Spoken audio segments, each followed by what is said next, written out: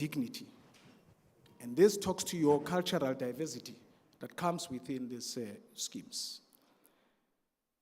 And the last one, in that section 1 of the Constitution, it says the supremacy of the Constitution and the rule of law. That's our law. That's exactly what we need to adhere to. Firstly, CSOS is an organ of state, and by virtue of such, is constrained to exercise powers and functions to the extent that they are authorized. Where not authorized, such exercise of power and functions is susceptible to be struck down. I think you will hear in court they say we struck this law down, a particular action down. It means we take it out. And therefore, that's what the court will say to us, to say, CSOS, you don't have a right to deal with this. To the extent that the genesis of this public power that we have and this function that are exercised by the CSOS can only exercise such powers and functions within the 4 corners of the CSOS Act, which is the governing legislation to us.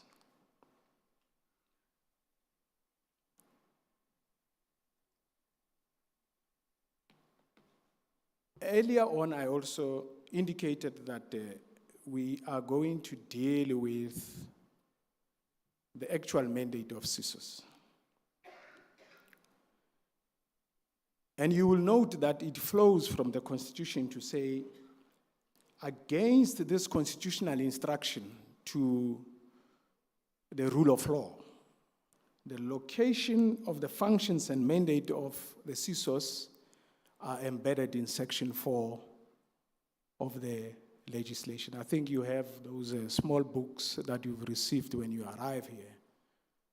And Section 4 deals essentially with the mandate of CSOS. The mandate has also 4 main categories.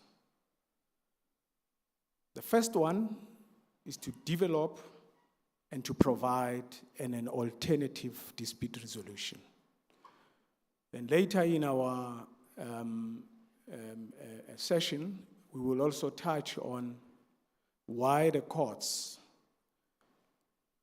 refer matters to CSOS. It's because we know that they are inundated with a list of cases.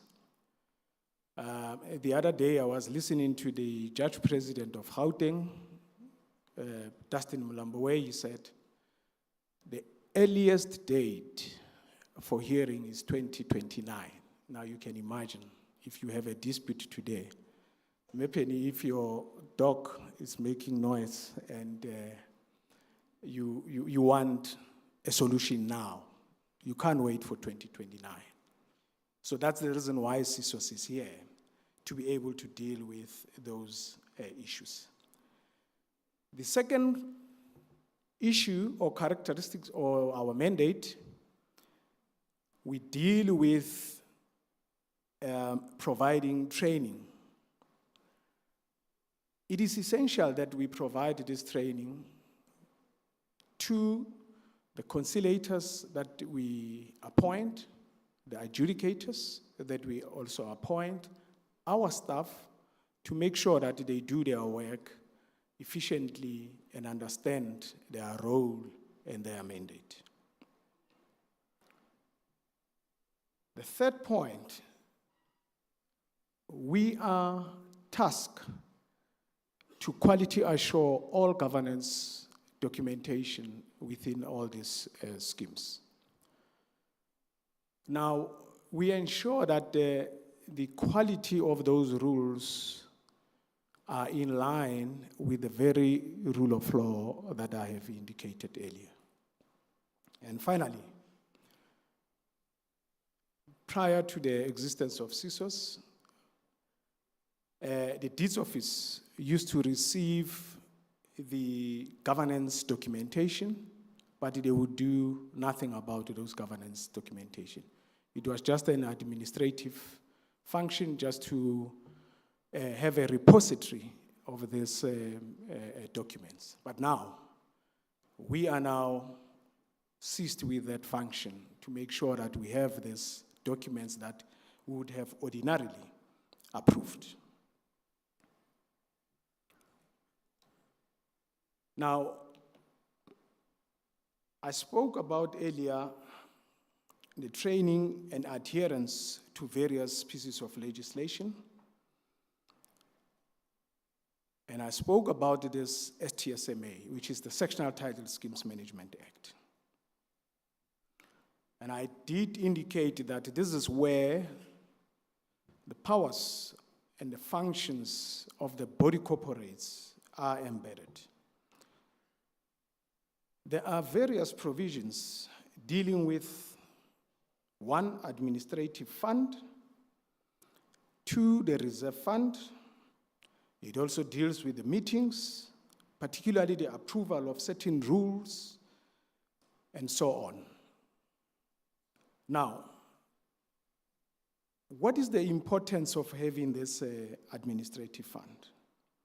It is reserved for funds for the repairs, the maintenance, the management, as well as the maintenance of the common property. As you were saying earlier, Gugwamila, Ngzoshalala, and however, you have to ensure that you adhere, Mepeni, with the rules that governs how you conduct yourself within those areas which are common areas. Even within your section, you need to abide by certain legislations as well.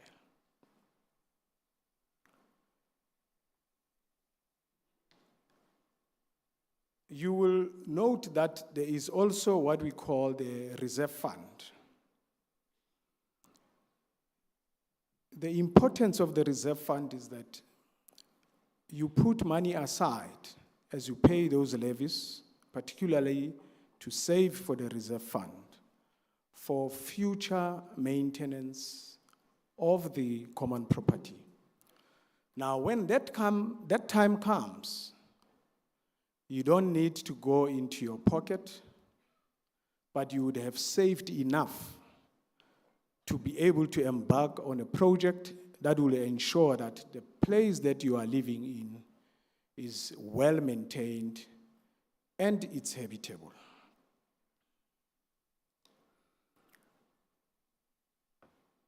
Now, when we continue to discuss the issue of the Sectional Title Schemes Management Act,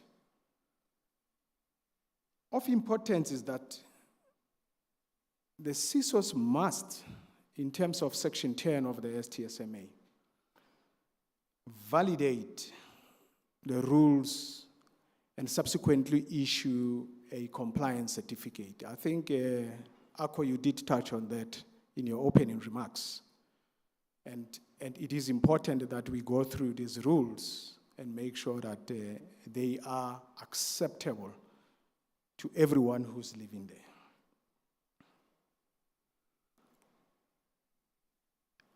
The other important aspect of this is that we have seen instances where some of these schemes, they want to correct certain behaviors by introducing new rules that suits a particular section of the community that you live in.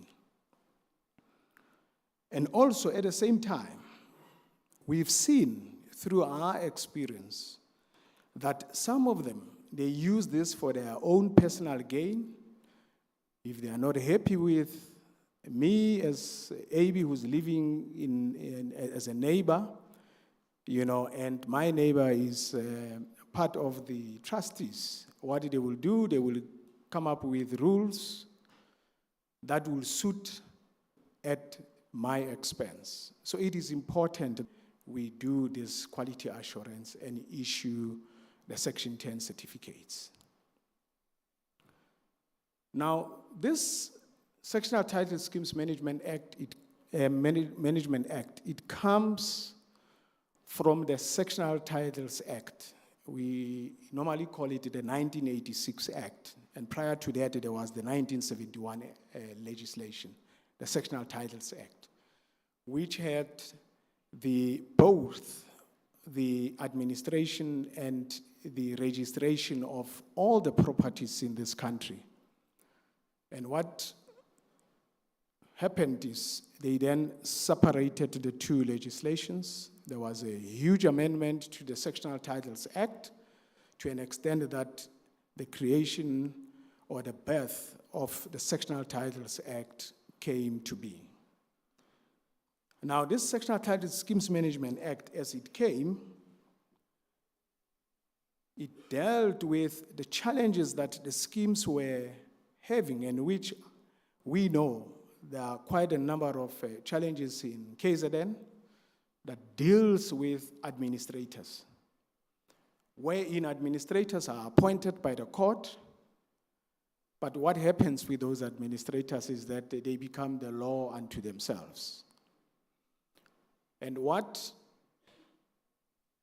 Human Settlements has done, and the government as a whole, is that let's introduce this Sectional Title Schemes Management Act to ensure that there is now rules and the rule of law is adhered, even though you are appointed by the court.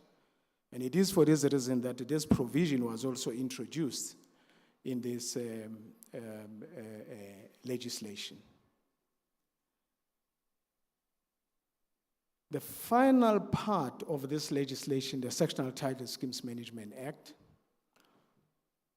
was the creation of the sectional title schemes, or what they call an advisory council to the minister, so that this advisory council can then deal with all the issues from the CSOS side as well as the body corporate side and all community schemes, because the definition of community scheme in Section 1 of the CSOS Act indicates the types of community schemes, and it talks to your sectional titles, it talks to your HOAs, it talks to your cooperatives, and so on. So to ensure that there is proper management of all these different types of schemes, the advisory council is there to make sure that they advise the minister in terms of this. Now, of importance is that the chairperson of the advisory council, in terms of the composition of that advisory council, is the chief wombat. Our ARCO here is the one who's the chairperson of the advisory council. And the administration of the entire advisory council also comes from the CSOS. Now, earlier also, we spoke about the other piece of legislation, which is the Companies Act. Now, when we talk of the Companies Act, we are now dealing with, all your common law versus, your non-profit organizations.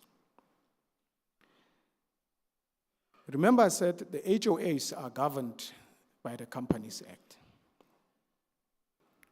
In essence, it's an independent legislation, but it must also align with the CSOS legislation, because there are other issues that will emanate from the issues that will arise from time to time within these homeowners associations, and you will then come to the CSOS to be able to get an assistance and be able to deal with it.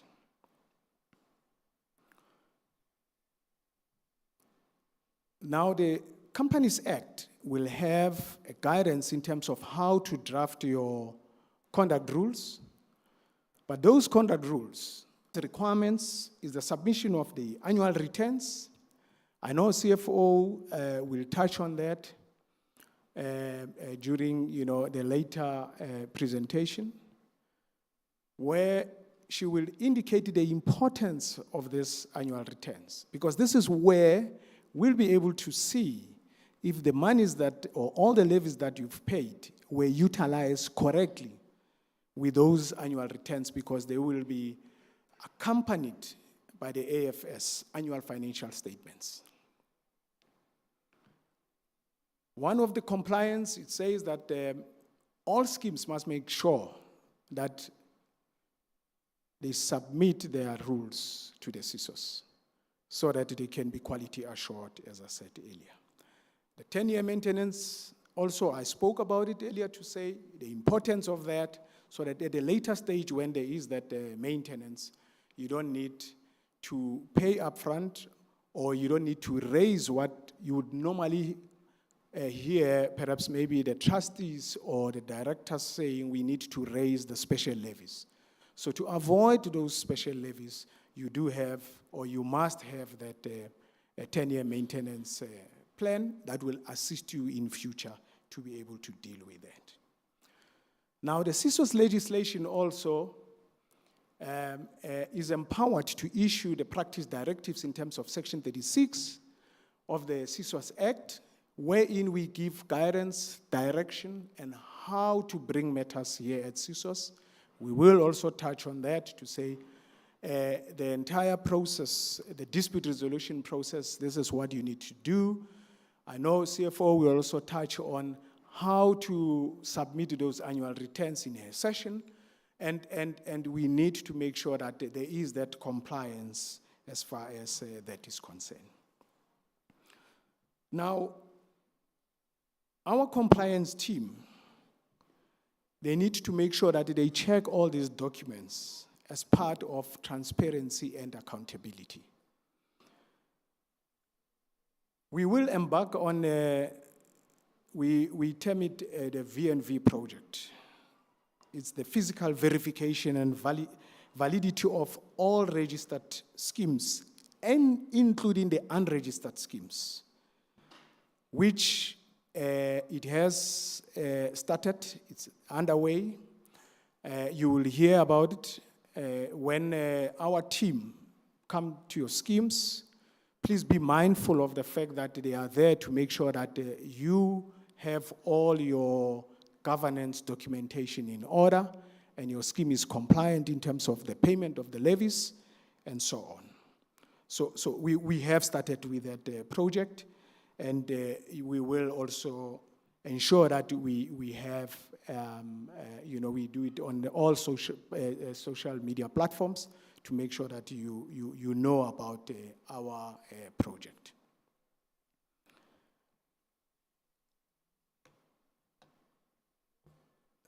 Now, Ntate Lisiba said to me yesterday, Ntate Masido, there's an elephant in the room with regard to your alternative dispute resolution issues.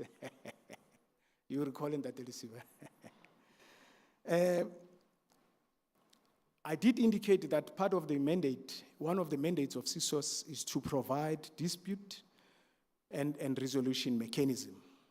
Now, in doing that, we have established that.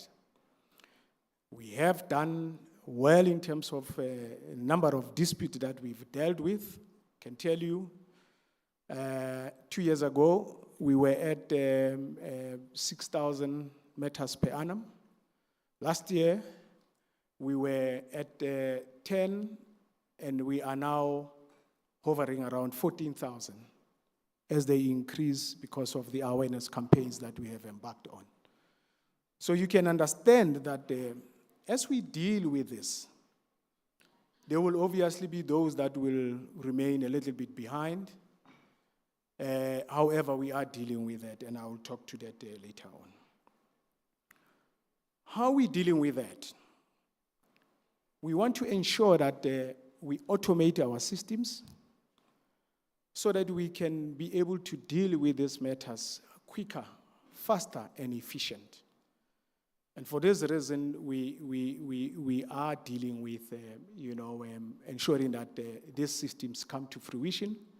Our CIO will also touch on it, I think, this afternoon in our afternoon session, wherein he will show you the system, where we are with the system, and the final modules, which is expected to be finalized end of October, and therefore we will then be fully automated. Again, ladies and gentlemen, we also want to auto-populate the documents. Remember, we must also have a repository of these documents. So once we auto-populate all these documents, you should be able to get access of these documents by just clicking off a button. So we want to make sure that, wherever you are, anywhere, you are able to receive these documents, obviously following the necessary processes that would have been aligned there to make sure that you receive these documents. The elephant in the room is to reduce the turnaround times also, because by automating what you would have ordinarily done manually, the system will have done that for you.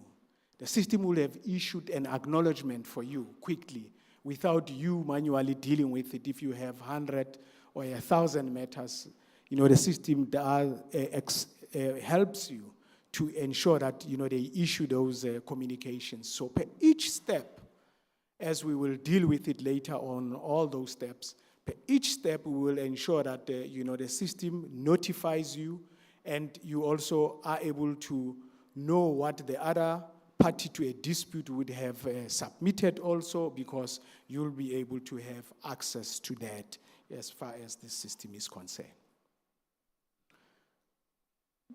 You'd recall I spoke about the 6,000 adjudications, the 14th, the 16th, and so on, that, it's increasing. So what we've done, we have, we are now increasing the number of adjudicators.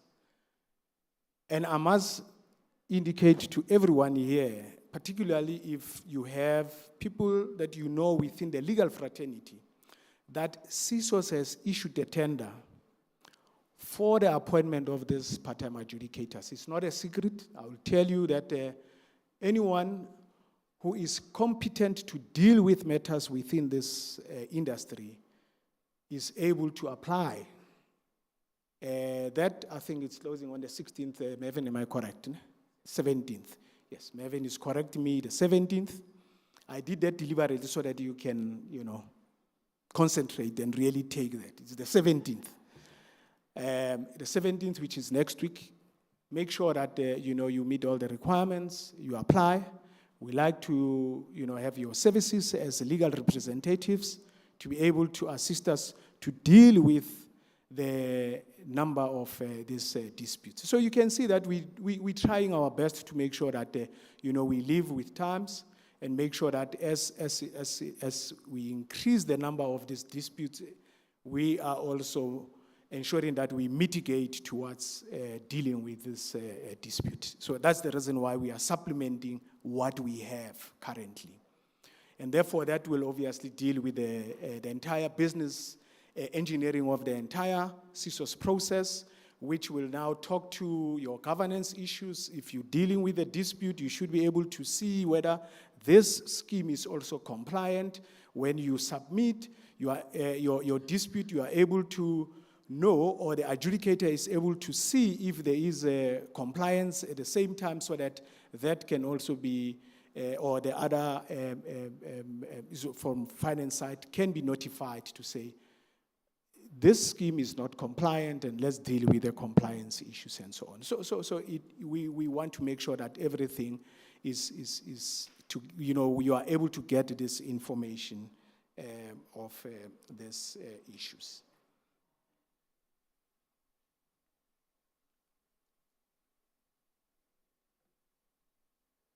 Finally, ACO, I think you'll be dealing with this one later on, the transformation.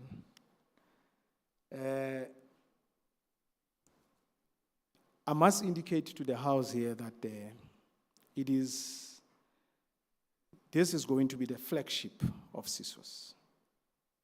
And as I said, it will be dealt with more fully later.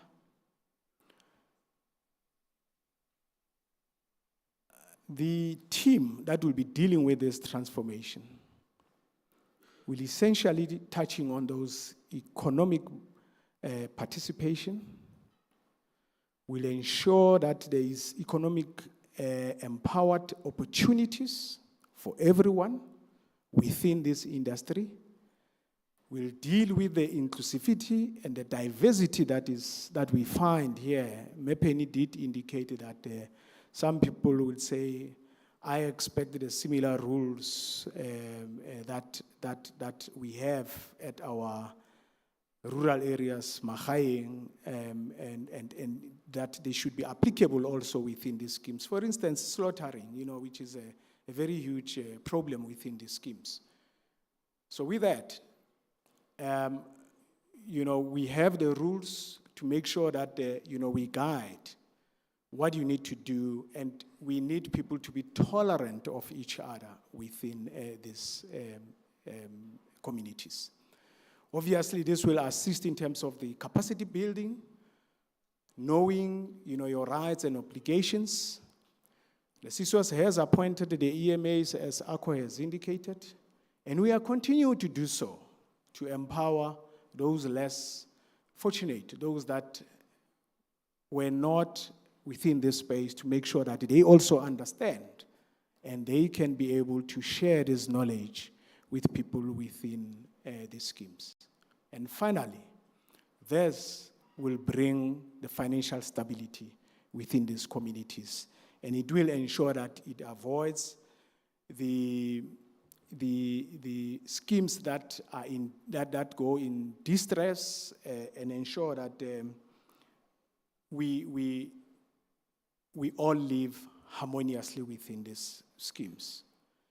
Chair, perhaps before, or Program Director, before I sit, maybe I must allow some few questions from this presentation, thesis or dissertation, whatever that you want to call it. And indeed, let's have well-governed, empowered, and transformed community schemes. Most definitely. We're going to have mics, I think. My sound people said so. Okay, there, my lovely ladies. 1, 2, over here. By a show of hand. This is my dream job, to give people microphones to ask questions so they can answer. Okay, gentlemen over there. You had your hand up. Then there was another one here. Yes, so you see them, ma'am? So I think my name is Penny. I have lots of questions, and this is my question. So we don't know so we know that you're not a ghost. Introduce yourself. That's what I'm trying to say. So you ask the question as well. All right? And we have a few this side as well. Okay, go ahead. Thank you so much, Penny. My name is A.B. Mukwena. I come from Coxton, Limpopo. Firstly, let me appreciate the well-detailed presentation by my namesake. Yeah, I've got some few challenges here that I think maybe you can be in a position to enlighten us. Number one, the disadvantageous changes in legislation or inadequate implementation of laws. That's number one. Number two is the issue of the hurdles when accessing financial resources and ensuring sustainability, with particular focus on cooperatives. Number 3 is the difficulties in accessing decision makers and feeding decisions into law and policy making. Thanks so much. Thank you. The beauty of this is that, of being there, and thanks, Ako, for appointing me as the acting adjudicator general. I've got my ombuds with me who will take the questions and answer. You see, it's nice to be the AG. Ne? Yes, another question?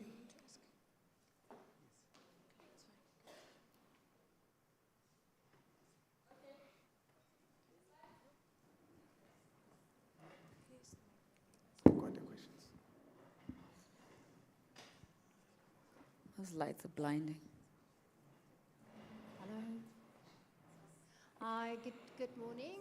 My name is Janice Robertson, and I would like to know what to do if the Companies Act, the MOI, differs from the Sexual Title Management Act. For instance, if the time period to give notice of a meeting is not the same, if it's 7 days in the Companies Act and it's 14 days in the Sexual Title Management Act, what to do. And also in Polokwane we had an issue with slaughtering of animals. It is apparently against our municipal bylaws, and it's a human right, so we had a dispute in one of our complexes in that regard. So I would appreciate feedback on that. Thank you. Okay, we'll take another one from the gentleman over here. Okay, my name is Abraham Molakeng from Pretoria. Mr. Masulo, I just want to find out what is the reason that we are not actually, when it comes to registering new schemes, why are we not having an integrated system with NHBRC such that when properties are being built, obviously that becomes a requirement with regards to registering the scheme? Because obviously it will avoid a situation whereby you do a lot of awareness running around with regards to trying to get the new scheme into the system. Thank you. Okay. Should we respond to that and then we'll... Yeah, Yeah. I think so, yeah. Okay, let's just respond to this first three and then we'll come back for another round. Thanks. Yeah, perhaps let me start with the last one. Abraham, why don't we have the integration with the NHBRC?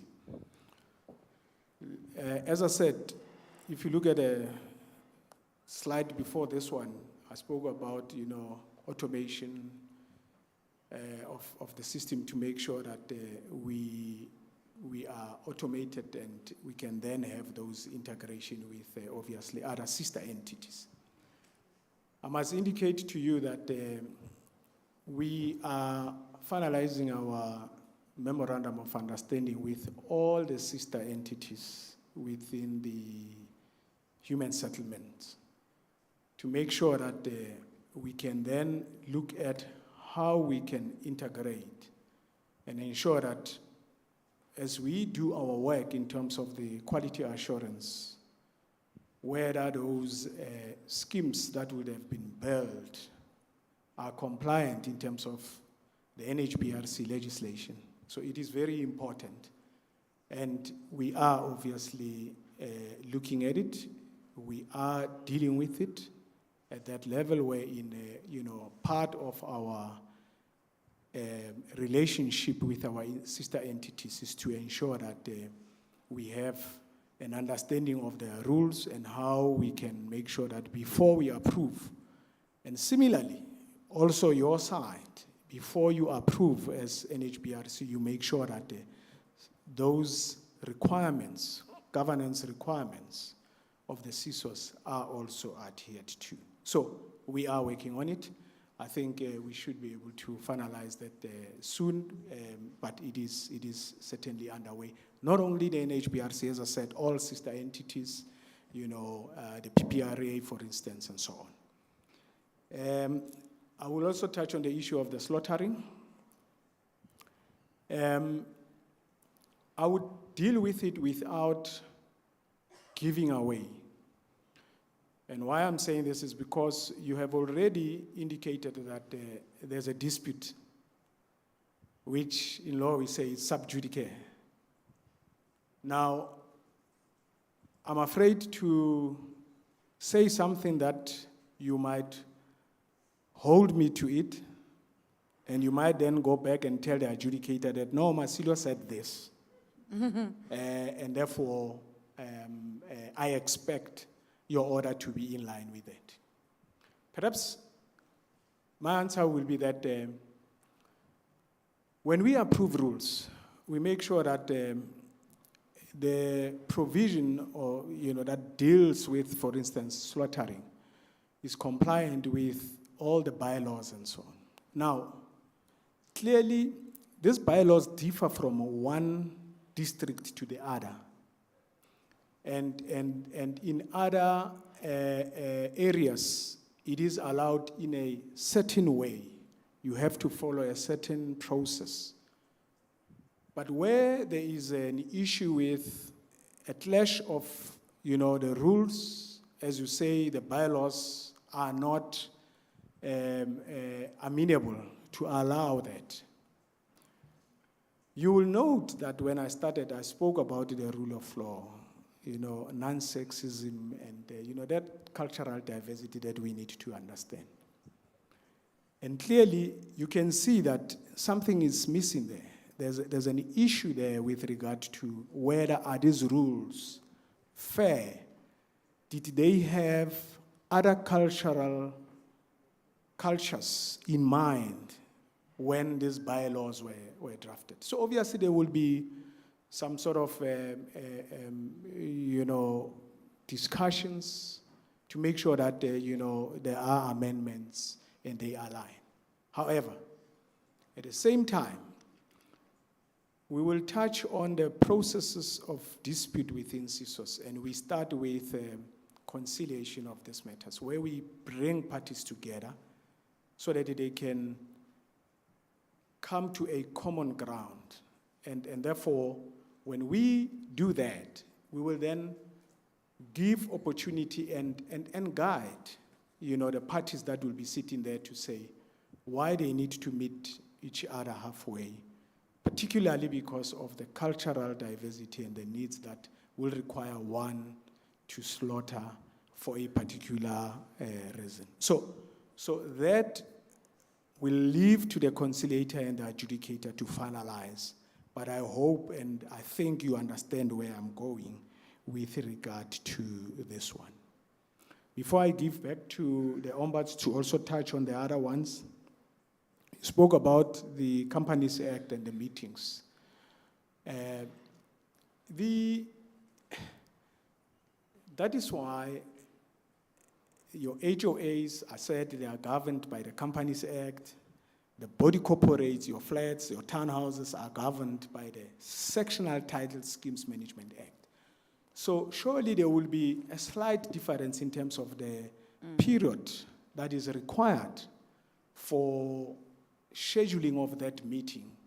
And in this instance, it will differ slightly, but it is important to have discussions of this nature, particularly when we come for training within, your schemes, that you understand those rules that now you are dealing with an HOA, and it requires that, you must take so many days in order to schedule a particular meeting. May it be a general meeting or a special meeting. Each one of them, they've got their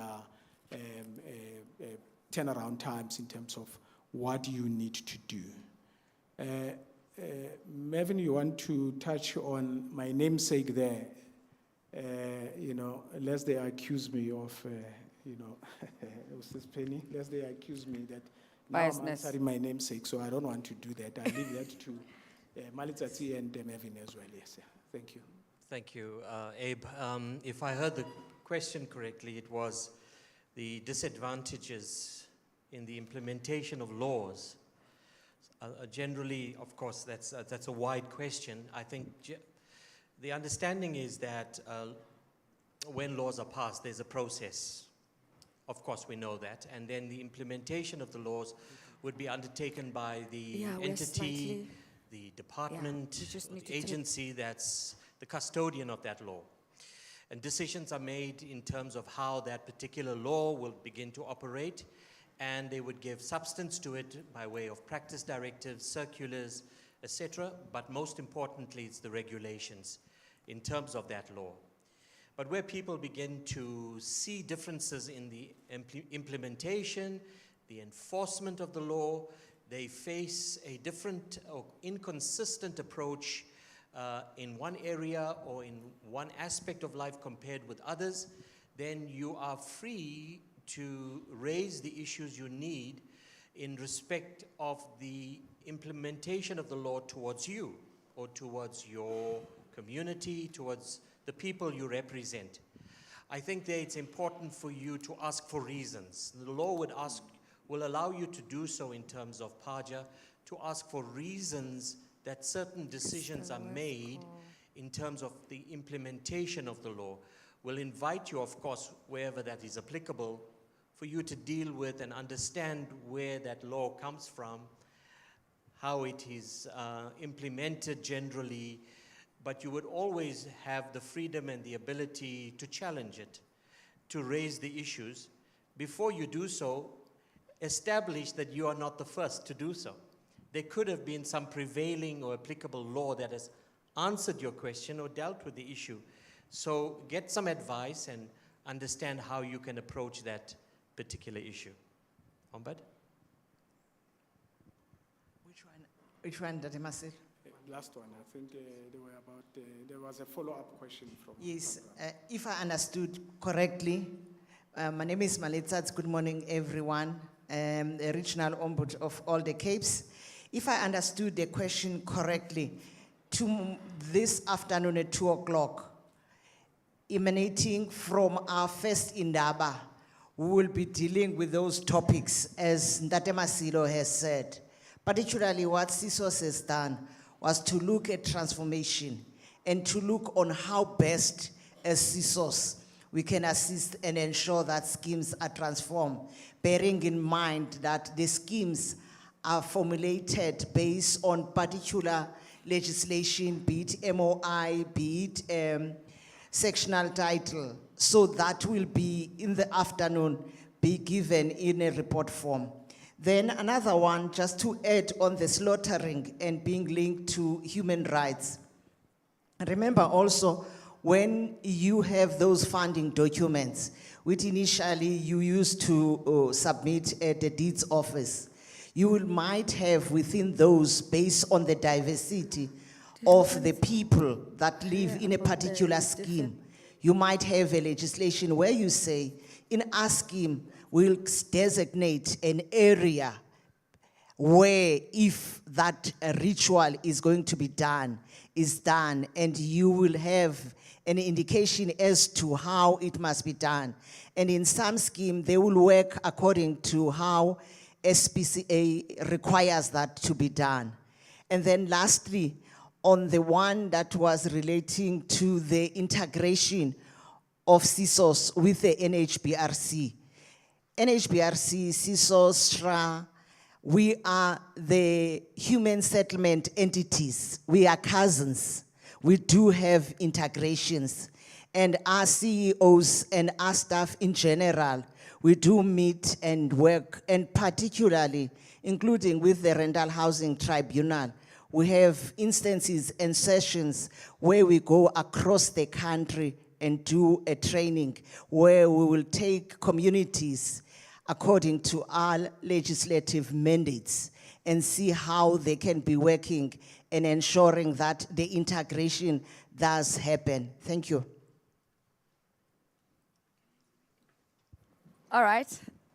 Okay, I'm managing our time. I want to take one more question, release him so we can move on to the next session. So can we take that? You fine, sir? Yeah. All right. My name is Vincent Pasha. I'm one of the panelists. Mine is a short one, so you'll move out very quickly. Since you are dealing with the issue of legislation and the rules regulations that are governing this community groups. What I need to know is, are there any amendments that are being planned by CSOS?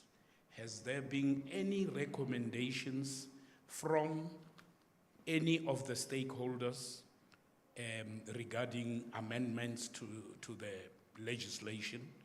And if so, is there a specific committee that is handling that process? Because we may have some of the suggestions, and I would recommend probably a particular division within CSOS that handles that, so that the processing it's handled expeditiously. Thank you. Sorry, Penny, sorry. I had my hand. Oh, I thought you said last one, okay. Yeah. Oh, you are in the light. Yes, we can't see We you, missed you that's there. right. You're in the Yes, dark. Sorry, we'll take that. Yeah, sorry. In fact, my question relates to whether CSOS is able to engage issues outside its jurisdiction. For instance, there are many traditional and rural areas where, for all intents and purposes, people actually do have organized themselves along what CSOS is doing. Now, the question here is whether CSOS is engaging those kind of communities to help them with education, help them with transformation, help them to ensure that whatever those traditional communities are doing with regard to taking levies and engaging in the many things that CSOS or the schemes are actually doing in the urban areas are actually doing, whether CSOS is actually engaged those kind of communities, because it's a very important part of the transformation of our society. Thank you. Yeah, thank you. I'm glad you brought this to our attention. And when I listen to you, you are saying it's not registered in terms of the, obviously the prevailing legislation. But, and a very big but, earlier I said it is our mandate to make sure that, we educate communities. So we will welcome, to engage with you and be able to understand the concept that you have in those areas, what's happening, and we'll be able to then design a training material that will assist you to ensure that you are now a proper and well-governed communities, because you would have done this without obviously following certain processes, and will assist to at least give you the opportunity to know how to register yourselves correctly. May it be, via other pieces of legislation, either at the Deeds Office or the Companies Act if you become a non-profit organization and so on. So once we have this engagement, we'll be able to understand exactly how we should navigate and deal with your issue. But you are most welcome, and for us to be able to assist you with that. We are here for 2 days, and there will be time to engage us. Please make sure that you see me, and we will be able to, engage further and assist as far as that is concerned. Tate Phatla, yours, as you said, a short and sweet one, and a short and sweet answer is yes. CSOS legislation is a new legislation. As it evolves, there will be a number of challenges, gaps in the legislation that you could have only realized those challenges once you start implementing the legislation. So now we are in the process of implementing this legislation, and that's where we have found those gaps to be able to make sure that we cover those gaps. And the only way to cover those gaps is through the amendment process. Now, with this process, we will indeed come to the industry at an appropriate time. And remember, it's not only CSOS that will be seized with the amendments, but also the Department of Human Settlements will be doing that on our behalf, but we're doing it together. And we are the ones that will be able to guide and the department to say, these are the challenges that we encounter on a daily basis. These are the gaps, and this is where we feel that because we are on the ground, we need to amend this. So yes, it is in the process, and at an appropriate time, we will come to you and obviously the entire industry to be able to get their inputs, because they need to make inputs to that amendment or any other legislation whatsoever. I hope I've covered you on that one. And thank you very much. And thanks, Mepeni. I think this was my last question. As I said, we are here for the whole day today and tomorrow. I will be proceeding with some of the issues that I spoke about earlier, and we will be, dealing with them, dissecting them further. So let's meet later. We'll be dealing with divergent orders as well, the courts challenges, how we come in also, and so on. So please enjoy the rest of the day. Thank you very much.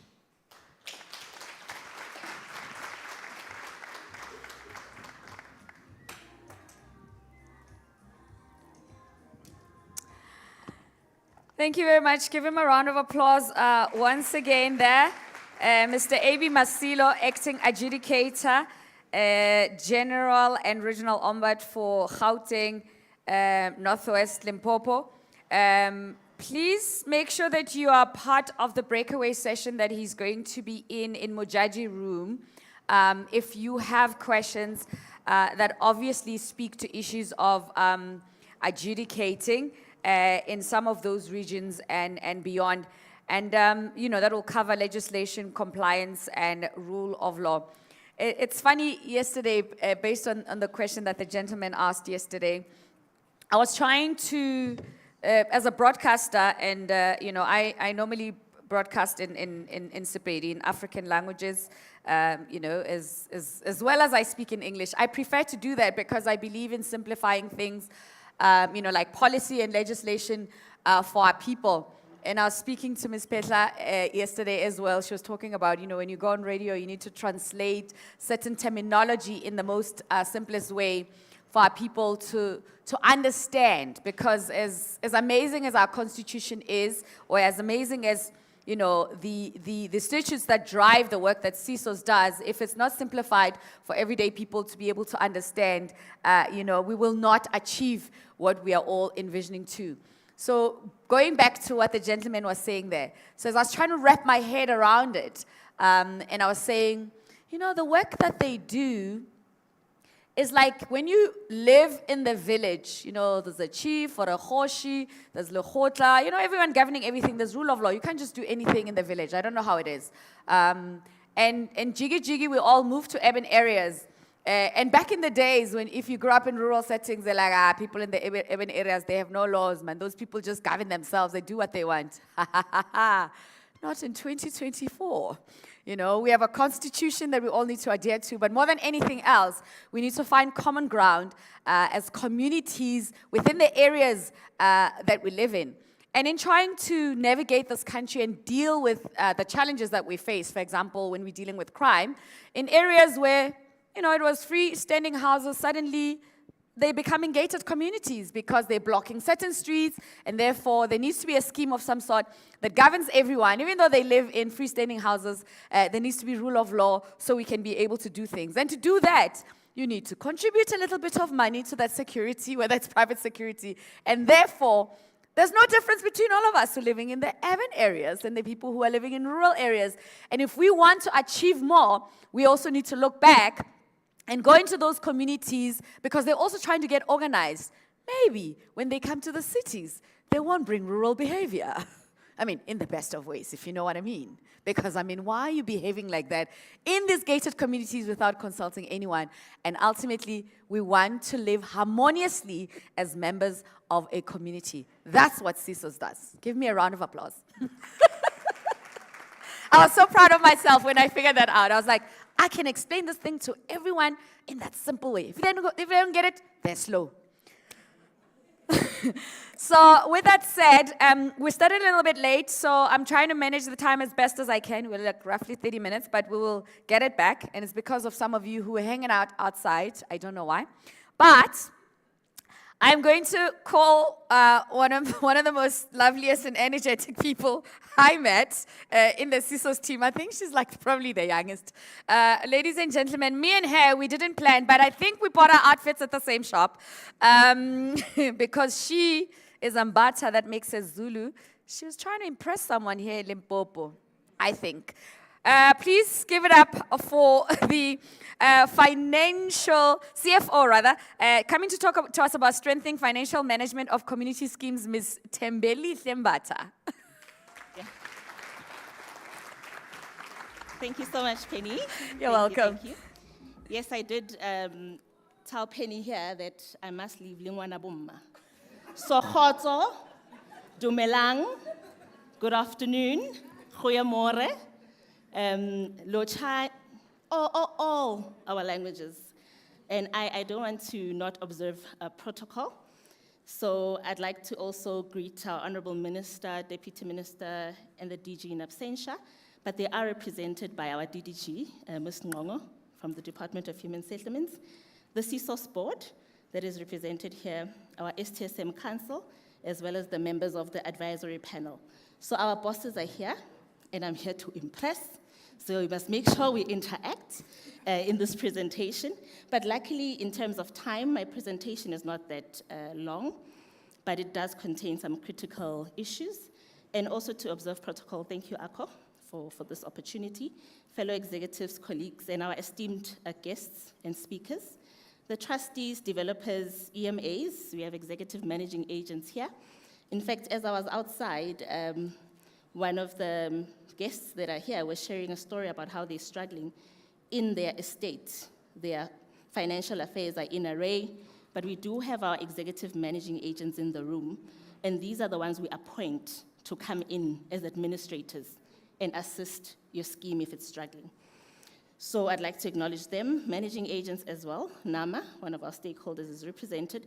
So if your scheme is struggling and you are a director and you are here, the right people they are in the room today. So my presentation will cover general financial management disputes that we've identified as the CSOS, as well as what good financial governance looks like. Sometimes we don't know what we should expect, and you don't know what you don't know. And I'll also cover compliance in terms of governance and how we have jurisdiction as CSOS. Levy matters that we've adjudicated, I've picked up just 2 or 3 adjudication matters that we've had, and really the future of levies, because we must touch on the elephant in the room, which is the levies all of us are expected to pay. And I also stay in a gated community. I also have a lot of complaints myself, but I'm a bit conflicted because now I can't complain to myself. And it becomes very difficult, but we are the ambassadors of the CSOS brand. And to start as a preamble, when a person purchases a property within a homeowners association, that's a type of a scheme, or in a body corporate, you become contractually bound to all the governance documents and rules. As Penny was saying here, the moment you buy there, you've bought the rules. You can't change. You've already invested there, and all your money, your investment is there. I mean, we also have retirement villages. They're part of schemes as defined. And you can imagine if you've now taken your 2-pot system and go and paid up your bond in a community scheme, you're stuck there, and that's where your investment are. So really, it is the duty of all members of a body corporate to contribute to that contractual commitment, and also to ensure that we comply with all the governance documents. In your HOAs, you have your memorandum of incorporation and the articles or the constitution of such a scheme. Okay, so the general financial management disputes we see in CSOS is really body corporates not disclosing financial statements or governance documents to the homeowners or creditors or regulatory bodies like ourselves. We get a lot of disputes where there's no transparency. And also the issues we see is that some accounts are not audited by an independent auditor that is duly appointed at an AGM. So we don't attend these meetings. I will appoint my cousin, who's going to make sure that as a trustee, they report according to what I want them to report to the homeowners. So if you don't attend AGMs, you'll find yourself in such a dispute. We also see that policies and processes and procedures are not followed to appoint trustees as well. You'll have schemes where you've had a trustee for more than 15 years, 20 years, or since the scheme was developed. Some developers are guilty of forming part of the board forever. Even though the development is now fully developed, they still form part of these governance structures. And we also look at issues around payments that are processed by managing agents without directors' approval. So you just see the money dwindling in the account. And irregular payments that are made especially to our legal fraternity. As you know, CSOS is here to provide a free service. So whatever you'll get from a lawyer, you'll get for free at CSOS because you already pay a portion of your levy towards the CSOS levy. And we also find areas like extension of contracts, exorbitant levies that are charged. You'll move into a scheme, and the contract you would have signed is that the levies are 1,000 rand. Reasonably, you'll think you can afford it for the remaining time of your life here on earth. By the time it's 10 years later, those levies have escalated to 12,000 rand per month. And that time your salary is only adjusted by inflation. And then you find yourself in a financial rut, but you're in the scheme. So we look at issues around exorbitant levies and that are chargeable by the scheme. We have regulations about how admin levies should not be more than 10% of increases on an annual basis. But the list is not exhaustive. One thing I want to highlight is that all our adjudication orders are in terms of Section 58(2) public information. So if you do have an issue, there was an issue raised about slaughtering. We have adjudicated in a slaughtering matter before. So if you go to our repository, you'll be able to find such an order. And that will assist in sharing with the other homeowners around what we've said. There's unconstitutional things. I think we have a practice directive on unconstitutional matters that we find in the rules and what we see. Just some general financial management disputes as continued. You'll see I brought up a table that is in our annual report. Most of the issues that we see from a dispute is financial issues. So out of the 15,587 cases, 9,742 are financial related cases. And this is because our economic climate as South Africa has changed. There's high unemployment, there's disputes that are arising from non-payment of arrear levies, and really interest that gets charged tends to now be charged over and above what we have in the NCA maximum limits. And then it becomes very muddy with the law in terms of, is the NCA applicable to levies, is it not? All of those things, we look at them. But what is on the rise is really the financial issues that we see in schemes and the transparency thereof. So you'll see your behavioral issues is not quite a lot. We are able to live with each other. We're still not at the part where we're killing each other and strangling each other in these community schemes. But really, this was just to emphasize the trend that financial issues are dominating the applications that we receive. So what does good financial governance in schemes entail? It's developing that annual budget that reflects the needs of the community schemes, the priority, and the future projects. For instance, the scheme would want to build a communal area, a pool, and all of that. That gives rise to special levies. But if homeowners don't attend this AGM, that decision will be taken, and it will be taken on your behalf. And next month, you'll get a statement that says we are raising a special levy to build a pool next to my house as the trustee. So the communal area as well becomes to my advantage. But that is something that is financial, it's got a financial implication, and really we need to educate ourselves around that. So we must ensure that there's a proper budgeting process that is presented and is transparent and aligned with the expectations of all the homeowners. Transparent financial reporting. So schemes need to provide regular financial statements, both to their homeowners and also submit the same to CSOS. The Adjudicator General talked about annual returns. So every year, a scheme needs to submit their annual returns. We are working on an electronic system that will eventually enable anyone residing in a scheme to check if their scheme is compliant, have they submitted the financial statements. And we are working towards, in our breakaway session, I've got my colleagues from SICA that will explain what a good set of financial statements should entail. Sometimes we submit income, expenses, and that's it. And it doesn't even balance. And we expect people to know that. So regular audits, very important. We'll touch on that also in our breakaway session. So we need to conduct regular audits in these schemes just to share the accuracy of those financial statements that is there. And just to not regress, when we look at reserve funds, we also need to maintain a proper reserve fund in a scheme, and that is for the unexpected expenses as well, or future capital improvements rather, in the scheme. And residents need to clearly understand what the reserve fund is for. We were on a transformation roadshow throughout the country, and just to touch on some of the values that you see in these reserve funds. Zimbali as an example.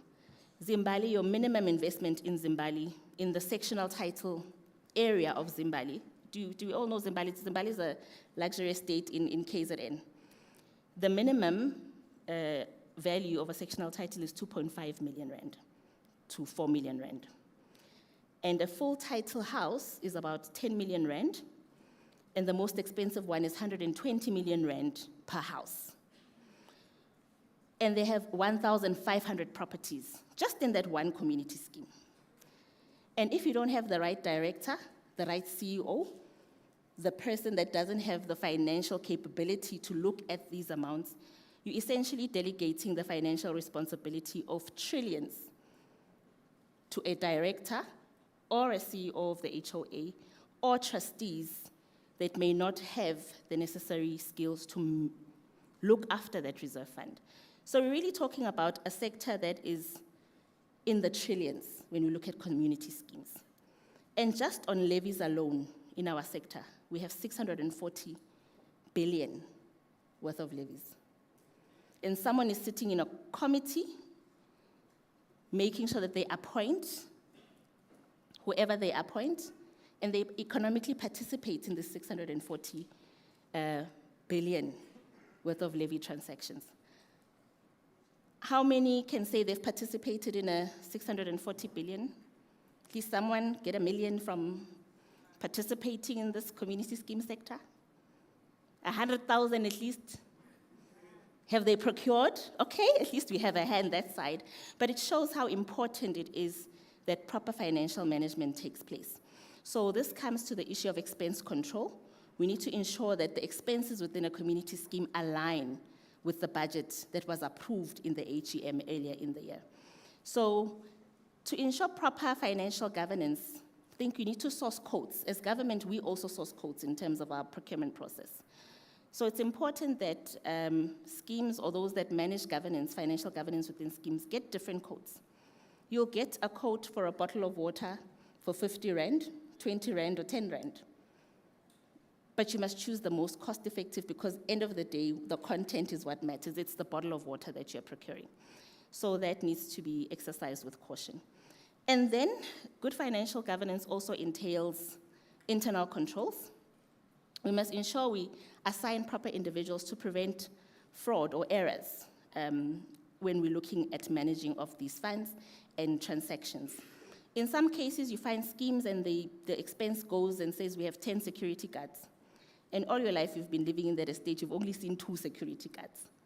The 8 is going to someone's pocket.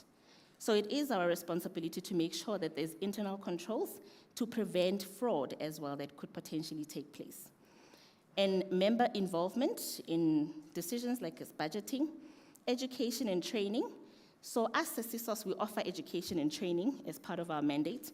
And I think what's important today is to share these good practices for financial governance, which really talks to the principles and practices to ensure that we promote financial literacy. Financial literacy is very important if you're going to make a decision to invest in a community scheme. So amongst that, we want to encourage that. That's the basis of also our Breakaway room today, to just share a bit on that financial literacy, on what the bare minimum that you should expect to see when it comes to financial records. Debt management, schemes need to avoid excessive borrowing and manage their debts responsibly. We've got schemes that have gotten into loans on behalf of homeowners. And this scheme has gotten into that loan. Now the homeowners are getting a debt letter of demand. Remember, as you buy into these schemes, you jointly co-own all common areas, everything. So if you don't take care of your financial debt management, they then overnight became liable for a R1 million bill. You never appointed anyone, but you've signed into this, the rules, you're bound to this. And now there's a letter of demand splitting it across 10 owners, let's say. Now you've got a 100,000 rand liability. And by law, you must pay it. So schemes get into real challenges. And by the time they bring it to CSOS, the matter's at court. Mr. Masilo made a mention of sub judice issues. We can't then now entertain it. And what then results, what we've seen, I think in some schemes in KZN, which was said, those houses got repossessed. They are taken. They are executed? Yes. Executed. And you are left hanging there as a homeowner because of poor financial governance in schemes. So it's really our duty to ensure that we educate and train around this area. And last but not least is the legal compliance that we have to just make sure that everyone sticks to the regulations that are around them. We have bylaws in this area, and the scheme needs to make sure they abide also by the bylaws over and above the rules that you have in your particular estate. So by integrating these few elements, I've just chosen 10, we can really achieve a robust financial governance, fostering trust among members within a scheme. So in our Act, we've got several prayers for relief, but touching on those that deal with financial issues, we can issue an order for a scheme to take out insurance. It's a requirement for a scheme to have insurance. In the STSM, we had a case, I think last year, Mr. Mtala raised, there was a scheme that got burnt down in Bela Bela. Each house goes for about 6 million rand, opulent scheme. But we know with the weather conditions, there's wildfires, and it's all thatch. And that entire scheme burnt down. Then the homeowners come knocking. Sorry, have we taken out insurance? Yes, we have taken out insurance, but to a value of R1 million per house. That time you've invested 7 million rand in your house, there's no adequate insurance, but CSOS can look into orders that require the scheme to take out insurance, and that insurance needs to be the adequate cover for the house or the value of the house within the scheme. We can also order the association to take action to recover any monies that are due from insurance policies, and we also can order that those that need to contribute levies must pay their levies.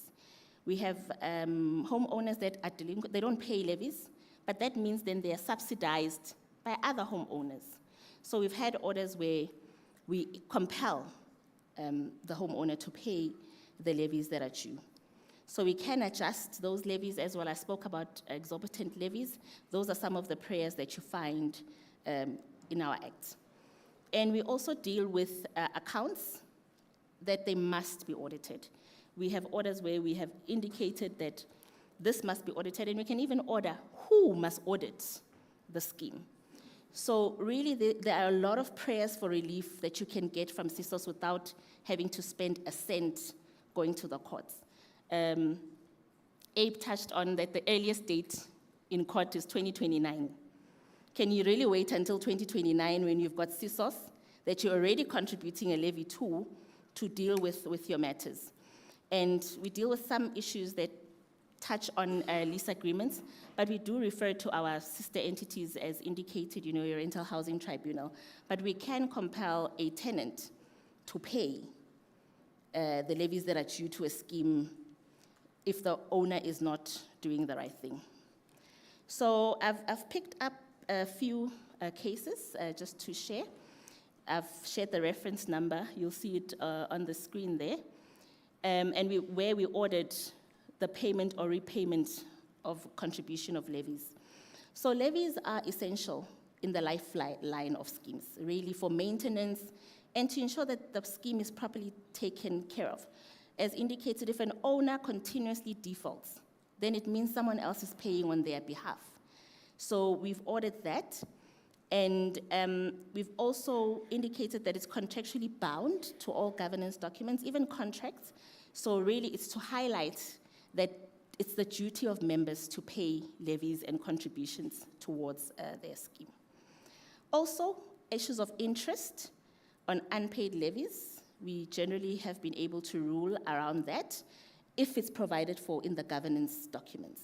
So you live and fall by those rules. If the rules are silent, at least you can get away with something, because then we have to adjudicate what would be the reasonable interest to charge. But it goes back to us educating that everyone must ensure they know what the rules say, especially about interest as well. And we look at certain issues, the prescribed management rules that are there. I'll touch in more detail about this when we go to our breakaway session later, but we will look at issues around interest. Another case that I've picked up was on financial disclosures. You see the reference number there. It was an order that was requiring the association to be audited for a specified period of time. So we can get away with not having a scheme audited for years, but if you bring that matter to CSOS, we are able to adjudicate and compel. And by the way, our orders can be enforceable. You can then get it enforceable in the magistrate, so it does become an order of court.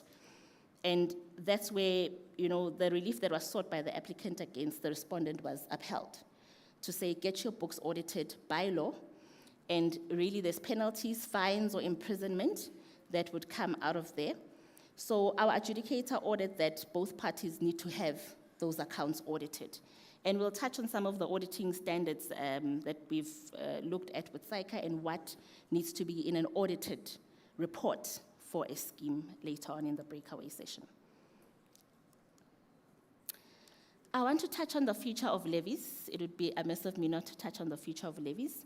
Our current act and our current regulations have a levy model in terms of Regulation 11, which is that the CSOS prescribes that we pay a levy, you pay a levy, as the lesser of 40 Rand or 2% of the amount by which the monthly levy charged by the community scheme exceeds 500. Isn't that so complicated?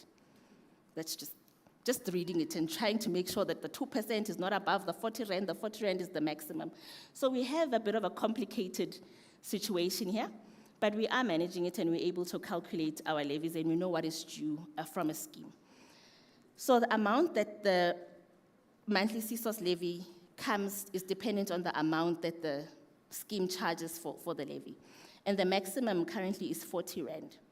So our formula is heavily dependent on the correct capturing of the number of units, the correct assessment of the levies, and making sure that you calculate that 2% correctly.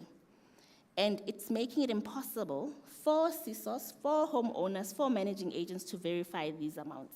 You can imagine how frustrating it is to receive a statement with your levies. Last month you paid 6 Rand to the CSOS, Then there was an AGM. Now you must pay 12 rand to the CSOS. You don't understand how that happened and the shift. And it becomes frustrating to all that are involved. So what we've done as CSOS, we've contracted with a firm of actuaries. It might be a bit light, but we'll share the slides later on, which is called 3-1. So we asked these actuaries to look at the current economic conditions of South Africa. Our law was based also on social principles to make sure that the levy that you pay to the CSOS is a fair levy. We've asked them to look at the size of the properties within a scheme, to also look at the administrative charges per unit in a scheme, over a couple of schemes in our database that we've had. And we've also asked them to look at the number of units per scheme and introducing a flat rate. So they've gone out, they've done all this research, they've done all these calculations, and they've come back with an answer to us to say a simpler, more transparent method would be preferred. So this is allowing easier budgeting for both community schemes, for both CSOS, for both the homeowner to know exactly what I'm expected to pay. And also issues that are associated with the reconciliations. We always struggle with reconciling these amounts. And some of the benefits of using a flat rate structure is really simple calculation. We want it to be transparent. Can anyone tell me how they calculate the fuel levy in our petrol price? Or ESCOM levy to give us the increase next year? It's complicated, right? And we've also have a bit of a complicated structure. So we want the information to be reliably stagnant, so you know exactly what is due to the CSOS. You don't get a fluctuating statement, and the information is easily verifiable. So if I come into a scheme and it's 50 houses, I know exactly what each house owes to the CSOS. You can also verify if the monies have been paid over to the CSOS when you bring the dispute to us. And also the number and types of disputes would be correlated. You know that, look, I've paid my contribution towards the CSOS levy. Surely I should have access to their services. And also for us, the levy that we collect is then within our control, because you get a lot of manipulation, like I said, with how our formula is structured. So really the future of levies, talking to amendment of legislation, we want to amend that section 11 and propose a flat rate that will be reviewable annually in line with inflation considerations, looking at the economic climate. That magic number that we've been given is 20 rand per household. So it really is not a significant shift from what people are already paying. Of course, those that will benefit are those that were paying much more than 20 rand, and those that were paying a little bit slightly lower than the 20 rand. But we found that a flat rate of that value would be something we want to introduce. But we'll be going on stakeholder consultations, of course, to have the appropriate approvals that we need to obtain for the legislative amendments. So that is something that is on the cards for us as CSOS. And I'd like to close my presentation. Thank you very much for your ears. Wow. Wow. Give her a round of applause. So we're going to take some questions. You know, I was listening when you were talking attentively, but you did answer me. I was like, so if a scheme comes to you, and we've come to learn in this country that accountants are accounting the numbers, eh? And after accounting them, they are running off with our monies, right? And we've seen in recent weeks, lawyers are lawyering as well in the process. Do you know what I mean? And we like, so I was wondering, like, but you did answer that, you know, you can escalate it and go as far as taking it to court, right? I see you can come in there and they're out of our scheme. Like jail. Like bopa. Because that's what we need, right? Bopa, yes. Yeah, because you're just wondering, why is that guy in that house getting richer than me? But he doesn't go to work, but he runs the trustees and he has been for the last 20 years. Skipan. And we can't keep at them because their lawyer cousin is sitting on the board. And the accountant is the extra cousin to the wife. Yes. And you you just got money and you just moved in. Exactly. Bayakurana, they're lowering you. Yes. Hey, it's very tough. Okay, let's take questions. Very interesting. Any questions before we go for a tea break? So on my TV show, we don't repeat questions. Same people don't answer questions again. You'll go to the breakaway, ne? So you are not gonna go. You're gonna miss out. So let's take a different person for now. I saw a hand at the back, and then if we don't have enough, I'll take you. There's one here I'm in sorry. front. Yes, sir. Please go ahead. You have a mic? Yes, two. Okay, two over here. Start at the back. Good morning, everybody. My name is Rendani. I'm based here in Polokwane. I have two questions regarding the financial transparency. The first one, are there any rules regarding where the members of a scheme or of the members, if they want to view the financial statements and the bank statements, are there any rules? The second question is, in terms of the levies, is there any way where levies can be kept, or are there any rules regarding the percentages in terms of increases which we have in terms of levies? Thank you. Okay. Thank you very much. Kalibito Kinna Karabo Mudipane, Khotso. I'm one of the EMAs that were appointed or accredited by the CSOS. I think we've walked through a journey, and there's a common theme that comes out in these two conferences, which is good governance. And whose responsibilities is good governance?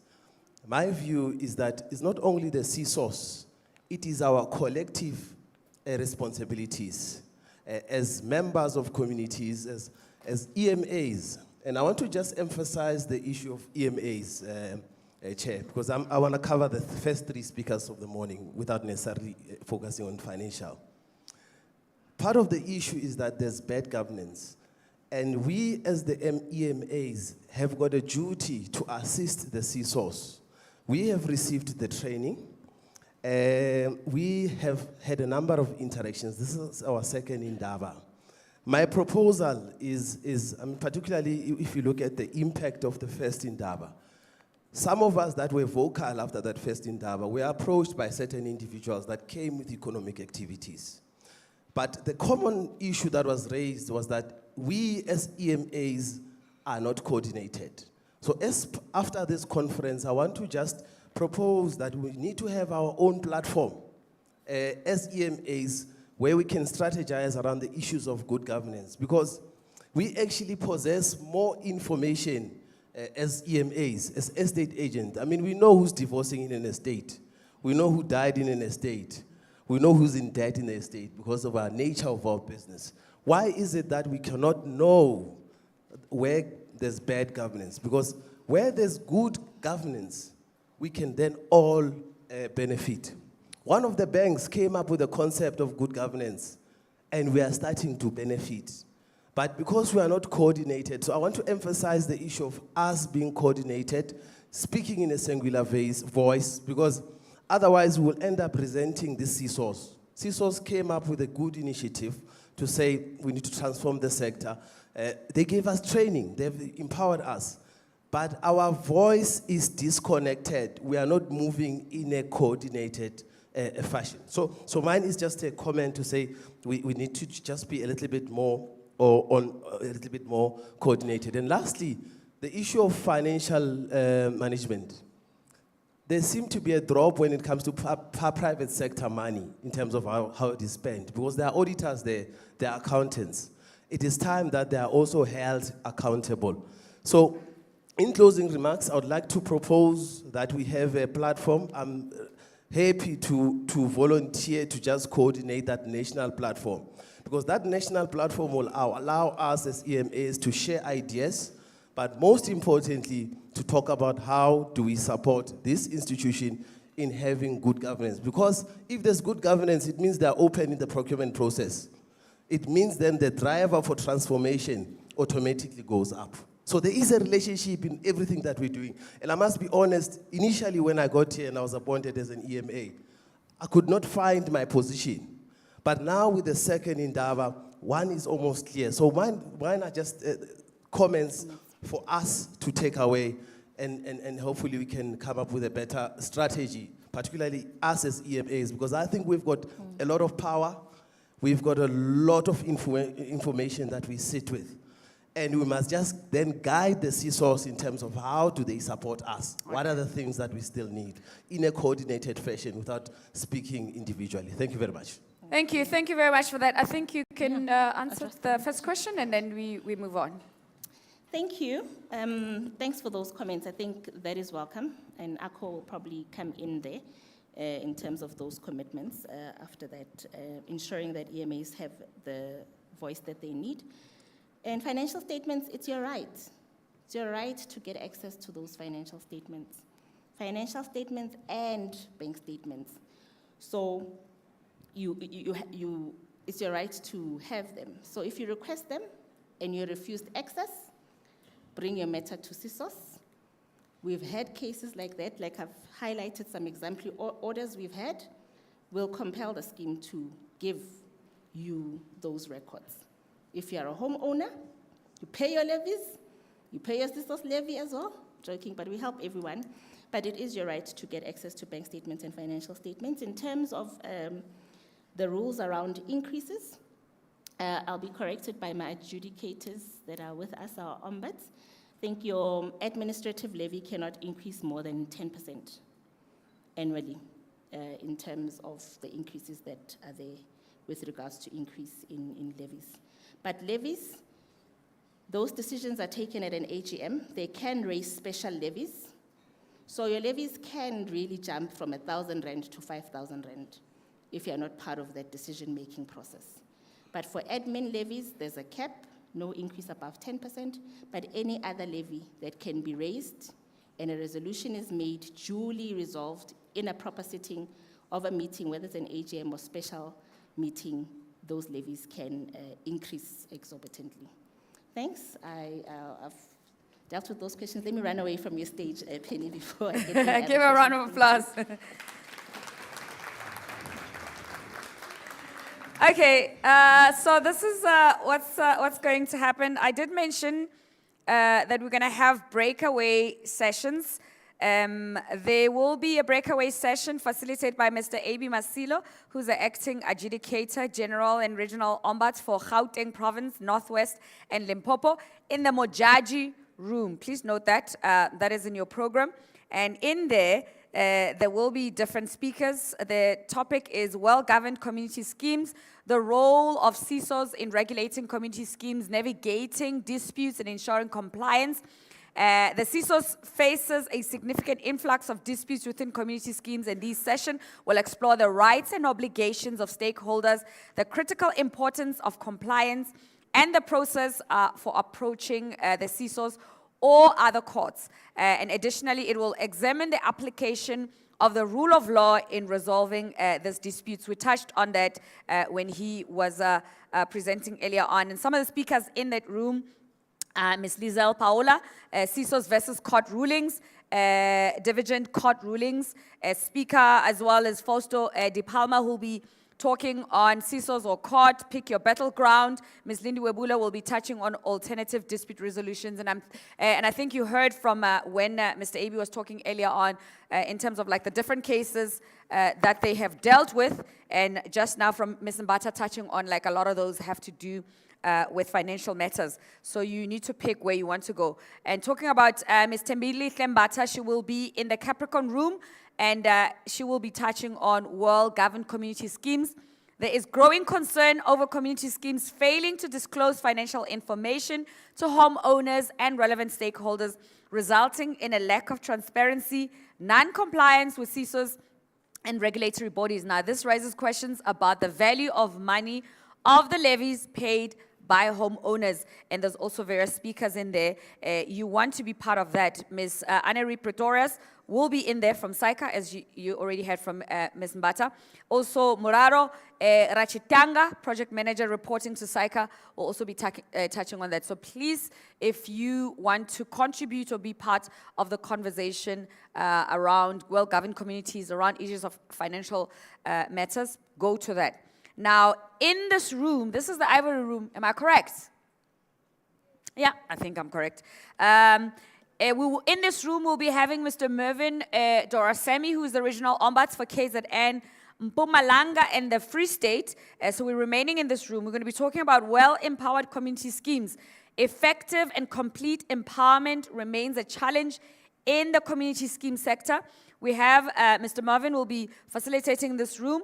And in the panelists, we'll have Ms. Lisbeth Fenter, General Manager, National Association of Managing Agents, and Mr. Clarence Cotton, Executive Mayor, Investigation and Enforcement from PPRA, Mr. Vincent M. Pasla, economist and entrepreneur and Limpopo property owner. They'll be in here. So also be touching on various topics, including understanding empowerment in the community scheme sector, regulatory interventions on empowerment in the sector, the role of industry bodies towards empowerment interventions and collaborations towards impactful community schemes. So all of that will be happening from 12:15. So it's now 11:43. So roughly we'll have 15, 20 minutes of tea break. Can I be the chief adjudicator and make that decision by myself? I'm giving you 20 minutes, we had 30 minutes. Or do you want 30 minutes?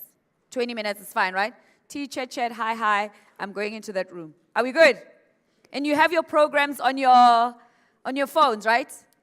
Or you want handheld ones? You didn't scan. Oh, what's this was 4IR, Lala. 4IR. You didn't scan. So that's why there's no program on the table, because you're supposed to have scanned it on the phone.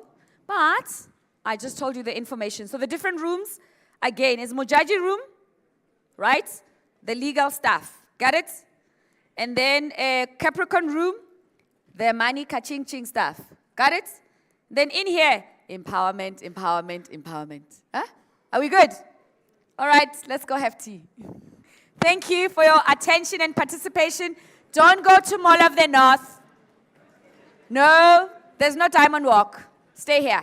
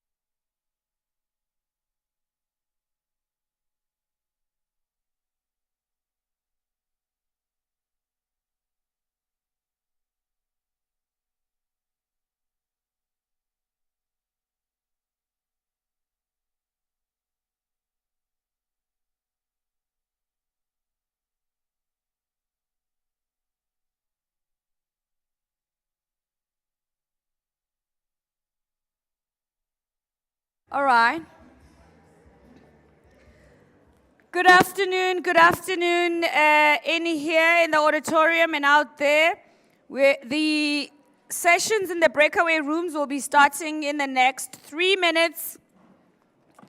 In the next 3 minutes, if you're still in the exhibition area and you want to go to one of the breakaway rooms, there's the Mojaji breakaway room, which is facilitated by Mr. A.B. Masilo, acting adjudicator, general and regional ombud, well-governed community schemes. That's the conversation in there. The second breakaway session by Ms. Tembeli Tlambata, who is the CFO at CSOS. It's in the Capricorn room.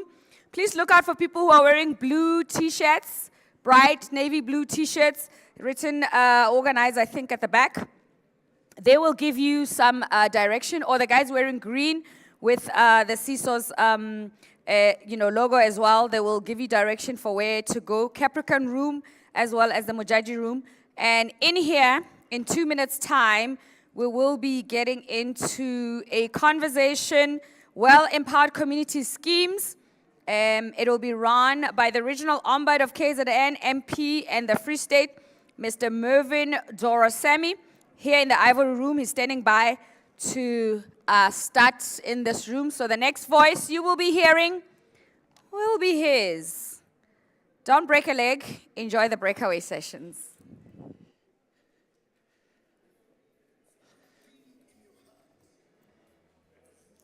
Thank you, Penny.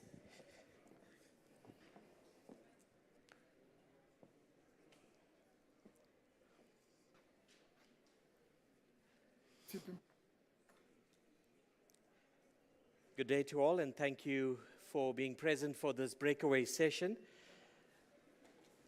I await the arrival of my panelists. The last one is being mic'd up.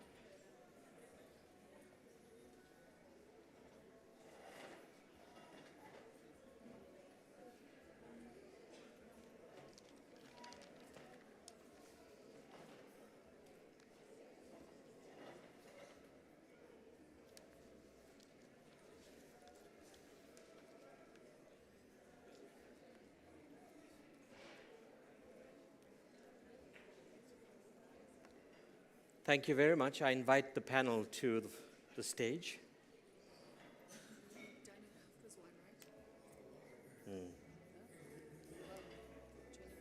Quarter past? 20 past? Yes.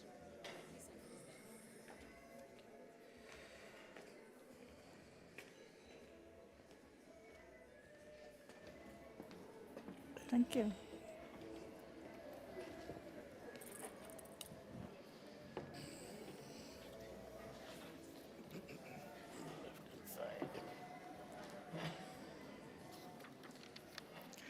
Good day to all, and I trust that you are now comfortable for us to continue and to start the breakaway session. I'm glad that you chose this session. I think always the plenary and the main venue always gets the better response. I'm told it's where you keep your bags. So, but glad to have you. I invite you to listen, absorb, and to engage with us today. Our panelists will make introductory remarks on the particular topic of empowerment. Then I, together with the audience, will explore the topic more comprehensively with more probing questions on this particular aspect. and each breakaway session is then required to give a report back to plenary, so no time to relax. At the end of tomorrow, we give a report back on at plenary on all of the salient points and issues that have emerged here today. I'm glad to have a very balanced, authoritative and independent panel. They are leaders in their own right. Our topic for this breakaway session is empowerment in the community scheme sector. The panelists represent industry bodies as well as entities, but they also come with their own perspective, which we appreciate. I'm your facilitator for the session. I'm Mervyn Dorisamy, the Regional Ombud for KZN, Free State, and Mpumalanga. We invite those who are present here today as well as those online to engage with us. And I'm sure that at the appropriate time, even those online who have questions, that will be brought to our attention. Our panelists are, and I'm really glad to have them, is Leslie Fenter. She's the General Manager of NAMA, that is the National Association of Managing Agents. Would you welcome her with a round of applause, please? Thank you. And then we have Clarence Caton, the Executive Manager, Investigations and Enforcement at the PPRA. Let's welcome Caton. And then we have Vincent Pashla. He's an economist, an entrepreneur, and he is also a Limpopo property owner. Now we have really a noteworthy combination of speakers to explore this particular topic. I, however, would like to kick off the session with some introductory remarks on this particular topic. Certainly, it is evident that effective and complete empowerment remains a challenge in the community scheme sector. It is so important for us to understand empowerment within the community scheme context, whether there are sufficient and adequate regulatory interventions with regards to empowerment in the sector, what are the roles of industry bodies towards empowerment interventions, and we will also explore collaboration towards impactful empowerment of community schemes. Allow me to be simplistic for a moment, for us to revisit the fundamentals of what empowerment is. In your minds, and generally, empowerment could mean so many different things. But basically, empowerment is about discovering and embracing your power. It means acknowledging that you possess the ability to influence your life, the community scheme, and the world around you. So what is a community scheme? A community scheme means any scheme or arrangement in terms of which there is a shared use and responsibility over parts of land and buildings. Empowerment within community schemes.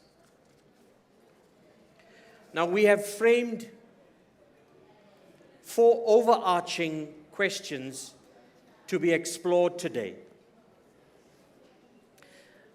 But I do invite you to be part of that exploration of this topic. It's not just myself and the audience and the panelists, but also yourself. What are we going to explore, and what are the questions that we have for today? Has the industry embraced the imperative of empowering stakeholders? What are the empowerment features that you have observed That's the question for the panelists, but also for you. What are the empowerment features that you have observed or that you have introduced in the sector? Or perhaps even what is missing in terms of empowerment in the sector? What are the challenges facing seamless and effective empowerment of the role players in the sector itself? This is the property sector, the community scheme sector. And then finally, at which role players or stakeholders should empowerment specifically be targeted at? That is also something we're going to explore today. Michelle Obama said, "Don't be afraid, be focused, be determined, be hopeful, be empowered." With that having been said, I would like to move to discussions with the panelists. I'm going to invite the panelists to give us some introductory remarks on the topic itself, starting with Clarence Caton. I've asked our panelists to be seated, if that's okay with the audience. Thank you very much, Mervyn. And before I get into the introductory topics, maybe let me just give the audience some background as to where I am from. So I am from the Property Practitioners Regulatory Authority. It took over from the erstwhile Estate Agency Affairs Board. It came into operation on the 1st of February of 2022, and it was established by the Property Practitioners Act 22 of 2019. So, as a regulator in the industry, it is our function to regulate all property practitioners. And what has changed from the previous regulatory regime is that the definition of a property practitioner has now been broadened. It's no longer only refers to estate agents. There are about 11 other categories that have been added to it. And this includes managing agents, which feature very prominently in the community scheme environment. And our mandate as the regulator, we have four primary objectives. The one is to regulate the conduct of the property practitioners, to provide for the education, training and development of property practitioners, to educate and protect the interest of consumers, and then the very important one that relates to the topic that we're going to be discussing now, we have a mandate to transform the industry in which our property practitioners function. So that is a objective which we are driven to achieving, so as to empower those property practitioners that find themselves on the margins and on the fringes of the industry. We want to assist them into coming into the industry, and we have various programs to do that, which I will discuss a little later. But we have a transformation focus. We want to empower up and coming property practitioners through our transformation drive. That is what we've been established for as a regulatory body, and we are making inroads. We're not where we want to be when it comes to transformation. We still have a long way to go. The sector is largely still untransformed, but we are making small steps and we are getting there slowly. But that is our primary focus, to transform the sector and thereby empower property practitioners who want to come into the sector. Thank you, Madam. Thank you, Clarence, for that. Leslie, over to you. Thank you for the opportunity and being here. NAMA is formed by members, and the members are managing agents about 20 years ago. And as our slogan says, shaping our profession, and by empowering the industry, we do give them the authority and the power to do so. So by empowerment, I feel it is something that we can make you stronger, more confident, and give you the ability and the mandate to do whatever you want not whatever you want, but to do what you do in the community schemes environment. Thank you, Leslie. Mr. Pashla, over to you. Thank you.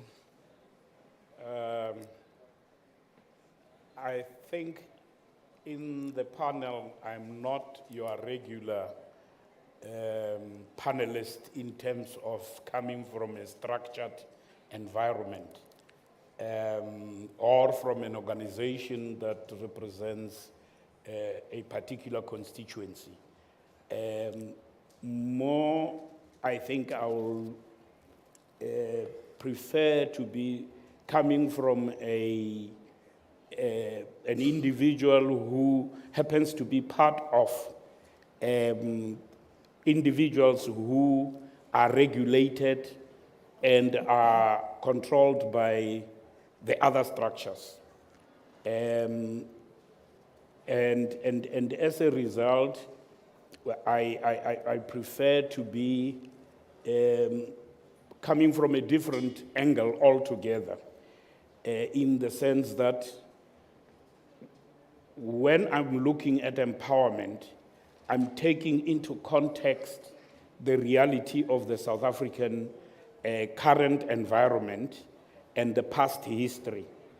Most of all these community schemes happen to have been having been developed over a number of years during the apartheid era.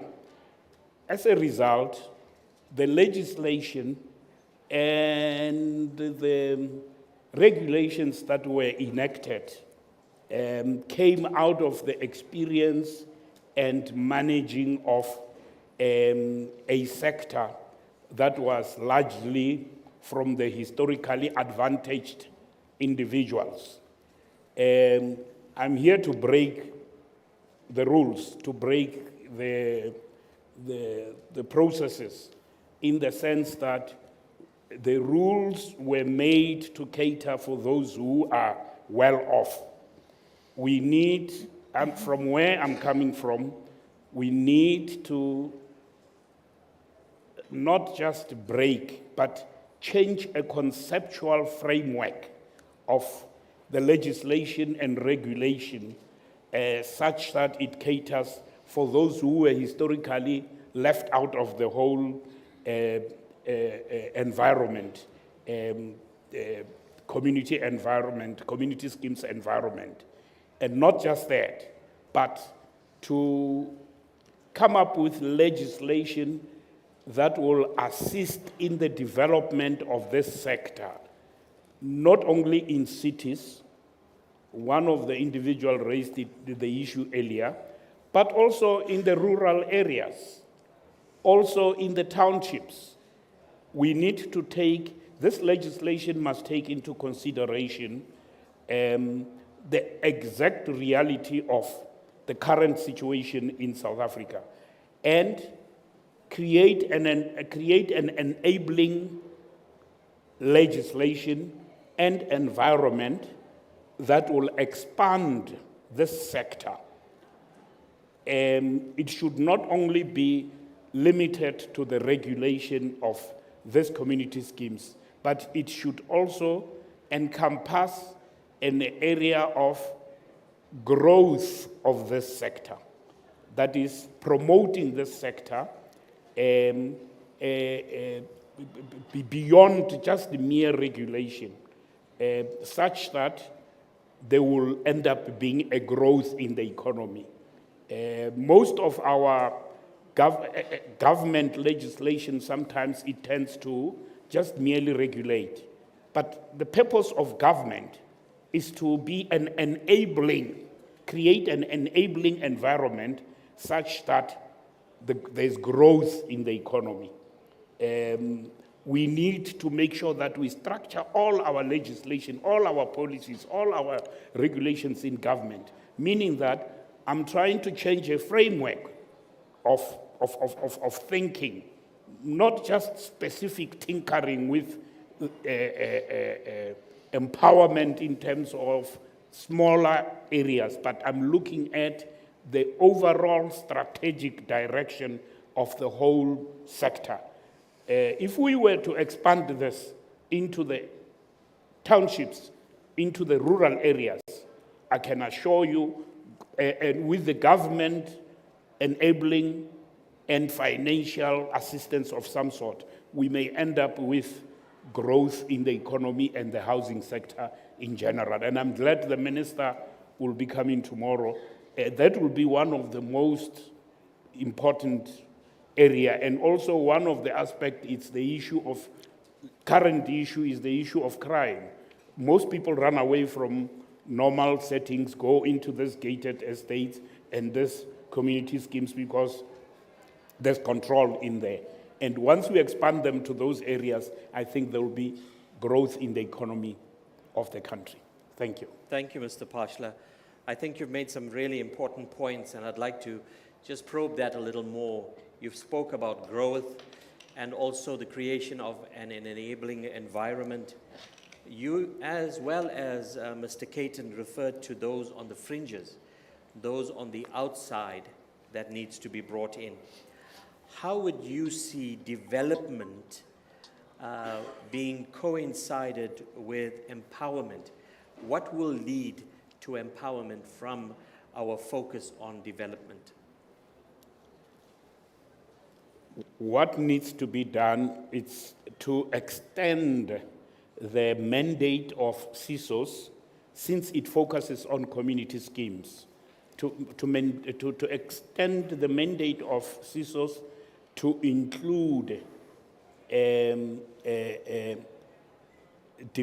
that is encouragement and facilitation of development of lower income community schemes that will emerge out of the historically disadvantaged environment. Once you create you expand that legislation to include that, then it will need the necessary regulations that will expand that sector. And in 2-3 years' time, we'll have an expansion of all these community schemes all across the country. Because right now, the finance lady was talking about the development of the scheme in KZN there, Zimbabwe, where the cheapest house is 10 million and the highest 100 million. And it's a trend that is emerging. Developers only want to develop those expensive community schemes. If we create this enabling environment, we will have other individuals who will develop the middle to lower income schemes across the board. And that will create growth in the economy. Thank you for that. Lisby, if I could come back to you on your view as to whether the industry has embraced empowerment in general from your perspective as an association. Yes, I think it's the effort that they did to embrace that. It's also something that's the stakeholders are hindering, and they also cause a lack of skills that is put forward to the community schemes. There's also admin concerns that will cause problems for managing agencies specifically regarding the stakeholders. And I think this is plaguing the regulator currently. Thank you, Leslie. Mr. Caton, what other features does the PPRA see when it has a bird's eye view of its sector and those that it wishes to regulate, and quite extensive these property practitioners are, which fall under the purview of the Act now? What are the types of role players that you want to see empowered in that sector, and what happens when they are in fact empowered? What results will you begin to see? Mervyn, from a bird's eye view, looking down at the sector that we regulate, the sector is untransformed, as I said. The statistics largely reflect the same statistics we saw pre-1994, and that is something that we want to change. We want to bring new entrants into the sector.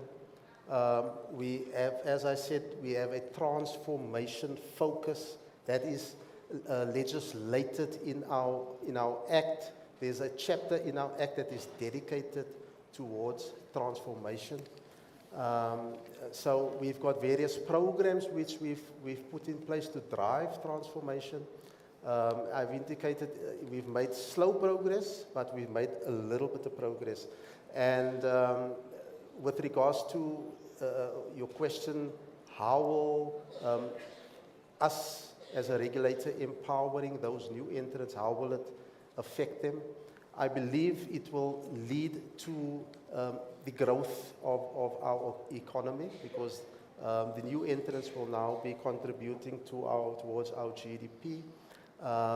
There are various financial spin-offs which will, be beneficial towards their immediate families as well. So there are various benefits other than financial benefits which will accrue to those that we bring into the sector. If you have your own job, you have your own business, it just makes such a big difference to yourself as an individual. But as I said, it also contributes to the overall economic development of the area in which you operate and to the country in general. So that is our focus. We are making slow strides, but we are doing our best to move those statistics from as they currently appear to where we can see a more diverse group of property practitioners operating, especially in community schemes.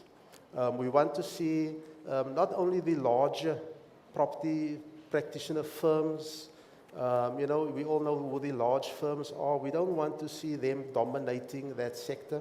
We want to see up-and-coming, small, medium enterprises also coming into the sector and operating in community schemes, selling properties within those schemes, renting out properties within those schemes. So we hope to work closely together with the CSOS so that we can facilitate that and reduce or break down these barriers to entry which currently exist in the schemes. It is very hard for the smaller players in the market to market or to gain entry into your well-established schemes. It's more the larger and more established firms that are currently doing business there, and we want to level the playing field so that the smaller players and, as I said, the marginalized and people from historically disadvantaged backgrounds can come into the sector and freely do business within those schemes. Thank you. Thank you, Mr. Caton. Mr. Pashla, and I'm sure you're eager at going at that. Yes. And I'd love to give you that opportunity. Go ahead. Yeah, two specific issues we must agree on. We know for a fact that most of these institutions in this sector remain untransformed. Now, it is the role of CSOS through regulations that they could actually come up with specific items which will somehow not really force but encourage or massage these institutions to make sure that they move towards transformation. And specific suggestions could be made as to how to do that. For instance, once they are registered with CSOS, on their reporting methods, they could be asked in terms of transformation agenda. What is it that they have done since the previous reporting with regard to transformation? That's one area. Secondly, we have to accept the fact that there's a problem of people who come from historically disadvantaged communities don't have first the capital, secondly the land to develop some of these community schemes. So somehow CSOS proposing to the department must, in line with what I'd earlier proposed, come up with a proposal to government to say that we would wish to expand this sector such that it becomes part, in transforming the sector, we would want it to expand, but we need the necessary ingredients in terms of land, in terms of capital, and in terms of training for the individuals who are moving into the sector. Because as it is, it's very difficult to transform some of these institutions that are being currently regulated. So, Mr. Pachla, you're saying that entities such as CSOS, the PPRA, and others associated with human settlements may have agendas and programs and funding for transformation, empowerment, but you wanting to see some structural changes and where you want empowerment, transformation imposed to break through what possibly our agendas and our programs and our funding may not do, because you see some historical concerns that you want to rectify through structural legislative changes? More regulation than legislative changes that will, as I'm saying, sweeten the reporting mechanism.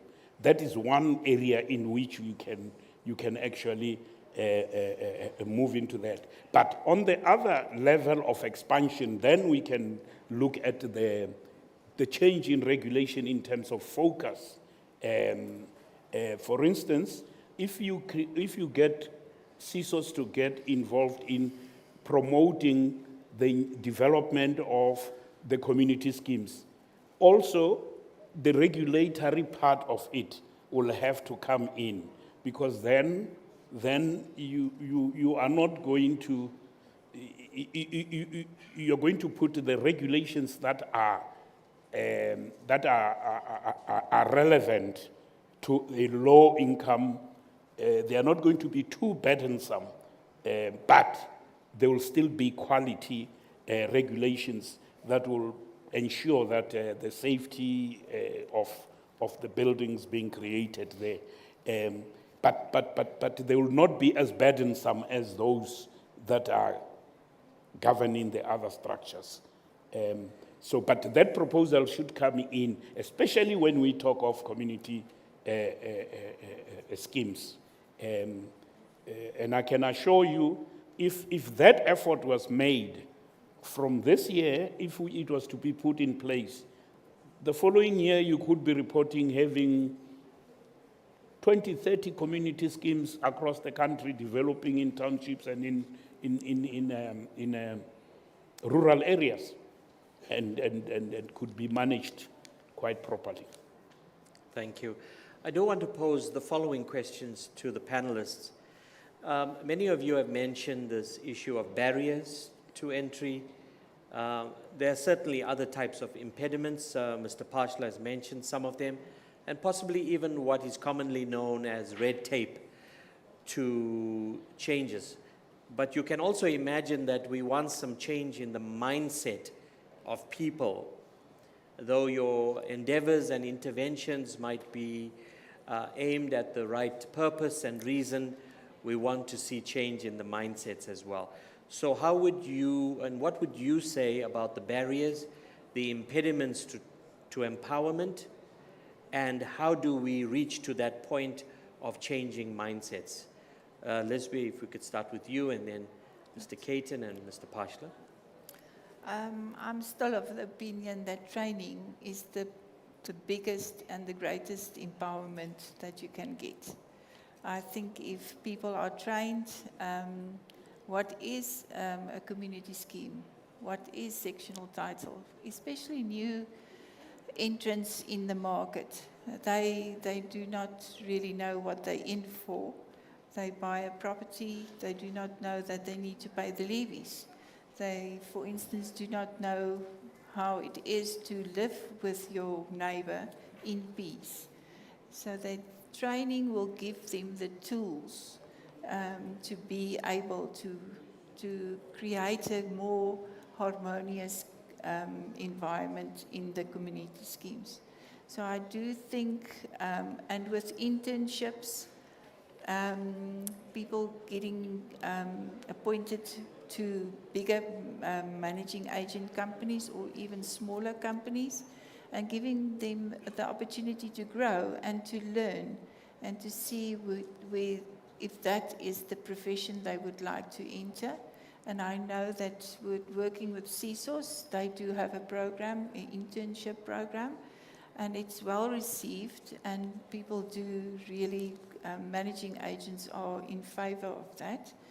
So that's my take on this. I know Vincent is more in the structural area, and I think if training is done, it will be a good thing. Thank you very much. Clarence? Yes, Mervyn, I think young people need to wake up and become more alive to the opportunities that exist in the property sector. It is a profession. It can be a lucrative profession as well. It is not maybe a traditional, one of the traditional professions that people think of, you know, when they're in school. Very few people imagine themselves being estate agents or managing agents or other forms of property practitioners. But if the young people and the up and coming sectors or people in the market can just be aware and wake up to the fact that the property sector is a viable career choice. As the Property Practitioners Regulatory Authority, we have programs where we try and bring young people into the sector. We have a program which we refer to as the One Learnership program, where we pair young people to work as candidate property practitioners. We pair them with established principles, and we give them an opportunity to learn and to grow and to develop. But just to get back to your question about mindset, unfortunately, some of them don't complete the program, they drop out, and that relates to the poor mindset that you possibly referring to. So if we can maybe just try and reinforce to young people that to make use of the opportunities that are there. It may not be many. Our budget is very limited, unfortunately. But when we do bring young people in and we give them the opportunity to learn and to be in the learnership program, that they stay the course that they finish the program, because there's a next step. We have then another program which is referred to as the principalization program, where we assist them to become principals of their own firms. Then we have another program which is the SMME incubation program, which we try and assist small firms. We give them funding to get them on their feet and up and running.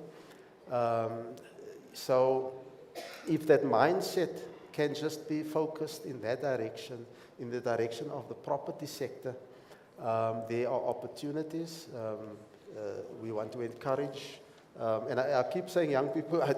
Young people, it's you know, I think under the age of 50 is young, according to me. So I'm not only referring to your 20-year-olds. I'm referring to the larger definition of young people. There's opportunities in the sector. So please. Maybe develop your mindset in that direction, that it's something that you can make a success of. And it can be quite lucrative. Thank you.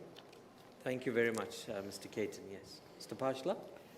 Yes, I think now I can focus on current structures as they exist.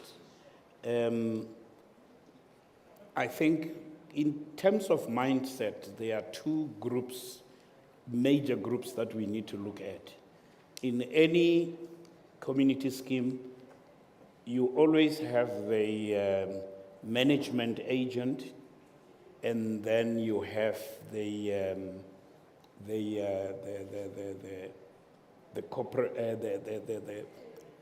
members who are represented by the trustees. Now, here's the point where there's a disconnect. The management agencies tend to understand the whole sector very well. Most of the people, I'm talking from the disadvantaged communities, especially those who are now just coming into joining the community schemes, they are first-time home buyers. In their homes, they've never owned any property at all. And when they get into a community scheme, they still have the same old concept of either a home from a township which is not owned, or a home from a rural area which is owned communally by the chief, and it's not owned by the parents or where he comes from or she comes from. We need education. I think that's where change of mindset in terms of CSOS comes into play. I've realized, I've attended quite a number of sessions of CSOS. CSOS focus on who CSOS is and how CSOS can assist the members. I think there needs to be an added module in terms of the presentation that CSOS does.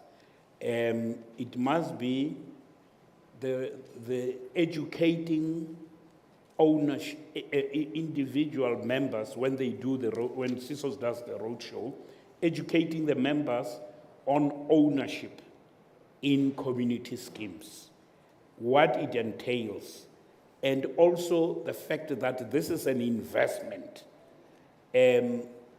Part of the reason why sometimes most of the people don't participate in meetings and AGMs and all that is because they don't see any difference between the place they've just bought and they're staying in and their own home in the township or in where they come from. Now, that aspect needs to be emphasized by CSOS to educate these people to say, this is an investment, and if you participate in it, you stand a chance of making money out of this when you sell it at a later stage. If you neglect participating in this process, you stand a chance of losing, actually selling your property in less money than you actually bought it for. But if you participate and improve these community schemes, that's when you'll be empowered And this is part of what real empowerment is to the individual members of the community schemes. So CSOS must extend their presentation to the level where the business and the economic side of educating our people in terms of ownership comes into play.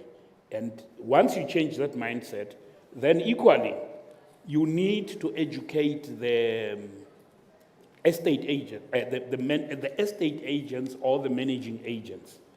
Because estate agents, in most of the cases, they are looking at closing the deal and nothing else. They are not interested in educating the individual to say, once you get in here, remember you're going to have to pay a levy every month. Remember you're going to have to abide by the rules and guidelines which are there. So it's got to be a responsibility of the managing agents, of the estate agents and the managing agents to educate not only the role of the CSOS, it shouldn't only be CSOS' role, but also the managing agents and the estate agents to change that mindset, but also the very individuals that we are bringing into the schemes. Thank you, Mr. Pashla. You made some reasonable and very good suggestions there that we will explore. Now, for all of us, we know that there might be a sector that we look at.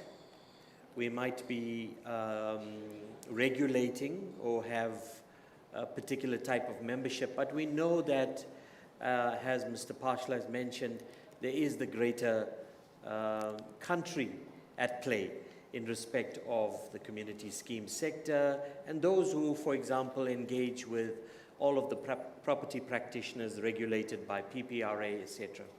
How will we ensure that transformation is broad-based, that empowerment is focused on all those who are involved in the community scheme sector, but all potential people to come into the schemes, all who are interested in property ownership, all who wish to develop in property itself, or even become property practitioners in the sense that they become professionals at it? How would we be able to put out a perspective of empowerment that is attractive for those on the outside looking into the sector and those with the potential to come in as well? Mr. Pashla? That's a little bit tough one, that one, because... I promise tough question. It will have to be, I know, it will have to be, we must make the sector attractive and competitive enough to be able to be attractive to other guys. Somebody who wants to be an investor, he looks first at the sector that he wants to get involved in. If the sector doesn't look attractive, he will move quickly from this into something else. So what needs to be done is some marketing, some level of marketing that must be done, both by the Real Estate Owners Association, by the regulators. It must, some of this, for instance, regulating structures of the government, average people don't know anything about them. We need to make some of these structures much more known. CSOS, for instance, if I may come to CSOS for that matter, and take the personal experience, we have a complex here which for years, more than 5 years, we've been struggling with the managing agent, trying to kick this managing agent out because they were not calling AGMs. There were no only two trustees left. They didn't meet any quorum. For more than 5 years, we went to one lawyer, collected some money from individuals, went to the lawyer, and then we went, they didn't give us satisfaction. Probably they didn't even know that CSOS exists. I'm talking about 2 years ago. And we went to the second lawyer. They didn't know that CSOS exists. They couldn't give us advice on CSOS until we had a road show, and we had to come to the road show. And that's when we knew about CSOS. So education, exposing yourselves, I don't know how, but you need a very strong marketing tool so that you become attractive. Not just the structures, but the industry itself. It must be marketed such that it looks. If you just sit and assume that people will be attracted, that is not going to work. You need to put money and effort into marketing the sector. Thank you very much for that. Leslie, yes, can I your add input? to that? The PPRA and CSOS, they do have the mandate to do the training. So that's the main role, to inform the community schemes. And according to me, empowerment means that we are actually all equal. So if we have the knowledge and we're all equal, doesn't matter where we come from, where we stay, what we do, but we know what we are in for. So that, unfortunately, the managing agent are not always the good guy in this story, but they are only there in an administrative role. It is the trustees and the responsibility of the owners to take up their own schemes where they bought into. So that's where the regulators must come in and give the guidance to the community schemes. Thank you, Leslie. And Mr. Pashla, I also wanted to respond and say that we possibly may want to direct some training and education to the legal fraternity as well, for lawyers not to know of the existence of a forum to go for cost-effective, reliable dispute resolution and other types of relief. Clarence? Yes, Mervyn, I agree with the previous two speakers. We need to focus on education. We need to send out the message to our stakeholders, deliver the message to our stakeholders, train our stakeholders, and we are currently doing it as PPRA. We have various stakeholder engagements, various road shows across the country. So we are doing it. We maybe don't reach the audience that we intend to reach, but we do reach a small proportion of the audience. We are using digital platforms as well. We're doing webinars to try and reach larger audiences, but we are trying to get that message out. So the two previous speakers are quite correct. The regulator needs to get the message out and needs to inform the public of the opportunities in the sector and spread that message. And just with regards to your last comment about legal practitioners, PPRA is engaging with the Legal Practice Council at the moment. So we had a joint webinar with the Legal Practice Council where we targeted conveyances to also spread our message and certain parts of our legislation which impacts conveyances. We gave them some training on that.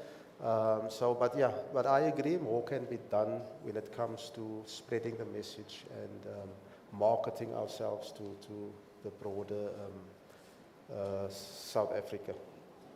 Thank you, Clarence. We have approximately 10 minutes left. We want to open up engagement with the audience. The panelists, when they undertook to become panelists, agreed and signed on that they'll answer your questions as well. So we would like to hear from the audience. What's on your mind regarding empowerment? What are the issues you're facing? What other questions do you have? Go ahead.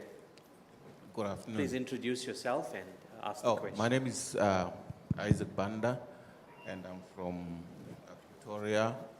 I'm one of the managing agents. I hear you, we talk about transformation and all the ideas you're talking about. They are very good ideas. but we have a problem when it comes to implementation.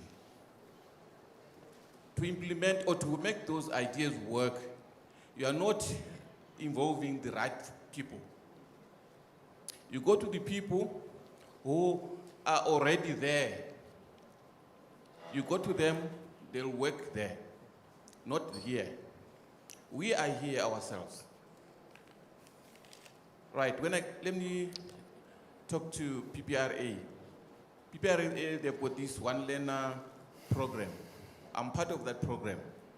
But in most cases, we've been talking to them time and time again that involve us in selecting or getting those young people to come into the program.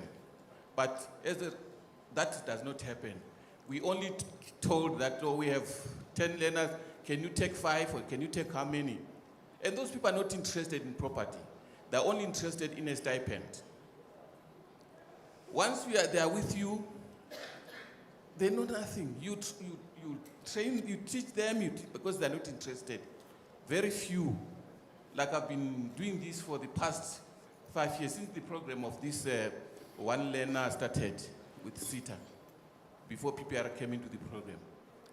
I can tell you, out of the learners I mentored or I hosted, only 2 are still in property. The rest, after the program, they disappear. The other thing, when you come to the community schemes, it is also it is also a problem of these people, developers who are developing these schemes. I think the government must come up with a way of talking to these developers, because these developers, they are pushing us away in this way. When they come up with a project, you approach them, they say no, they've got their own people. Their own people, they're working within. They're not even managing agents, no. They're just employees, clerks, or people who are taught to keep books and whatever, you collect rent, they call it. We are always kept away. And there are so many developments that are mushrooming, or so many community schemes that are mushrooming. But we are not involved as, when I say not involved, as the PDIs, previously disadvantaged, let me use that word. We are not involved. So we find it very difficult to break through. Okay. And the government, I think, should come up with a straightforward, because sometimes you may talk the best English or the best way, but people, if people are not interested, they won't help you. You need to twist their hand. Then you'll see, no, this person is serious because he's twisting your hand. Okay. Thank you for your questions. I'm going to ask Clarence to respond to that, and we'll take further questions as well. I've seen a few hands go up. Clarence, on those points of learnership and subsequently the issue of developers. Clarence? Yes, thank you, and thank you for the question. The question is very valid. The person is 100% correct, and that is the mindset issue that I spoke about earlier. It's very unfortunate. We are offering these opportunities, and we are struggling to get these learners to focus and change their mindset and take it serious and see it as an opportunity to create a career. With regards to the suggestion that the property practitioners must themselves choose the learners, unfortunately, as a public entity, we need to follow process, and we need to advertise these positions to give everybody an equal opportunity to apply for them. Unfortunately, that is not an option for us to consider. With regards to the developers, just to let you know that developers are regarded now as property practitioners, so they fall within the jurisdiction of the PPRA. And if there are any issues that you have with a specific developer, you are welcome to then lodge a complaint with the PPRA and let the PPRA take it up with that developer and try and resolve your dispute with that developer. I'm hoping I answered your question adequately. Thank you, Clarence. Over to the next question. Thank you very much, Program Director, and good afternoon, colleagues, and also our panelists. I would like to first thank the panelists for the job well done of giving us this information as the house here. My name is Clara Moenze. I'm the president of South African Women in Construction and Built Environment. We are working together as stakeholders with CSOS, and our relationship emanates from the Department of Human Settlements, where we have our active minister who made sure that she works together with women. I think I would like to input, it's not a question, on the issue of incubation. My brother here says, you can come up with strategies, everything, bring them on board. However, if you don't involve the people that are on the ground, you will not make it. Ntate Phala also said to us, or to CSOS, go and identify people that you will incubate. And there is a program that I've attended last month, the program of human settlements, national human settlements, where the theme said, empower her. Now I'm talking about women because I'm here representing women. Empower her. You can't say you will empower her without communicating with the person who is ground-rooted, who knows these people on the ground. Identify them, come to me so that we can assist you in identifying these people, so that you can empower them at that level of the incubator program. When you are done, Tate Phatla, your presentation, in fact, all of you. Then when you are done with empowering these people in a form of incubation, then place them somewhere. You know, government opened all these opportunities of CSOs, NHBRCs, and so on. These people are there to be trained, and they are there. Opportunities, financial. Our CFO here, she presented the challenges that we are going through as business people, more especially on the issue of financials and financing our projects. We need to be empowered. People must be trained in order for them to understand these things. But if they are not trained enough, and we keep on saying that, no, we will, and monitoring and evaluation is very important as well, so that you see what is it that we have achieved from what we have done or what we have planned in 2024, 2025. Then you call this gathering again. Then you look at the achievements, SWOT analysis. You check if what is it that you have achieved, what is it that you didn't, so that you can work on those that you couldn't achieve. I think the working relationship is there. It only needs that communication of going down to the people and make sure that you work together with the people. There's lots of challenges. The one that is just raised now about the developers, they don't take us serious on site. You can be grade 7, 8, 9, or if 10 is still coming. But when you go there, you know, looking for the opportunities or submitting the tenders, documents or whatever, we don't get the joy that we are expecting, more especially us as women. But I think we appreciate the platform and the panel. Thank you so much. Thank you for that valued contribution. I do appreciate that. The panel appreciates that. Now, of course, we've reached the end of our time. I do want to give the panelists one last opportunity to conclude with a concluding remark.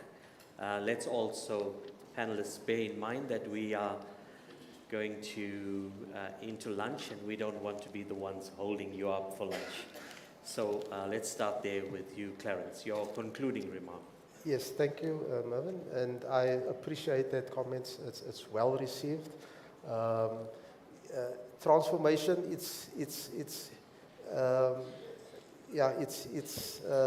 what's the word? It's a race, not a sprint. That's what I'm trying to bring across. So it's going to take time, but I believe that we will get there. I believe that we will reach our goals, our transformation goals, and we need to take our stakeholders on board, and we need to listen to them, and we appreciate the comments that was made. Thank you, Madam. Yeah, so what you're saying is transformation is so inextricably linked with empowerment, and that's the point coming out from you. Yeah. Leslie? I totally agree. So it's not only transformation, it is giving people the right tools to do the right thing. And coming back to the government or the regulators to be of assistance and doing their mandate. For instance, things like delays or preventing issuing of FFCs. There's a lot of issues regarding that out of a managing agent industry. So there is a lot of challenges, and I hear that they're all very busy, and it's not a race or a sprint. So we do want to take hands with them and see if we can make this industry a better one and empower everybody and be equal and respect each other. Thank you, Leslie. And Mr. Pashla? I wouldn't want to hypothesize. My recommendation is only one, so that it remains alone. CSOS talks to the department and say, we are in the community schemes environment. Out of this came a proposal to say, when you issue tenders for housing units, 100 or whatever, why don't you create a fund that will assist emerging PDI developers to develop community schemes? They don't have, the government doesn't have to pay the whole amount. It could be a combination of some seed capital,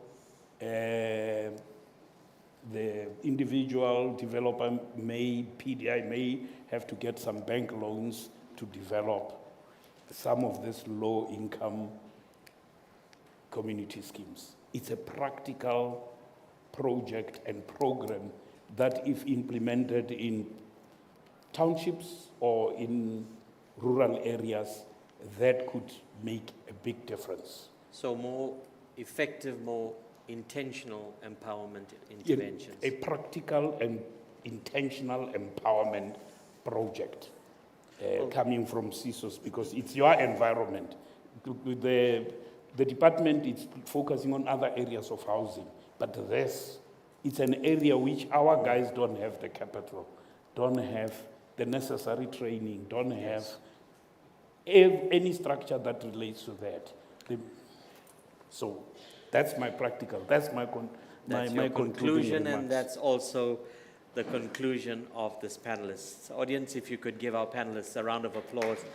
Thank you very much for your involvement. Thank you, Program Director. Thank you. Thank you. Ooh, that would be me. Oops. All right. Thank you very much. Give my panelists a round of applause, ladies and gentlemen. With that said, yeah, that's why I said 20 past, because I knew that there'll be a 6 minutes extra time, you know. So I hope that, are we ready for lunch? You enjoyed the session? So we're going to come out of this hall, go back outside where we came in. I think the lunch is by the Mojaji room. There will be ushers directing you where to go. It is, yeah. So we come out, we go to the left, directly straight that way. They will show you the actual room. I don't want to mention the wrong room, but it's closer to where the Mojaji room is. That's where the lunch will be held. It is 1 1:27. So I think we'll take another 40 minutes. Yeah, another 40 minutes. So are we in agreement that we should be back here by 2:30? 2:25, 2:30. Because we're going to get report back from the different rooms in terms of like what everything was discussed in the different breakaways, and we'll have more question and answers and engagement for the session, for the rest of the day, for the sessions, as we continue with the second CSOS Indaba 2024. Ladies and gentlemen, please enjoy your lunch.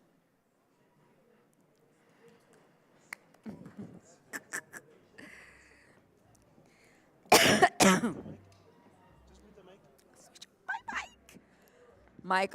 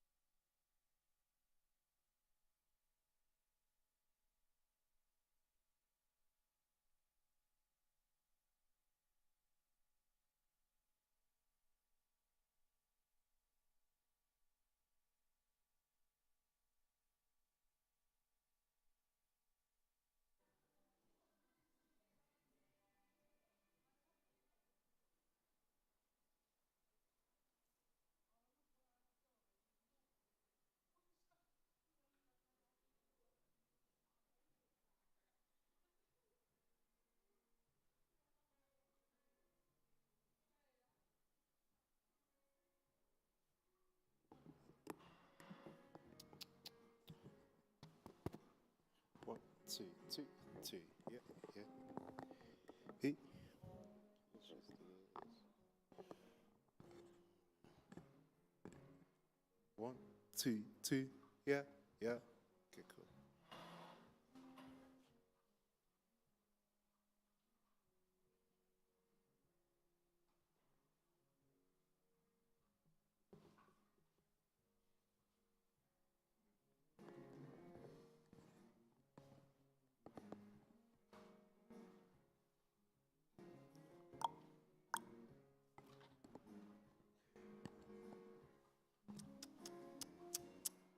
Tick.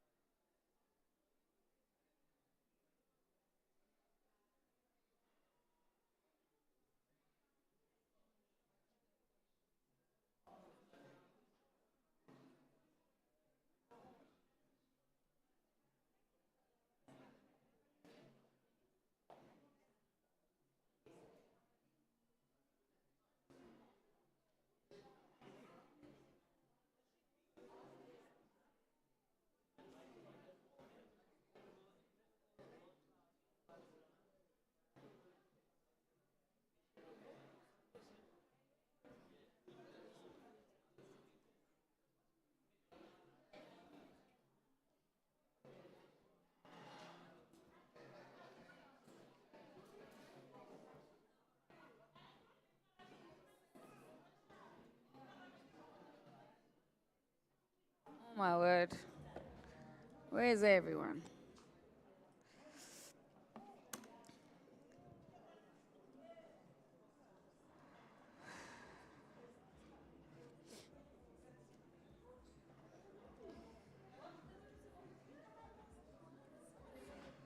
Shucks.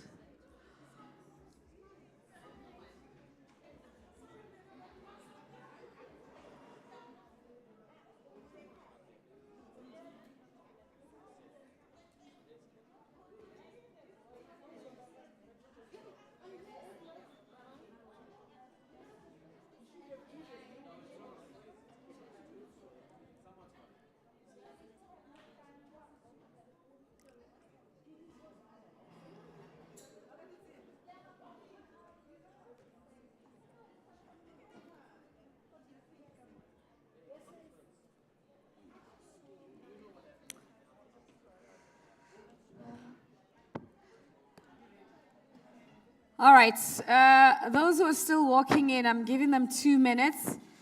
We're going to be coming back and starting our second session. Good afternoon, ladies and gentlemen. Thank you for joining us. Those of you who are in here, I hope that you enjoyed your lunch so far. I tried to say we need to be back here by 12:30. And then when we were in the dining hall, there was a session that was still going on, and we had to give them just a little bit of time to catch up. So I'd like to apologize for that, but we are back. And I hope you made some notes, because we're going to be having a report back session tomorrow here when the minister joins us. But we do have representatives from the department who are here to observe everything that's happening today. So don't think that the minister won't know what transpired today. We're on you. So because I'm going to respect everyone that's in here, I'm not going to waste much time. It's exactly 14:40. We are going to get on with this session that's taking place this side of lunch. I'm expecting everyone to be energized, to participate throughout. So the first session that we're going to get into right now, it is well-transformed community schemes. We're going to look at the scorecard on community schemes and managing agents. I remember earlier on that someone spoke about the role and the role that estate agents and managing agents could play in making sure that some of the work, that community schemes, Ombud Services is trying to achieve, and how they can participate actively and effectively in that. So those are some of the things that are going to be touched on in this session this afternoon. So it's going to be, the speakers that we're going to have are going to be Ms. Gidiboni Petla, who's the acting Chief Ombuds. She's going to give a report back on the status of CSOS transformation program, which was also a big burning issue in the empowerment session that took place in this actual room. I did come back in here and listened in a little bit. And then we're going to have Mr. Brad Cowie, who is the director of Preto Group, report back on CSO's learnership program. And one of the concerns, I think, as well, is about, which was also part of the empowerment discussion, is how do we get young people to be part of what CSOS does. One of the speakers earlier on alluded to how we need more young people to participate. So beyond just learnership, and I like how he said young people, in a broader sense, not just 35 and under, but like 50, below. That's still young enough. So come participate, you can pivot from whatever career or do this as a side hustle, but be interested. But young people have an opportunity to learn even further with the learnership program. So we're going to hear more about that. And then we're going to have Mr. Gauta Rampedi, from Rampedi Properties will give a report back on CSOS EMA Incubation Initiative. So that's also very important. So without wasting much time, ladies and gentlemen, I'd like to welcome all those speakers in no order of importance, but yes, please, Ms. Kiriboni Petla, Acting Chief Ombud, please join us on stage. May we have Mr. Breakaway join us on stage. May we have Mr. Khauta Rampedi join us on stage. And you, ladies and gentlemen, based on those topics and the areas of expertise that they all sit in, you know, have your questions ready so we can get into this session. Right. Thank you. Facilitate.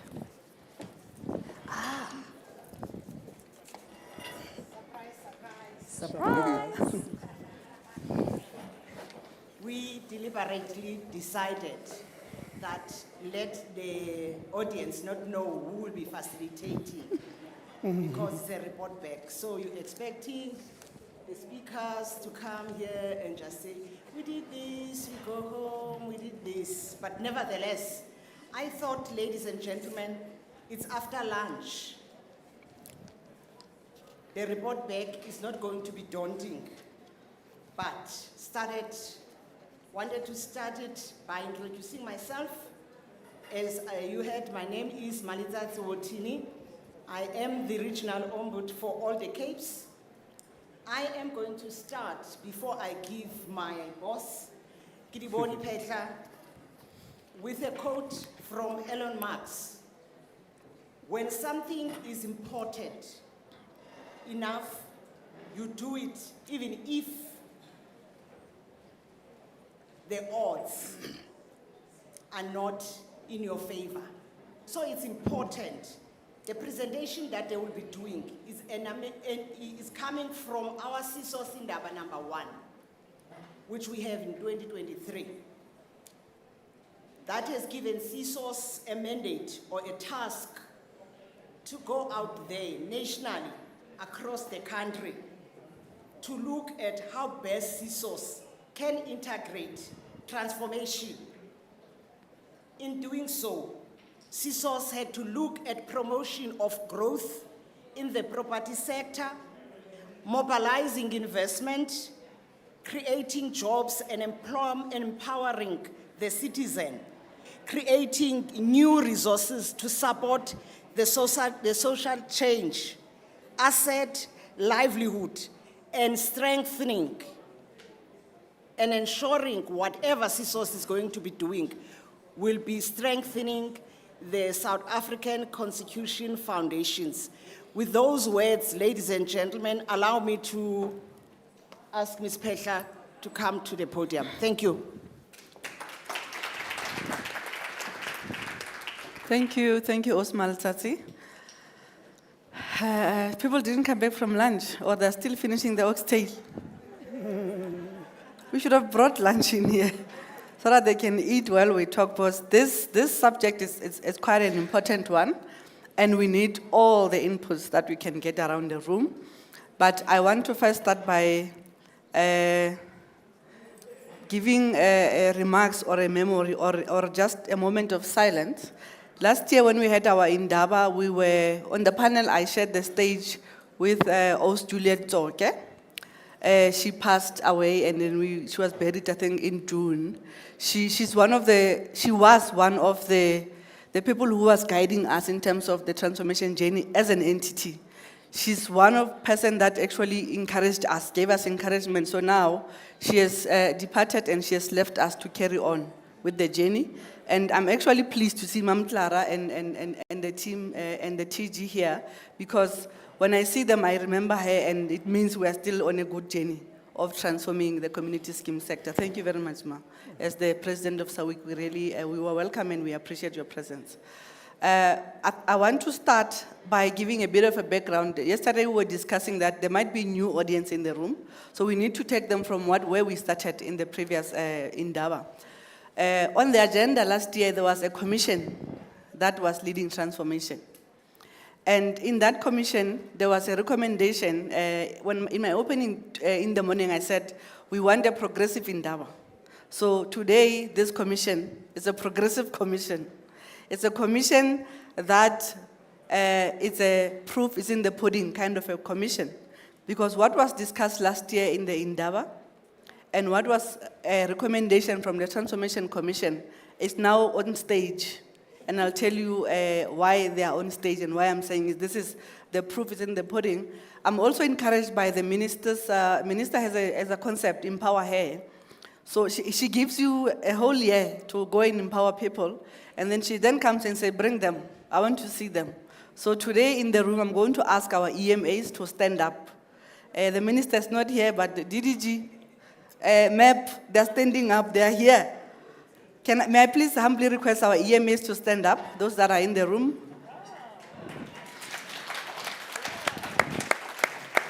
These are the passionate EMAs that wouldn't have been EMAs if CSOS has not opened the door to the sector. If CSOS had not published an advert for them to be appointed, for them to be trained, and for them to be managing schemes. Some of them are managing schemes, though for the moment it's still at a very slow pace, but we have concepts that will take us until we reach a point where all of them are now managing schemes. Thank you very much, and you are welcome. We're happy to see you here. So the panel, as I said, it had 4 people. The general acknowledgement, again, from that panel was that the sector, as the CFO said in the morning, there's a research that was done by Lightstone, a property management company, that the sector, I said this last year, I'm sure the number has increased. The sector is to the value of 643 billion. This was, I think, 2 years back data. So, and the minister in her opening last year, she said 800 billion in assets. So you can see, last year we had a concept of a cake or a pie, your preference. So what we are saying is that this cake and this pie is big enough for all of us to share.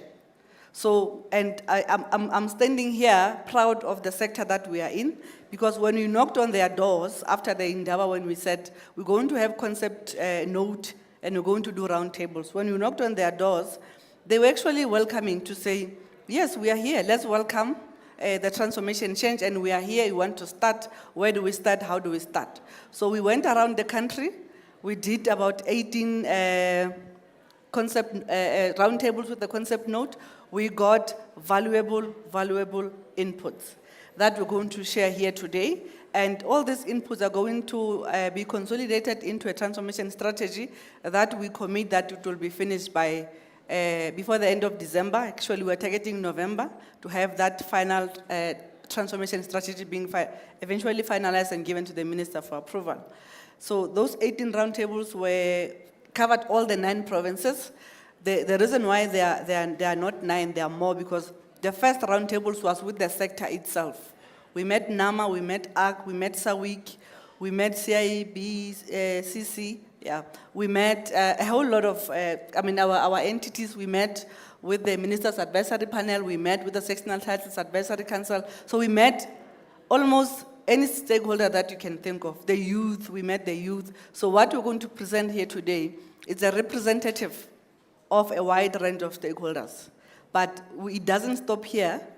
We're going to also have 1 or 2 visual sessions where we're going to present our transformation strategy for final touch-ups, and maybe if we captured something incorrectly, because we acknowledge that our stakeholders in the room, they're actually the people on the ground. They know what works, they know what doesn't work. So we actually trust their inputs in that regard. The other important progress that we want to report here today, the reason why Brett is here from Preto, is that for the first time in this sector, we have implemented a learnership program.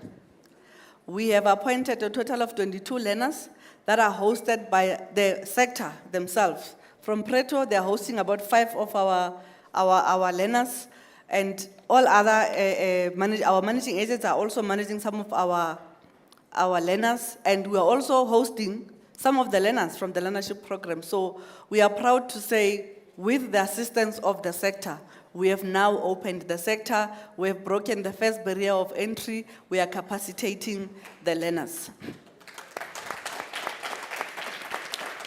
And I think we are all familiar with the model of a learnership program. It's 70% on-the-job training and 30% in the classroom. So we understand that we've got EMAs here that are appointed, that some of them, they've never managed a scheme. So it's an opportunity for them to go and learn on-the-job training of how to manage a scheme, so that when the opportunities come, they're able to grab them and go and manage schemes. As we look for market access for them, as we look for opportunities for them, we need them to be ready to be able to manage those particular schemes. So we are quite impressed, and we are very appreciative to our sector for them to have opened the sector like that for us. Our concept note is looking at the transformation of the sector, but then we are looking at two themes specifically. Capacitation and access to funding is one theme that we're looking at. So we've got a number of initiatives under each theme that we need to implement, that we need to commit to implement for us to achieve transformation of the sector through capacitation and access to funding. The second theme that we're looking at it's a theme that talks about market access and opportunities.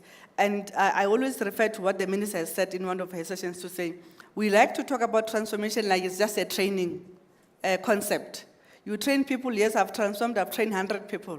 But if they are not participating in the economy, we have not yet transformed.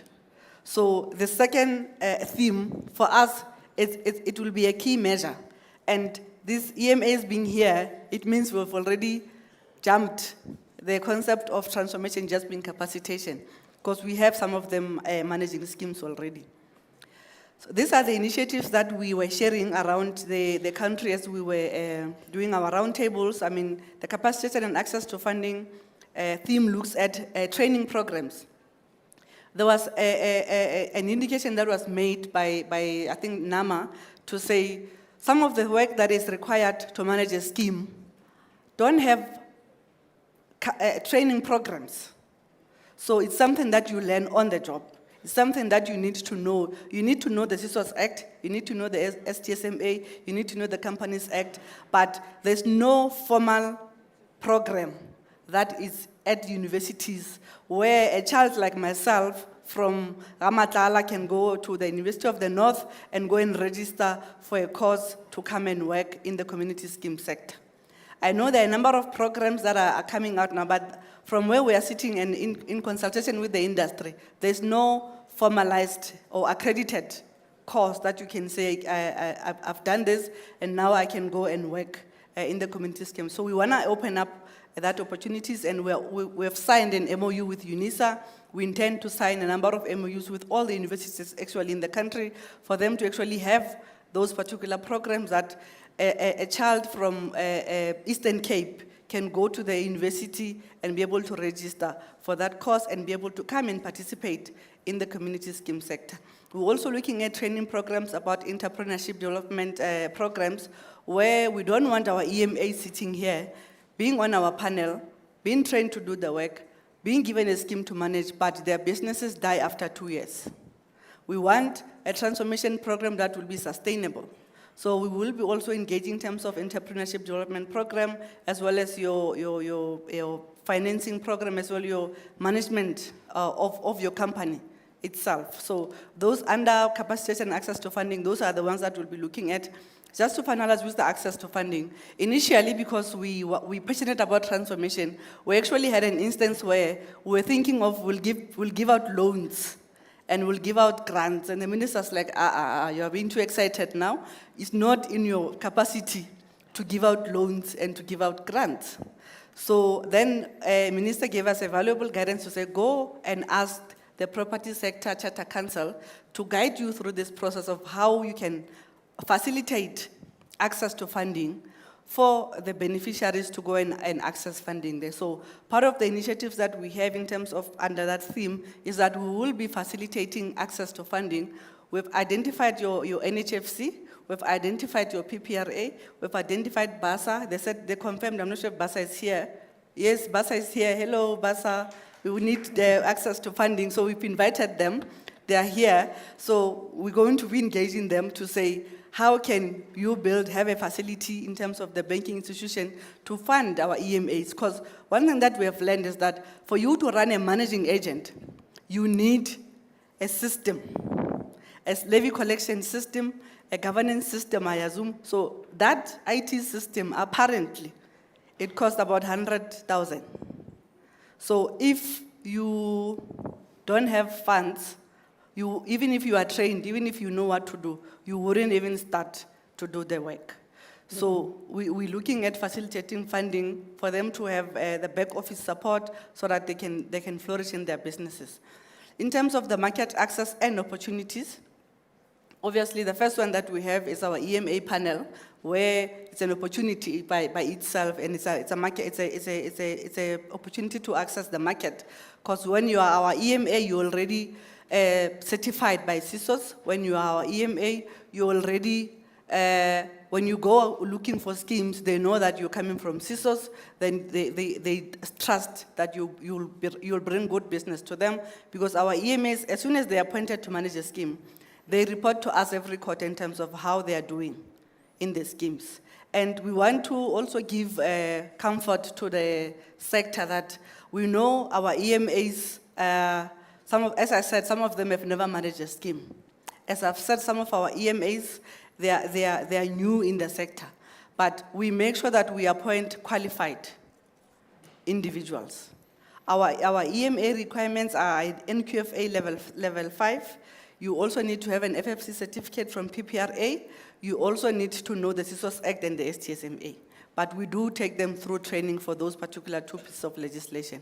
So we don't want to have challenges in the sector where we are bringing people, as the CFO said, in Zimbabwe, you'll be managing billions of property investment.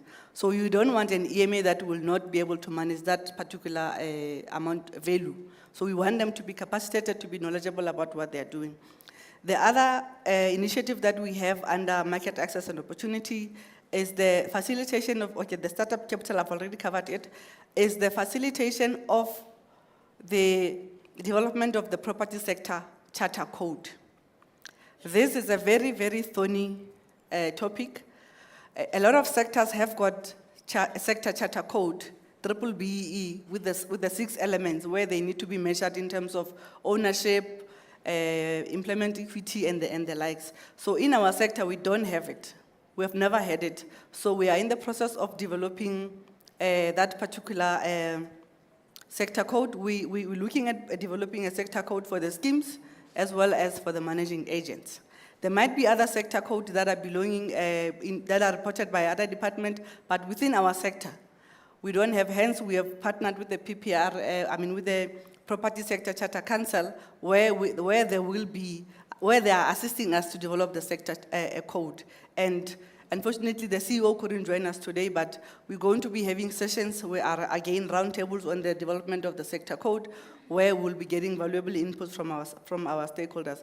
The other important one that we want to discuss in terms of market access and opportunities is the fact that there are public schemes that are there, and government has invested billions of rands into those public schemes. But unfortunately, most of them, after 5 years, 10 years, they are dilapidated because there's no maintenance plan, there's no good governance in the schemes, there's no governance structures, there's no, just the upkeep, securities and measures and all those. So that's a market access that we are exploring with the department. We know and understand that the schemes is a mandate of the public schemes, it's a mandate of the department as well as SRA. We have also signed an MOU with SRA where we want to explore opportunities where we can partner with them in terms of our EMAs or the managing agents themselves having access now to manage the public schemes, because we need to make sure that we safeguard the investment of government. So we're engaging with the department, we've got some of our EMAs that are already managing a public scheme, and it's a good story that Ntate Khauta that we'll share in terms of him being incubated by Mid-City and managing a public scheme, but Mid-City giving him that back office support because he couldn't establish himself at the moment to be a standalone EMA. So that's the good story that we're going to receive from Ntate Khauta in a moment. The last one that I want to share is that because as we are sharing the sector code, the BBB sector code, when we did the roundtables, there were issues about what if I don't get black-owned companies? What if I don't get women-owned companies? So we then made a commitment to say, then it means part of our initiatives that we need to have in terms of our transformation strategy under this theme, it would be to develop a database of black-owned law firms, women-owned law firms, black-owned accounting firms, all the services that you can think of that are a scheme requires for it to run efficiently. So, and on top of that one, we want to put the sector again, we want to give them comfort again, because we don't want to develop a database where we only put our cousins, like we discussed this morning. My cousin is the auditor, my brother is the landscape, my other cousin is this, my extended family, as Ospeni said, is this and this and that.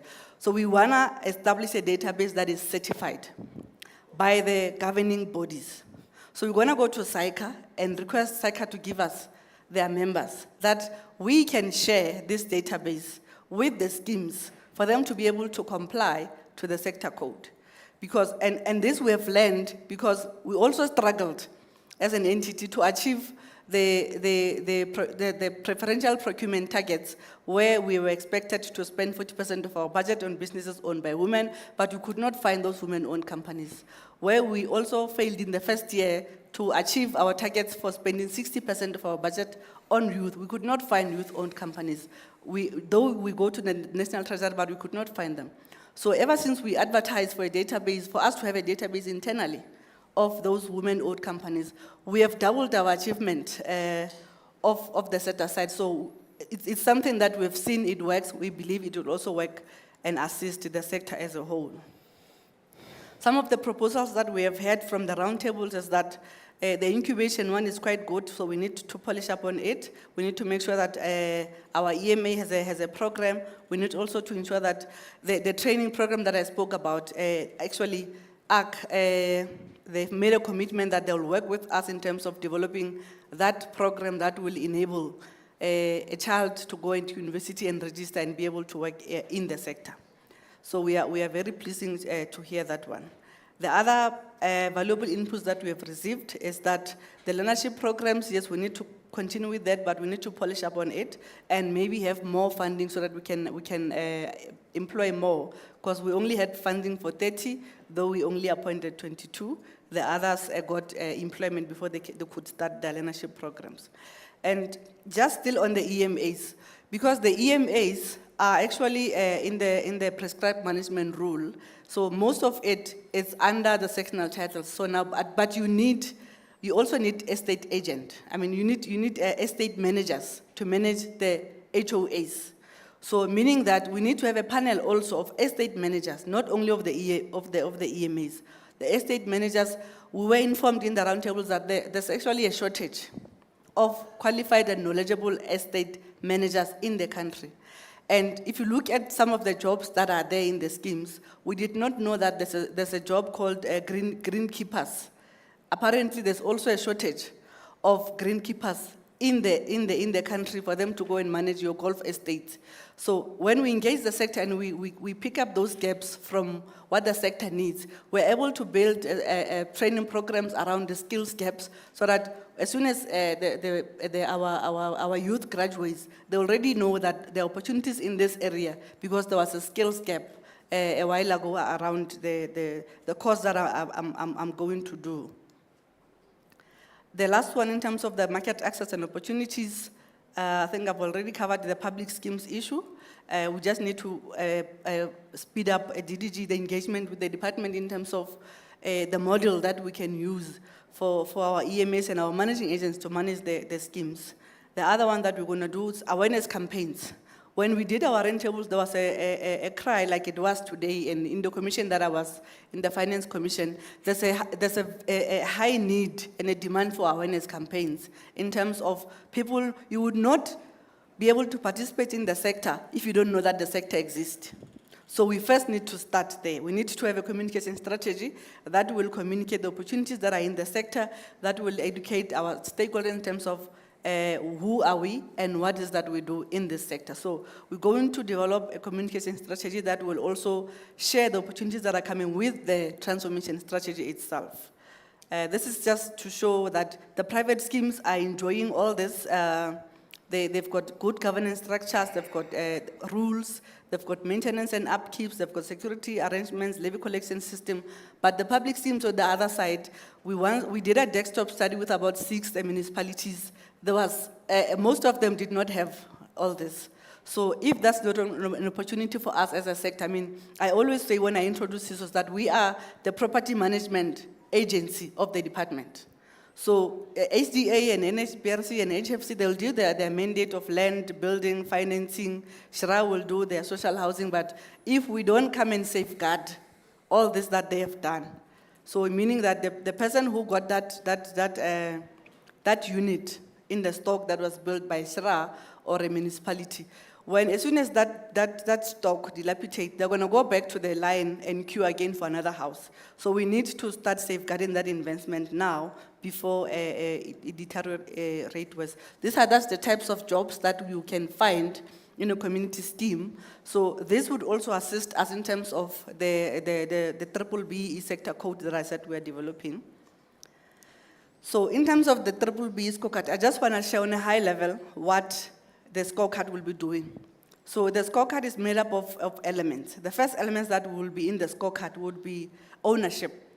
And as I said, we did engage with the stakeholders when we did our roundtables. We understand that in a scheme, ownership shouldn't even be there, or ownership can't even be measured, because it's by you volunteer to stay in a particular scheme. You can't be saying, I'm going to measure a scheme in terms of how many blacks are staying in a scheme, because it's voluntary, they need to go there. However, we know that there are some schemes that close up, but we need to find the ways of how we can measure for those schemes that close up entry by other demographics. There's management control. So on these elements, we'll be measuring who is sitting on the boards of managing agents, who is sitting on the board of the schemes. Again, this one in terms of the schemes, it might not be a good measure because, again, it's by volunteer to say, I volunteer to serve on the board, I'm nominated. If I decline, I can't serve on the board. But it's a measure that we'll be looking at. We'll be coming to the stakeholders, as I've said, to say, which weight or what weight must we put here? Must we put 30% and 2 points, or 10% and 1 point? So the engagements would be just on the weight and the points when we do the stakeholder engagement. They implement equity. There are schemes here in Polokwane, big schemes. I think Tatemasulu shared one yesterday, I just forgot the name. It's a big scheme where it's a big scheme that is available in Polokwane. How many jobs are in that scheme? And who are they employing? How many service providers are that scheme utilizing? And who are they procuring from? So until we have the BBBE sector code, until we're able to measure that, we'll never transform the sector. And with this, we fully believe that it will enable us to transform one community scheme at a time, one managing agent at a time. The other one is the skills development. How many learnerships and how many internships are you hiring in your scheme or in your managing agent? This is the critical one that I spoke about, the enterprise and supply development. This would enable us now to, as the CFO said, the procurement plan of each and every scheme. Which services are sitting in there and who are they procuring from? Or who are we procuring from? Because I also stay in a scheme.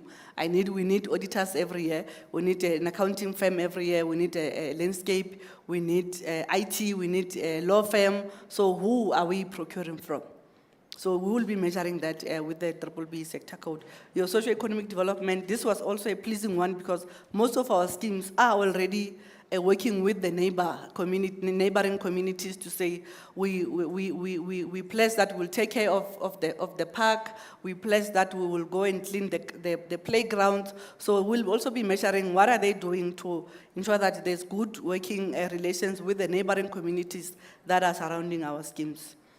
In a nutshell, that's the BBBE sector code. In a nutshell, on this slide, I was just sharing some of the achievements that we have done so far. In total, we've got about 92 EMAs, of which 42 of them are women EMAs, and 10 of our EMAs are already managing scheme, and 3 of those 10 are women EMAs. So that's the progress where we are. In terms of the MOUs, we've signed 10 MOUs to date to enable our transformation initiatives. We are intending to sign more MOUs, and we welcome anybody in the room who wants to have an MOU with us around exploring transformation initiatives. We're looking forward to getting requests from the room. As I said about the intents, we've already said that. These are the MOUs that we have signed.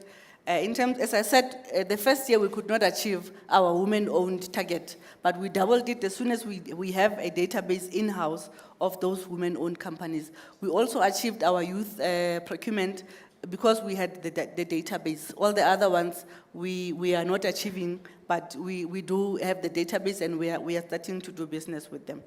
I want to end, I know I took time, it's the passion around transformation that I have, but unless there's a personal transformation, there can never be a social transformation. So it starts with you in your scheme, it starts with you in your managing agents.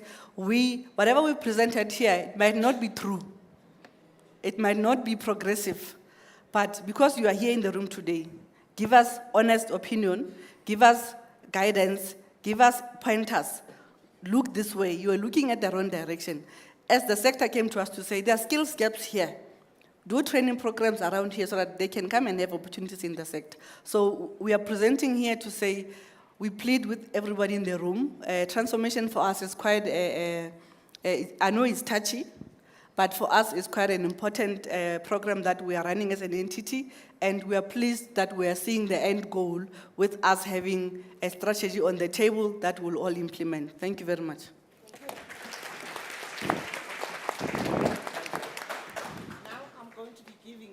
To Brett. Brett, I've got 4 questions, and I hope you'll be able to address those and assist the audience in understanding what you're going to be sharing with us. Remember, this session for me is easy, it's a bragging session. There's 4 questions that I would like to ask you. 1, what has been your experience in terms of these learnerships that you have taken up for CSOS? What is your view in terms of transformation, employment equity? What are the barriers that are in property sector as an EMA? Lastly, therefore, I guess you will be able to address them. The last one is, what role can an EMA play? So the floor is yours. Play around it, say what you want to say. You are bragging. That's that bragging session. Thank you, Brett. Thank you. Over to you. Thank you.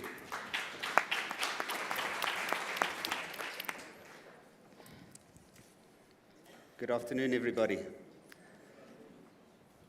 Because transformation and employment equity can sometimes be a hot topic, when CSOS invited me to come and speak today, I responded with a fair amount of caution and hesitation. Only to be reminded that it's actually a bragging session, because I think we've got quite a good success story around this. Contrary to my hesitation, when CSOS approached Pretor Group at the beginning of the year and set the idea of a learnership program to us, without hesitation, we gave our acceptance and our approval. And with joy, we said that we'd happily host 5 of the CSOS learners. At that stage, without knowing that there were only going to be approximately 20 learners, and with Pretor accepting a quarter of them, we're very glad that we did.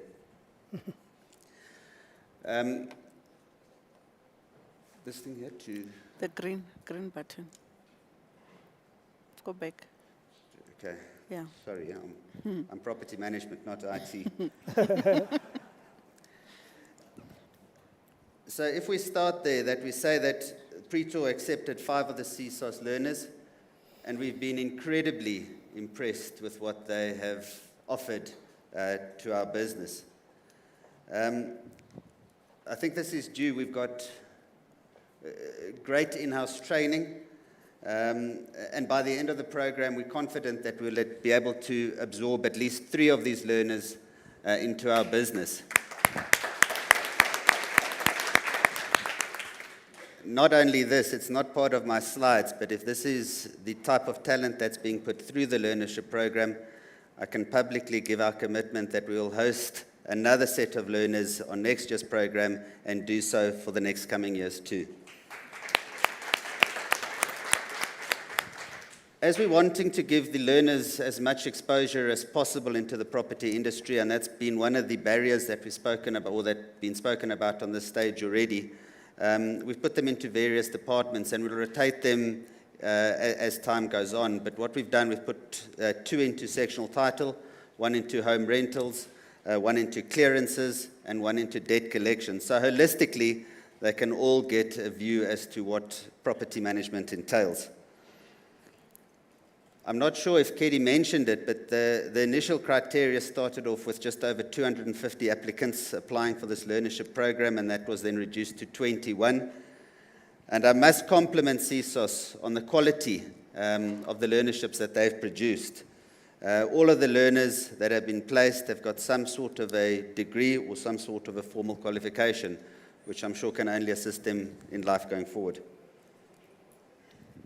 The learners joined Preto on the 1st of August, which is when the learnership program kicked off, and we are eager to educate, train, and provide practical experience to all the learners.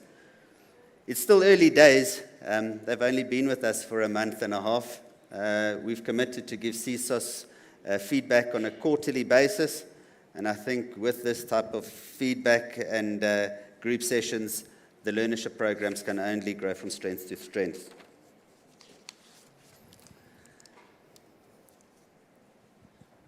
Clarence might disagree with me on this point. We had a brief discussion on it at lunch.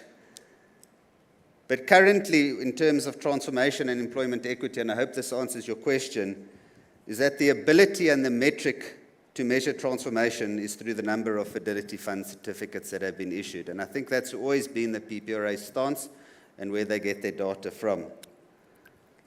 As we all know, up until recently, managing agents weren't required to register for Fidelity Fund certificates. That's since changed.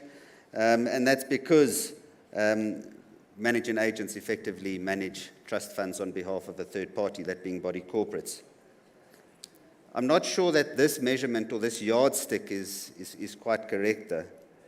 And it's resulted in the perception that the property industry has experienced very little transformation.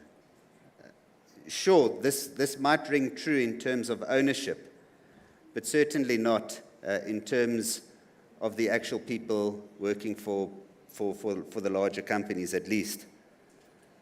And on this note, while we can't speak for the industry as a whole, we can certainly highlight what's happened at Preto, as we are very, very deliberate about implementing employment equity. So I'm going to give you an example. The effect today is that Preto employs 38 bookkeepers, 35 whom are Africans. This comprises 92% of all the bookkeepers. The heads of department for the Department of Bookkeeping and Clearances are also both young Africans. I think this transformation in the bookkeeping department has been relatively easy, though, and the reason that is you get qualified people that have got a formal industry. They've gone to university to study finance. And that again goes back to the discussions that's been on the stage. And at least for the last 5 years, I think initially all these qualified people were snapped up by the banks and auditing firms, but I think that's reached the saturation now, and now they're looking for other employment opportunities. And I think that's why we've been successful in that regard. But bookkeeping is only a small part of our business. There's a lot more to it. The biggest part of business is managing agents, which deals with sectional title, and again goes back to the discussions that we've had. There's limited tertiary and other industry-specific training, so transformation of departments in our business, where employees are property managers, is more difficult to achieve. In the long term, though, this is, as we've also said, it's not a sprint, it's a long game. We believe it can happen, but this will be done through experience of a portfolio manager and specific in-house training. On this note, I think CSOS, including PPRA, can play a big role in addressing this gap. and develop industry-specific training and specific courses that relate to property management. The learnership programs, as an example, is an excellent option, and I think that can also play a massive role in developing people to come through to start their own things. I just want to go back to our business again and share another story with you.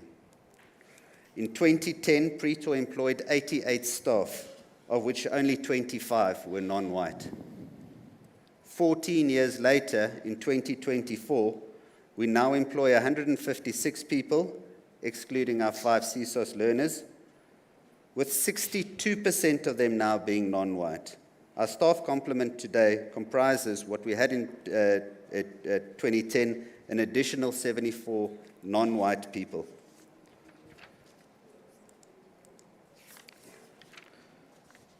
We then speak of the barriers of entry, and although we understand and appreciate that there are barriers, I think the focus is always on transformation and getting a more diverse type of person coming into the sector.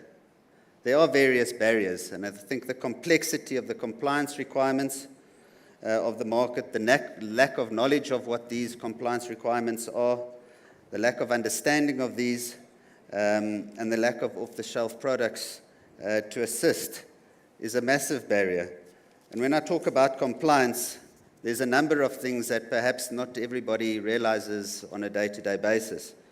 Compliance is anything but not limited to fire compliance, gas compliance, UIF payments and registrations, PAYE payments, beneficial ownership registrations and annual returns, mini substation services, CIPC registration of directors, there's POPI, there's PIA, and then there's compliance with the Sectional Titles Act.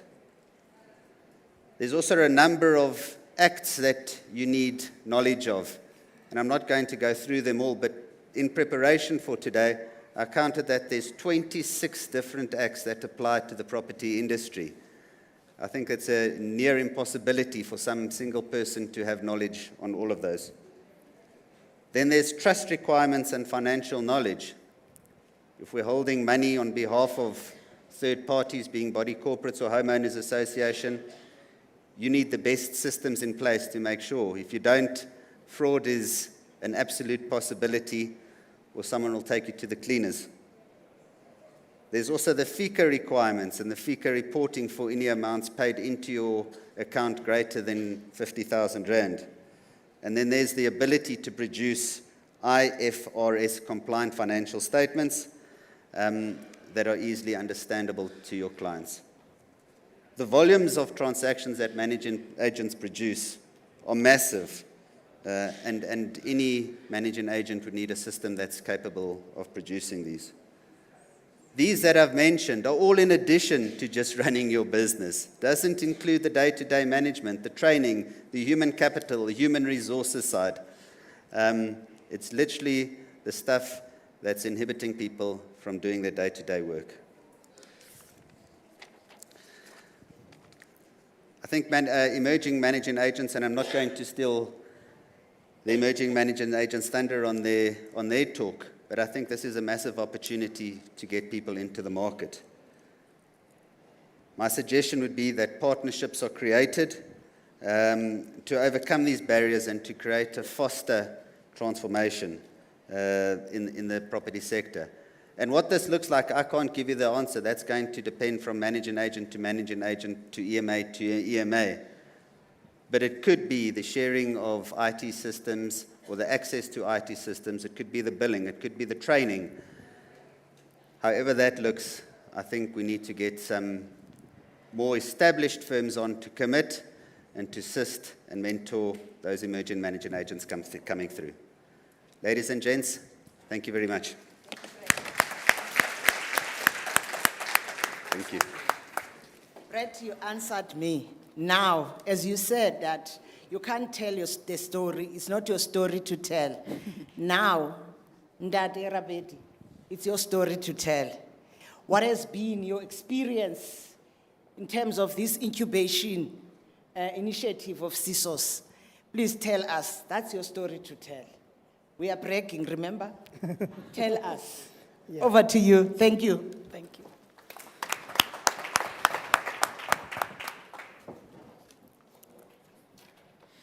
Good afternoon. Afternoon. Is it that time where it's back at school, they called it graveyard session? We thank CSOS for inviting us to this conference, and we really appreciate. I'm talking on behalf of the EMAs. This initiative started 2 years back, I believe. And since then, we are at a place where we want to grow, and we are growing. CSOS is intentional about transformation, and we have seen that quite well in the industry as the EMAs. Some of us were called in. We don't have any background in managing agency space. I've been selling properties. That's what I've been doing, but I had no idea what managing agents do until CSOS called us in. And therefore, when we came into the panel, became managing agent, executive managing agent, trained by CSOS. But in 2022, then CSOS made an MOU with Mid-City, amongst others. I only know about Mid-City, so I'll talk about Mid-City. And to empower, the aim to empower the managing agents. And that MOU later on assisted myself, Rampedi Properties, to have an MOU with Mid-City and others. And successfully, we had this MOU with Mid-City, and I invited Ms. Hwale, who is also in the property space. She's exhibiting at the back there. You can visit her stall. And I'm exhibiting this site. So she and I then signed an MOU with CSOS, with Mid-City, on our own capacities in different companies, Rampedi Properties and Hwale Properties. Then we continued with Mid-City to make some proposals, and then we were then given an opportunity to manage a scheme, which is a public scheme in Randfontein, that's Green Hills, Afri Village, and that's the scheme that I am much involved in. Well, just to tell you about, I'm the feet on the ground when it comes to managing this scheme. And the scheme comprises of 2,172 units. As you can imagine, it's a village. It's with roughly about 6,000 to 7,000 people living in that community scheme. It's very huge. Now, earlier on, I think it's Mepeni who said Gugitila. One of the challenges that I met as I began to work on that scheme was to find, I drove in just to do an inspection. As I arrived in, I parked in front of one of the units. And then I went around, it was about 11 o'clock, coming back at about 5 to get into my car and go back home. A lady stopped me and said, "Who do you think you are?" I said, "Excuse me, that what audacity do you have? You come here, you park your car in my yard, and you don't say good morning to me." And I said, "Which yard is your yard?" You know, and that began to show me that we have mountain to climb in terms of what is a community scheme and with Mid-City, and we began to then go and do the trainings around the village. Well, those trainings begins with Mid-City training me and me training the people on the ground. And one of the trainings that we do is Owner's Guide to Sectional Title Living, which really talks about what is a community scheme. I will not get into details. I think this room is converted. The understanding what different types of properties and what is a community schemes, what is homeowners associations and so on. And then we go on to train the trustees on their role and responsibilities, the owners on their role and responsibilities. We go on and have community sessions where we engage with the community itself. And we need to understand that this is the community. When Mid-City took this contract, it was given some conditions to say that, look, Mid-City, you are taking this contract, but we want you to build system processes so that all of the community schemes that will follow this one will be able to use as a guide.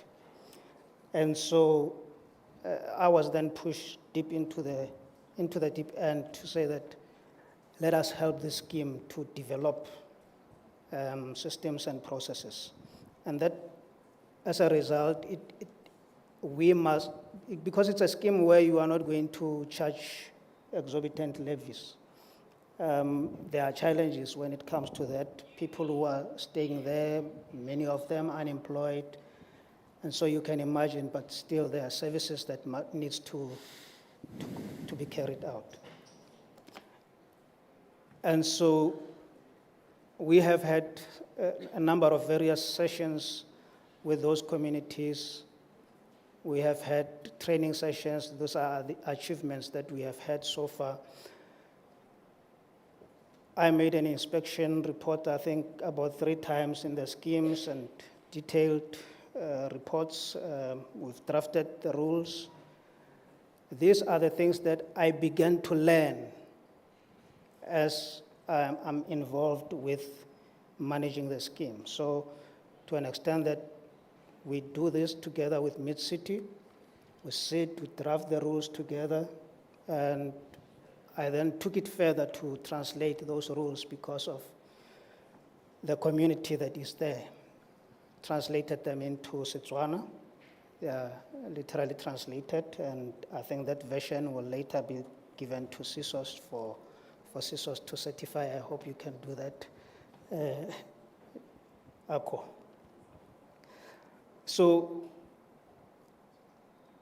looking at the budgets, we drafted the budgets for the community schemes, and we established timelines. This is a day-to-day job.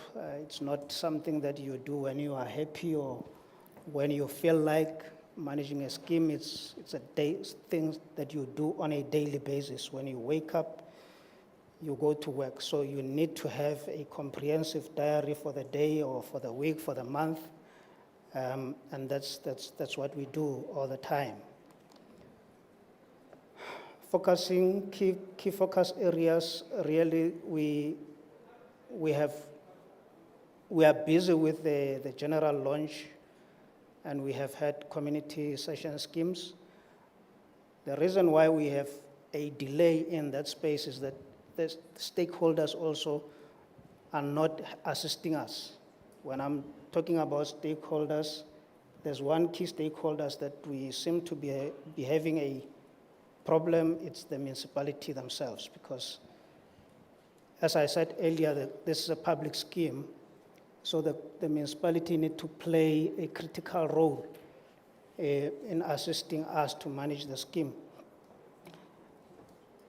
So many a times you find that in the municipality, the coordination is not quite well, and they take time, they delay, and therefore also delays our processes. All right, so, and therefore we have these sessions that are going on at a slower rate than, or a slower pace than we anticipate. We are looking forward to registration of the rules, the inaugural meetings, and finalization of the budgets. And also that is also being held by the municipality because there are bulk services that needs to be shared between the owners and municipalities, the free electricity, free water, and those will inform us quite well on how much the levies will be. The appointment and constitution of the trustees. In that scheme, we have the chairperson, the finance, legal and compliance, maintenance, communication, and human resources. We also are doing the maintenance plan. So that is something that we are looking forward to completing. And I've already touched on those. So this is the collaboration that I believe that it's a working model where Mid-City and Rampedi Properties are just collaborating on what to do, and I get empowered. As I said, when I get empowered, I empower others. Mesqual is one of them. Lebo, I also brought into the Mid-City space, so I'm bringing sisters in as well. They are getting assistance. And Brett has just told me that he is also looking for EMAs. I hope we can have that conversation. Thank you.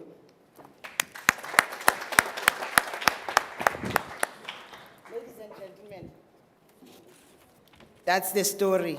As I said, not my story, it's his story. What is imperative in what he has said is the fact that, and I'm going to make a quote to someone I don't know, the fight for inclusion, rather freedom, must go on until it's won. Until the country is free and happy and peaceful in these communities, we cannot rest. When we, as people, as you individuals, we have the injury, we must forgive, because within the schemes, sometimes it's not so harmonious as we would love to be. But the key thing is that we must forgive. It is nothing that is black or white, or nothing is us or them. With those words, I'm going to give over to you before the program director comes. This is the time for questions. I think we will allow program director 5 questions. Thank you. That's that time for questions. Thank you. Any questions to Brett, to Ndate Rampedi, to Kidiboni? What has CSOS done?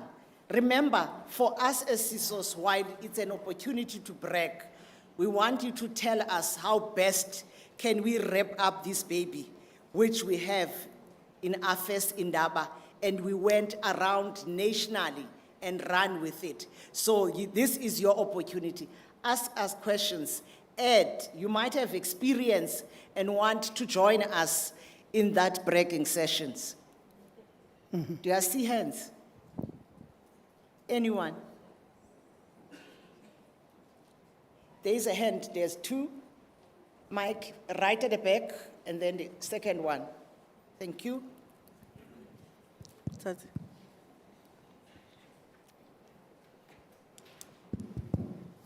Good afternoon.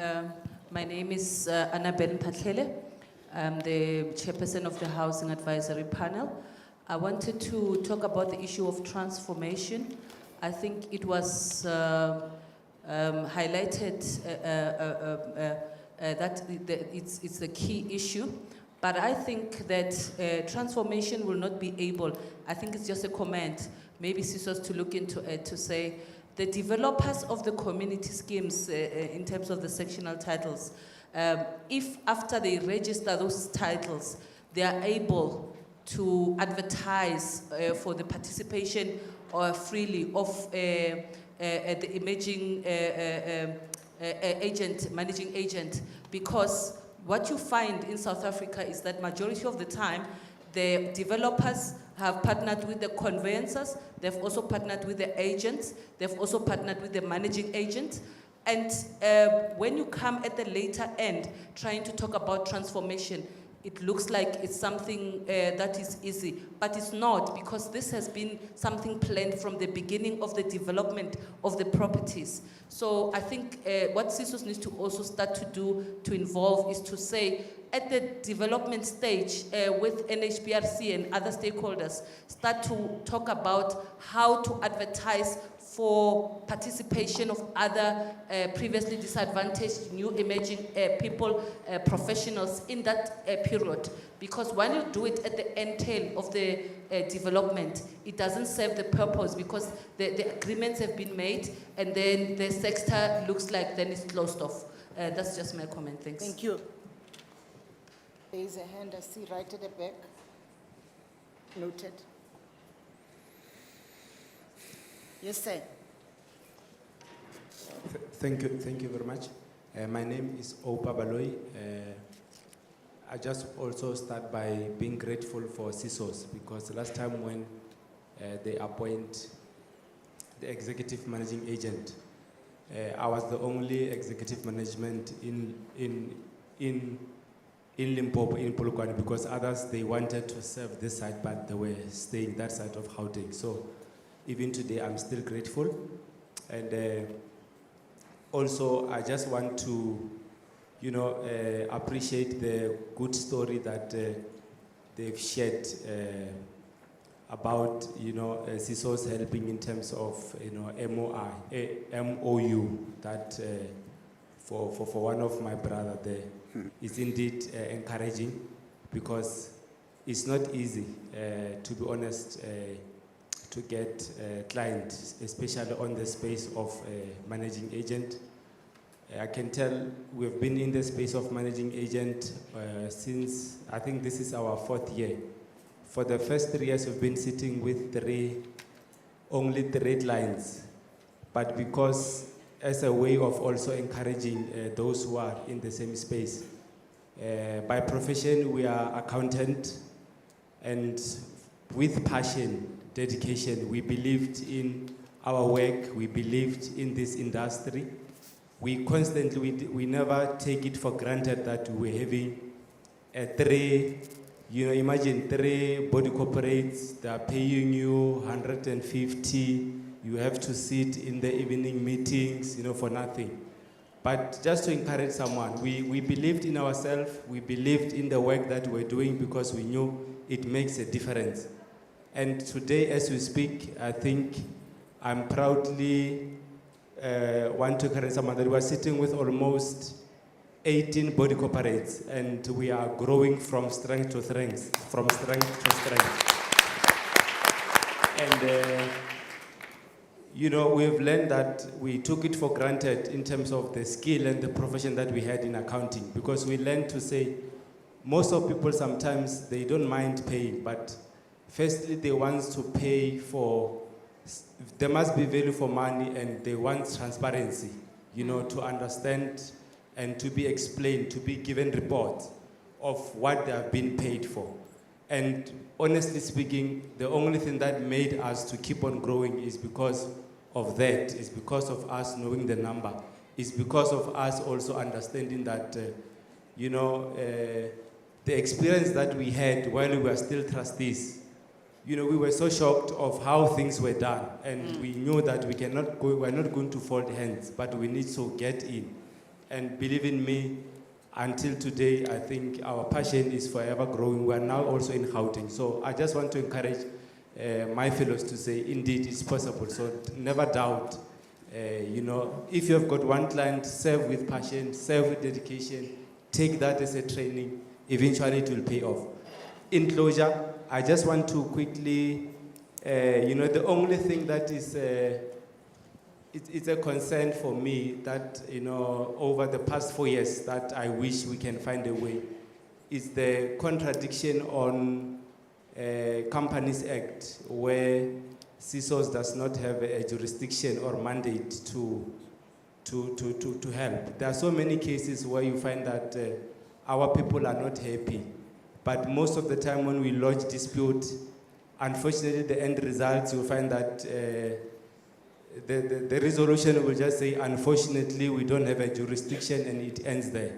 Which at the end of the day, for me, I feel like it remove the purpose, because if we know that no matter what we can do, but there is a wall that is going to make us stand, we will never go to the other side. Because believe in me, all other issues that are not fair, that are not in compliant, which are sitting in the MOI until today, there is nothing, there has never been solution on that. And my last question is specifically also to appreciate that since, well, this year, the Indaba is in Polokwane, I know there are a couple of properties that actually have been wondering, you know, I think they're under Polokwane Municipality and Cockstars. I wish CSOS can engage them and we also be given an opportunity. I think they know them. Last time I've seen they've done a tender, we have applied, and yeah, there was no opportunity. So I would really appreciate if you can find a way to do the same way that you did. You know, Polokwane is not so big like Gauteng. So the little that we have got, if we were to work with your sister companies, that will help us a lot. Thank you very much. Thank you. Siyakoba. Yeah. It's not our story. Yes, ma'am. It's me. Good afternoon. My name is Sakwale Mojapilu, and I want to say to CSOS, I want to break, actually. Join us. Yes, I'm breaking to say I want to thank you. You are under the human settlement. I think you should be the youngest cousin in that field, but your strides are remarkable.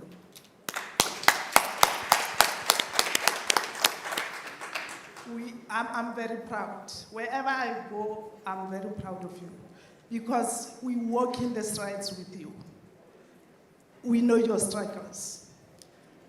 I always brag that I'm a billionaire in the making. That's 643 billion, I'm going to touch it. It's here, it's around the corner. Thank you, thank you. I know that after this session, you are going to be talking to the minister, you'll be talking to the board, you are going to finalize everything. That's where we are going to start touching our billions. I want to say thank you very much for the opportunities.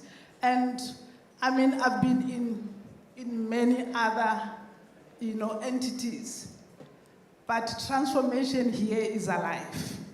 And I'm part of that transformation. Young as I am, I know that before I leave this earth, I shall have touched those billions. Yes. And I want to say, to brag again about Brett, I'm bragging about you. After our first session at your building in Pretoria, Brett sent me an email, and said, are you interested in getting the office chairs? If you are interested, you can come and collect in our office. And I gladly said yes. And then I went to collect those, those chairs. I do have those chairs in my office. Thank you very much, Brett. Thank you. Thank you. Thank you so much. Ladies and gentlemen, with those words, let me give over to Program Director. I would like to thank my panelists. You have answered the questions. I would like to thank CSOS. Now I know you're going to polish and then make sure that this project, this program, it becomes a reality. It is indeed, but it is aligned. But I've noted also what has been said in terms of synergy with the Companies Act. Ndate Masilo AG, I hope you have listened. Let's look at how we go around it to assist. Thank you so much.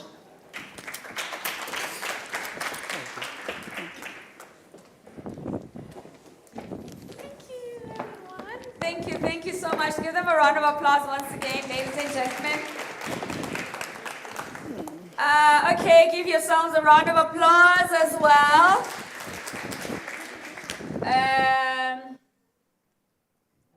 Can we divide this room into half? everyone who's sitting this side, can you please rise?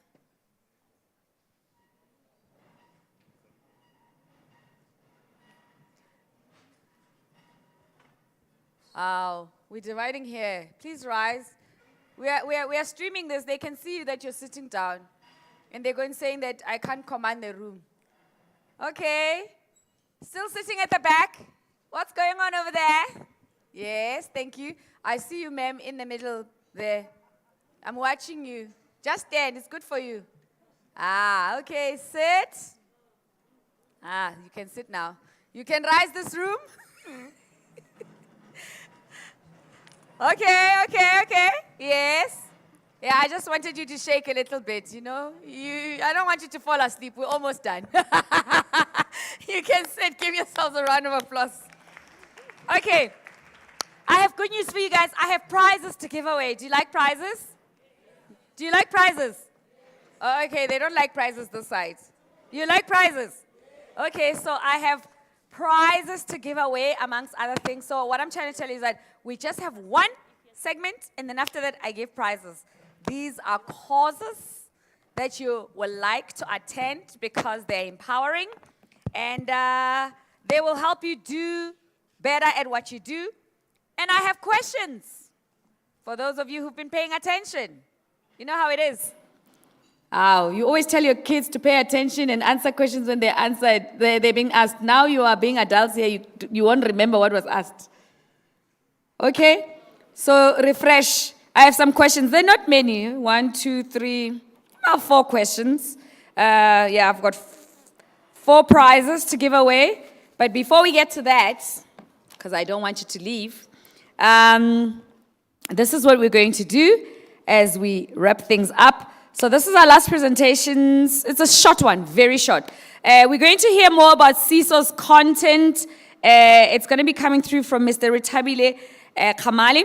They're going to be telling us really things that we need to know and some take-home information in regards to what CSOS does and how you can be empowered to take the information to empower others. Mr. Ritabile, please do join me. You're standing between us and prizes. Give him a round of applause.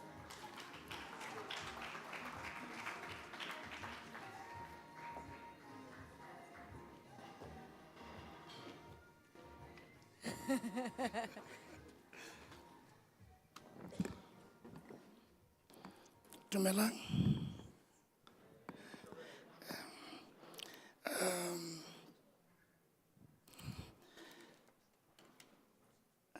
We'll use it shortly. Yeah. I hope I'll be audible. Do you want to do a handheld? No. Okay. I have what they call the boomerang voice. So at the end of 2020, I had a very terrible flu. So once the flu was cured, the voice never came back. So my voice has not always been like this. So hopefully I'll be audible. So our acting CEO, or acting chief Ombud, has already observed the protocol for us earlier on. So protocol is already observed. So what we'll be presenting on is the core business application that we are currently busy developing to ensure that we improve efficiency, to ensure that, schemes within the country, you can do everything at the comfort of your home or your various spaces. So last year, in the first installment of the CSOS Indaba, I joined the CSOS during the second quarter, and a month later, I was requested to come and give a presentation about this project that we're going to be demonstrating on.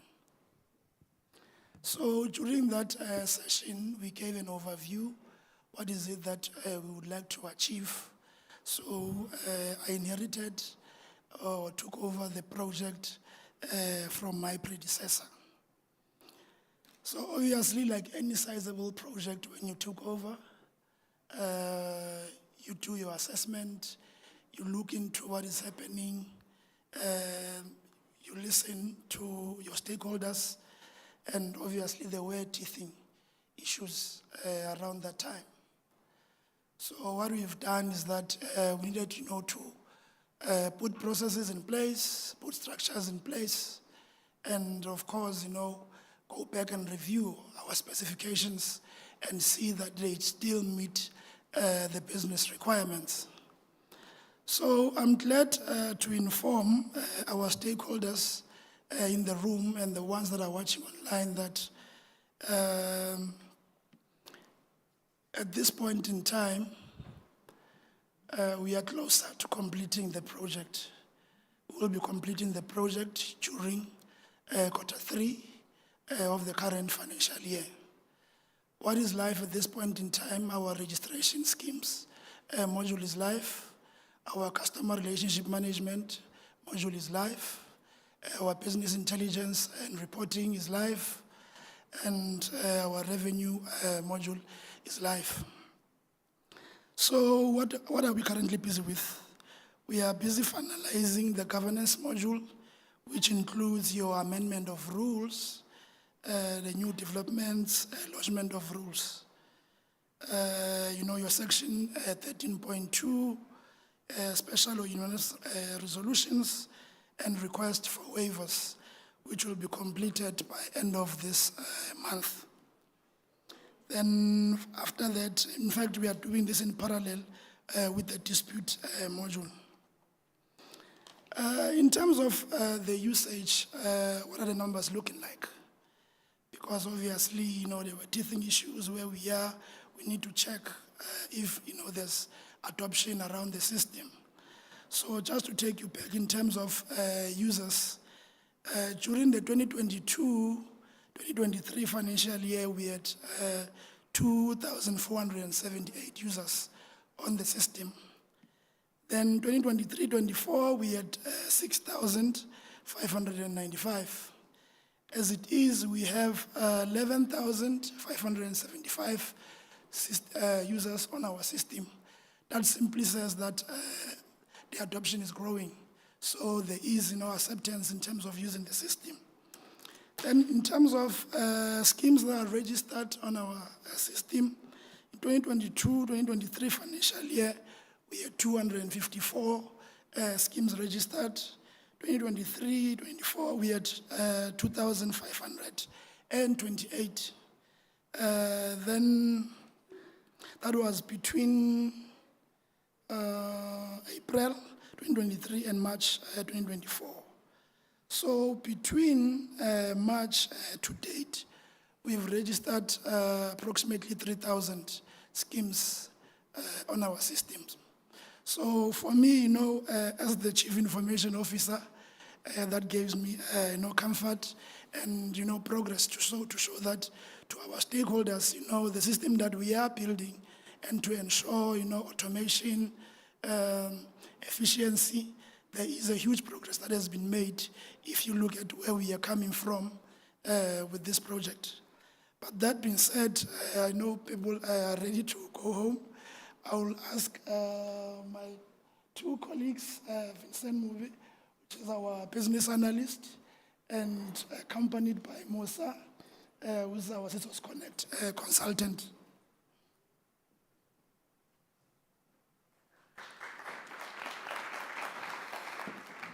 All right. Good afternoon, everyone. Hope you're doing very well. My name is Vincent, as per the CIO's introduction, and I'm with my colleague, Musa Molekwa. We'll be taking you through the solution or output of CSOS Connect. So we'll be demonstrating mainly the two modules that are live or exposed to our stakeholders. The first one will be the core business registration, and we'll then go into CRM as well. CRM mainly focuses on the queries that we receive from our client. All right, so what you currently see on the screen there is the homepage or the landing page of CSOS Connect. For you to be able to access this particular portal, you need to go into www.csosconnect.org.za. You will then land in this particular portal. It's called CSOS Connect. So you can see that it's written CSOS Connect is a free and secure online service providing a digital platform to support CSOS community schemes in South Africa to conveniently register their schemes, submit their governance documentation, submit their annual returns and declarations, and also pay electronically. Most of those modules that are mentioned there are still coming. We only have registration and customer relations live. So just like any other system, for you to be able to utilize or use this particular platform, you need to register your profile. So you can register your profile. We've got quite a number of user types that you can use on this particular system. So from board of directors, court-appointed schemes administrators, developers, executive managing agents, managing agent, managing association or retired retired persons, occupier, owner, sectional title trustees, and also self-managed. So all those user types can register their profiles with CSOS. So I'll take you through the process of registering your profile on this particular platform. Just like I said, you go into www.csosconnect.org.za. So you land into this particular portal. So you can see there we have our menu, the login part where you can even be able to register. Then if I scroll down, you can see there on the block where it's written search for a community scheme. You can still be able to search for your scheme even if you're not yet registered on this particular platform. And you can also be able to log a query. And also, those who've got their schemes registered with CSOS, it might be prior to this particular platform being live, we've got your schemes imported onto this particular platform. So you can link yourself to those particular schemes. So I'll just scroll up and take you through the process of registering your profile, okay? Click on register. Then it will open a form that looks like this. It's a registration form, which you need to populate your information. So the first fields there, as you can see, it's the username. So you can use your email. For this purpose of demonstration, I will say Indaba test.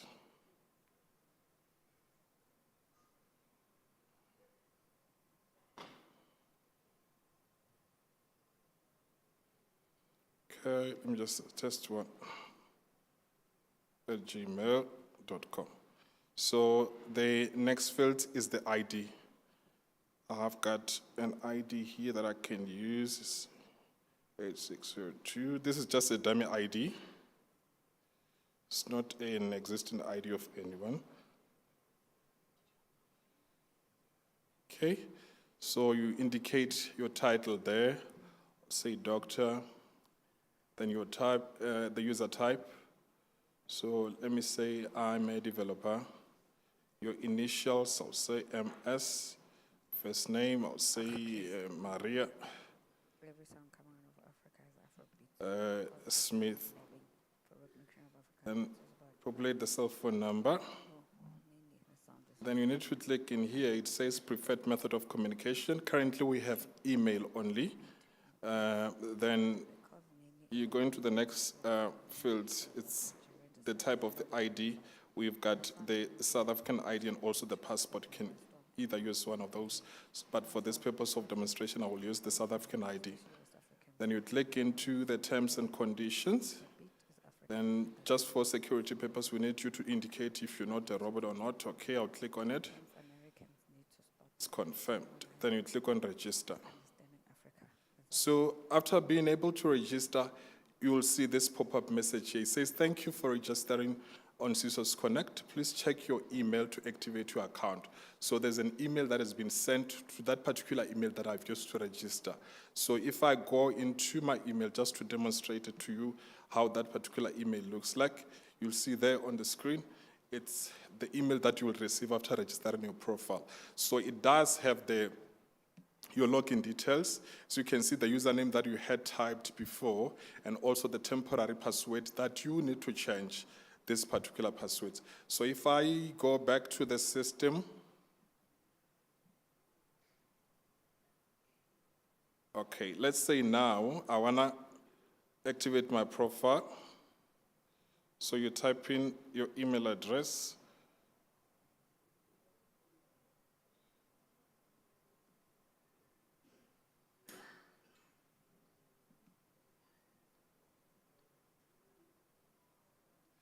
Okay, I go back and copy the temporary password that has been sent to me by CSOS.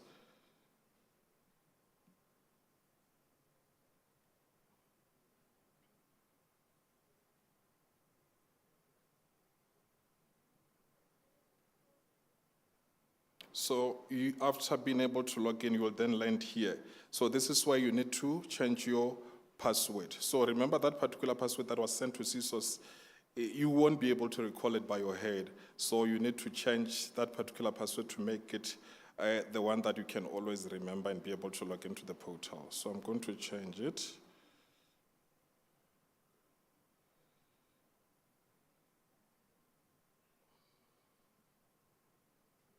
Okay, so after changing it, you can just click on save.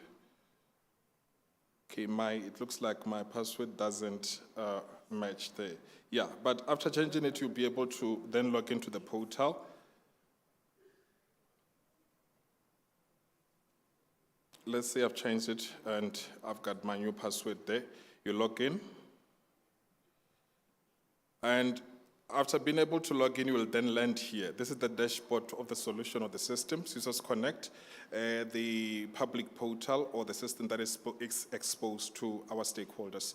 So as you can see there, we've got a dashboard block, then there's another dashboard called My Schemes, and also Manage Access, and also another one called Register a Scheme. Even on the homepage, we've got the block called Register a Scheme. You can also link yourself to a scheme. You can also be able to then log in a query. So in a sense, that's how you can register your profile with CSOS. So I'm going to hand over to my colleague so that she take you through the process of registering a scheme. Thank you. Thank you, Vincent.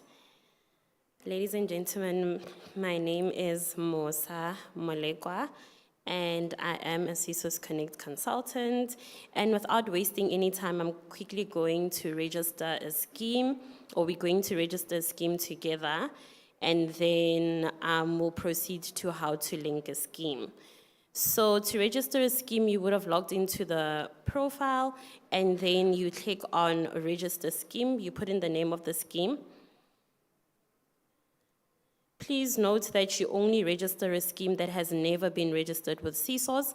If the scheme has been registered with CSOS before, you're going to go and link yourself to the scheme. So after putting in the name of the scheme, you're going to then choose the type of scheme: HOA, housing cooperatives, housing schemes for retired persons, sectional title development, and shared block companies. From there, you're going to go and choose your role.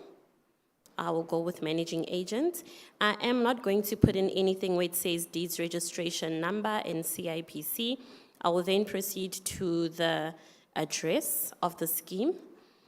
Please note that the address, or we've got a license with Google Maps, so if you need to put in the address here so that Google Maps can pick it up. Once it's picked up, it will auto-populate, and then you search. Once you search, the status that you are looking for is NA. If the status comes through as registered, you know that you have to go and register the scheme. If the status comes through as deactivated, the scheme is no longer activated.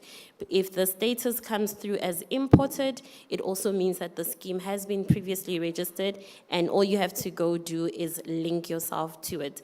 So if the status is NA, that's great. It means that you can proceed with your scheme registration. So you're going to click on register, then the system is going to ask you if this is a new or an existing scheme. Please note that a new scheme is one that has been in existence for less than a year. If the scheme has been in existence for more than a year, then it becomes an existing scheme. From there, you're going to go and click on the solemn declaration, which is you agreeing to the terms and conditions. And then you're going to go through the registration process. So you will see that the name of the scheme and the type has already been auto-populated.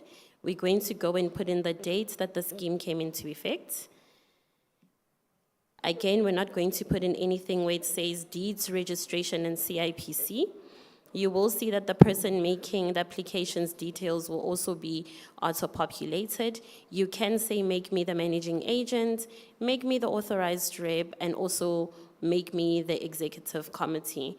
And if you are not any of those, you can just choose the one that is applicable to you. From there, you're going to put in the number of schemes, the number of units that are in the scheme. I will go with 40. And then you scroll down. You go next. Now the system is going to ask you to put in the levy amounts. Please note that anything less than 500, you will not be billed. Then we've got social grant and normal levy. I'm going to apply to all units. However, I am aware that sometimes the unit amounts are not the same. You are able to go and edit them as you go. And you will notice that the system will then calculate your contribution. And this is what your monthly contribution is at the bottom. Okay? So this is what happens then if you have 50 units. If you have more than 50 units, the system is going to ask you to download a levy schedule. I can quickly showcase that. And then you go download the schedule, auto-populated, and then you import it back into the system. So this is what's going to happen if you have more than 50 units. You're going to click on download. Please note that the system is not going to allow you to use your own template. You need to use the CSOS template, which will be logged, which has formulas, so it's going to do the calculation for you. If you're going to attach your own, the system is going to reject it. All right, so it works the same. I'm quickly going to enable editing, and then I'm going to put in my levy amount, click and drag down. And like I said previously, we do note that the unit amounts are not always the same. So even with the levy calculator, you are able to use different amounts. And then again, if it's 200 and it amounts to 0, please note that it is not an error, because I've had clients saying that the schedule is not working, but this is because anything less than 500, you are not going to be billed for it. Once you're done with that, you come back to the system and you import. There is the schedule. Once it says successfully imported, you go next. From there, you're going to put in the executive committee members' details. Please note that I did say I am an executive committee member, and this is why my details are populated. And note that you need to have a minimum of 2, and then the maximum is according to what you have.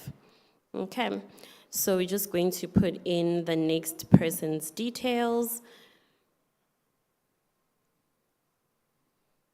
followed by their email address.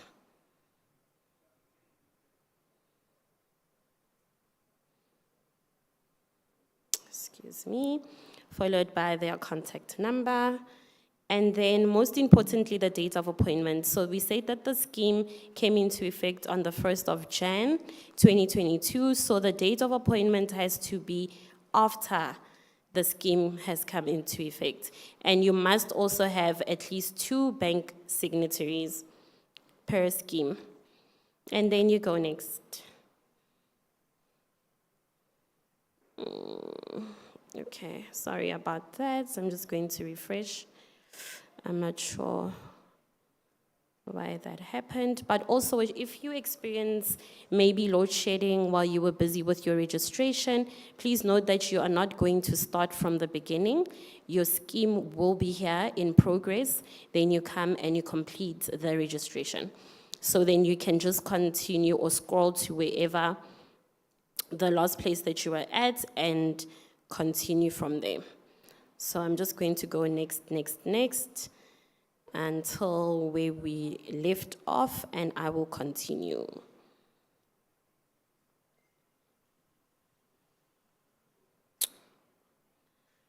So I will use passport number, and then the date of appointment. I'll make it today for both of them. I'll make this one on the 3rd. 2 bank signatories, and next. Is there a managing agent? Yes. If there is no managing agent, you can click on no. So if it's yes, you're going to populate the managing agent's details and then go next. For the purpose of time, I'm going to say no and go next. From there, you're going to put in the account details, the banks that we have: Standard Bank, Nedbank, FNB, ABSA, Citibank, SA Bank of Athens, Capitec, Investec. And we have noted other banks. We have had clients who said their banks are not here, so we are in the process of adding those banks. And then we've got check or savings. Give the account a friendly name. I always say please use the name of the scheme, so that once the debit order comes through, once that is live, then you know exactly what it is for. From here, we're going to put in the financials or the auditors.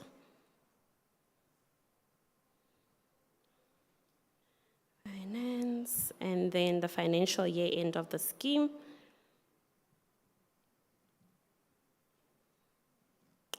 Followed by the contact details, followed by the email address,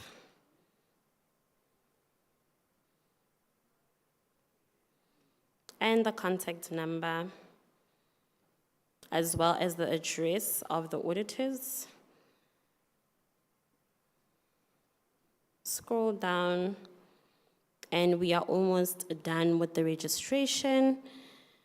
We then going to put in, as you can see that we are on 78%, then you're going to put in the details of the authorized rep. If you put in there that you are the authorized rep, your details will be auto-populated. And then you can go next. Which brings us to the end of the registration. From there, you're going to then be asked to attach your documentation according to what the scheme that you have. So you've got your title deed, you attach that. Management rules, you attach that. Conduct rules, you attach that. And please note that all the documentation needs to be up to date and it should be signed. Please note also that at the moment you will be able to register without the documentation. However, we're giving you 2 months grace for you to go and gather the documentation, and then you can come back to the system and load the documents once you have them. So this brings us to the end of the registration. You then get a summary. You will also receive an email that also shows that you have registered a scheme by the name of Bolivia Lodge, the number of units, and most importantly is your ticket number. Please hold on to the ticket number, because should you have any queries, the ticket number is what you will use to log a query to CRM, or if you call or log a query on the system, the ticket number is what you will use. And please note that everything that you do, you will get a notification in the notification center, as well as an email. So once your scheme has been registered, it will appear under My Schemes, and it will appear as approved. The one that we just registered is pending approval. Once it's approved, the status will change. If you click on View, you will be able to see a summary of your scheme, And then if you go onto your documentation, you will be able to, or this is where you're going to get your scheme certificates. I'd like to show you what the certificate looks like. And the certificate is available immediately after the scheme has been approved. This is what the certificate looks like. It has the registration number. It has when it was approved and where it was approved, as well as the Chief Ombud's signature. And then from there, we also have a tab called Amendment of Particulars. If you want to amend any kind of particulars on the scheme, you click on that. You are able to amend the levy schedule. You are able to amend the executive committee members. Someone has resigned or you have added another executive committee member, you are able to do that. Please note that every amendment that you make needs to be supported by supporting documents. Without the supporting documents, you will not be able to make the amendment. So it's the same also for the managing agent. If you've changed managing agents, if the banking details have changed, you do this on amendment of particulars. Please note that the name of the scheme can only be changed by us. You cannot amend the name by yourself because it has to go through a process of being checked on SAGE as well. So you can call us and we will be able to assist you with that. Now the deactivation of the scheme has been demolished, or maybe what we have currently or what we were dealing with is duplicates. If you registered a scheme instead of linking a scheme because you did not know that you were supposed to link, then you can go to deactivate and your deactivation reason will be erroneously registered. Otherwise, the other reasons are that the sectional title scheme or HOA is being demolished, or it has been removed from the sectional title register and other. And if it's those other reasons, please note that a court order is mandatory. The only time a court order is not mandatory is if it is a duplicate scheme. Then you can open a document on Word, explain that this is a duplicate scheme and you would like for it to be deactivated, sign and put the date, and then the administrators will then approve it. Other than that, you need a court order. And then I'm going to quickly show you how to de-link yourself from a scheme. You no longer represent that scheme and you want it to be removed from your profile. You click on Overview, you scroll all the way down, and then you've got de-link. Please note that once you de-link, you can put in your reason. You can say there, I have resigned. All right? And then you can attach at least one of these documentations, either the member's resolution, the contract cancellation, AGM minutes, as well as your resignation letter, if that's what you have. So you can attach any one of them on all three tabs, or if you have all of the documents, you are more than welcome to attach all of them. And then once that is done, you're going to receive then a notification saying that your scheme has been sent, your scheme de-link has been sent for review. Once it's approved, you will be no longer part of that scheme. Should I continue? Okay, so very quickly, I know I'm gonna take 10 minutes. How to link a scheme. You only link a scheme that has been registered with CSOS, right? So it was previously registered and then it got imported into the system, right? But if it's a new scheme, you link. So linking is a two-step process. I promise you our clients or the stakeholders actually love this linking feature because it saves time. So you put the name of the scheme, you put in your role. You don't have to put in the address, you scroll down, and then you click on search. Once you click on search, you can use it as a search engine as well. If you want to see if a particular scheme is registered, maybe you stay in a complex, you want to see if your complex has actually registered. If they are compliant, you're able to search for that scheme. So once that's done, you will be able to see the status. Imported, it means that the scheme was previously registered. As you can see, it still has the old registration number. So you can link yourself to that scheme if the status is imported. If the status is approved, you can link yourself to that scheme as well. However, if the status appears as saved, you will not be able to, because it means that the scheme hasn't been fully registered. If it also appears as deactivated, you will not be able to. If it's pending amendment, you also will not be able to. So I'm going to link myself to the studio.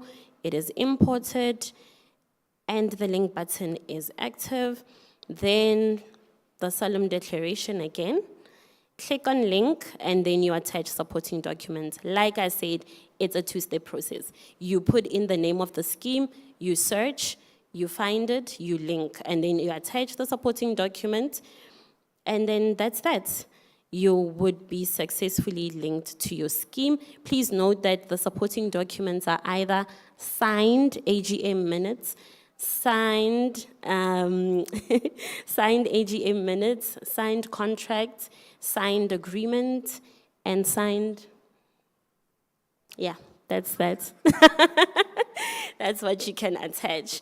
And from there, you're going to get a ticket number, and then once it's approved, the scheme will appear there. You will be able to then get your certificate as well. The last thing that I'm going to showcase, and then I will sit down, is how to log a query. You click on log a query, and then the system will ask what the query is about. Like we said, we've got registration, revenue, and governance. So if you click on registration, here are the query types: scheme details captured, scheme documents uploaded, certificates, rules submitted or amended, or message relay. Under revenue, which is quite important, I know, to everyone, we've got bulk payments, invoice dispute, levy payment calculation, levy payment refund, allocate missing levy payment, annual return queries. And then from there, we also have governance, which is scheme rules submitted or amended, scheme governance document submission, waiver application, appointment of EMA, court-appointed scheme admin, and message relay. So I'm quickly just going to come here. Please note that with the queries, you don't need to upload supporting documents unless it's a finance query. Because if you are saying that you've got maybe the funds were not allocated, then you need to attach a statement showing that the funds were not allocated. Or if you have an invoice dispute, you also need to attach the dispute or the documentation. So what happens here is that you can log a query against a scheme that is yours. So if you click on community scheme, all your schemes that you would have registered will appear here. And you can also log a query against a scheme that is not yours. So you want to know if a particular scheme is compliant, you put in the name of the scheme, you put in the address, you search, and then you log your query, okay? So I'm gonna say this, query, what did I say? Scheme details captured. I'll say kindly assist me with amending my scheme name. Right, so the administrators will know exactly which scheme you're talking about because you would have selected it, right? Then you scroll down and you log your query. No more having to call CSOS and spending hours on the phone and not being able to reach anyone. Now we are doing things on the system. Any query you want to log it on the system, and I can promise you it will be resolved almost immediately because the team is very efficient. And then again, you will receive a notification to say that the query was logged, and then once the query is resolved, you also get a notification. Ladies and gentlemen, this brings me to the end of the session. If there are any questions, thank you.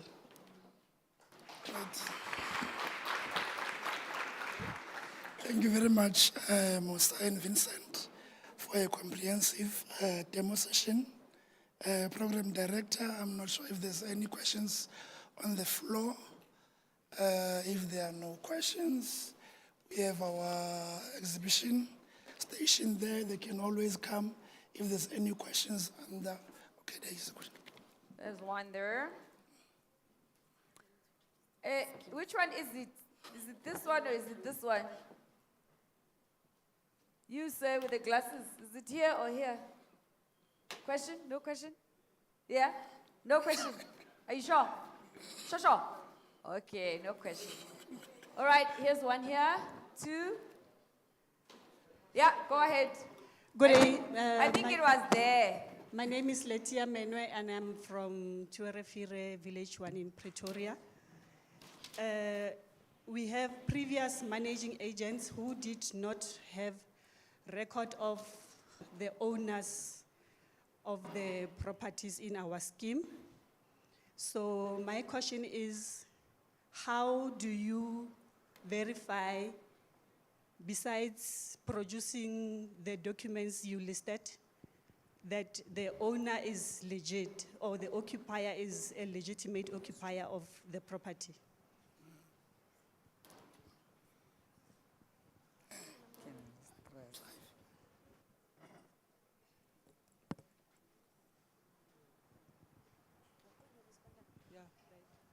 Okay, good afternoon. My name is Nomsa Semata. I am the customer service supervisor. I wanted to understand, you said the previous managing agent didn't have the details of the owners in the estate. Okay, somebody wanted to maybe check if they have details, because as far as I know, managing agent will have the details of everyone staying in the scheme. You are still struggling with the records. They say they don't have bluntly.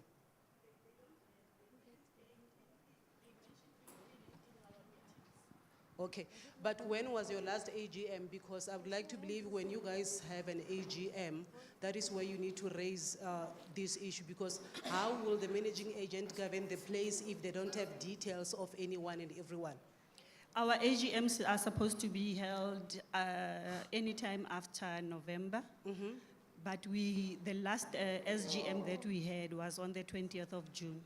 Okay, so there hasn't been any, you do know that they need to hold an AGM just 4 months, within 4 months after the financial year. So there was no AGM. There was no AGM. It has been an SGM. Okay, then you need to lodge a complaint, dispute at CSOS then. Okay. Because they need to hold an AGM within the first 4 months of your financial year. But the one of the managing agent not having the details of the people, I guess that is a matter that you can discuss as well at the AGM, because how do they notify the people inside the estate of what are the happenings, what are the resolutions that are taken if they don't have details of everyone? Thank you. Thank you, House Nomsa. I think we can take that question offline to give more details to the lady. Thank you very much.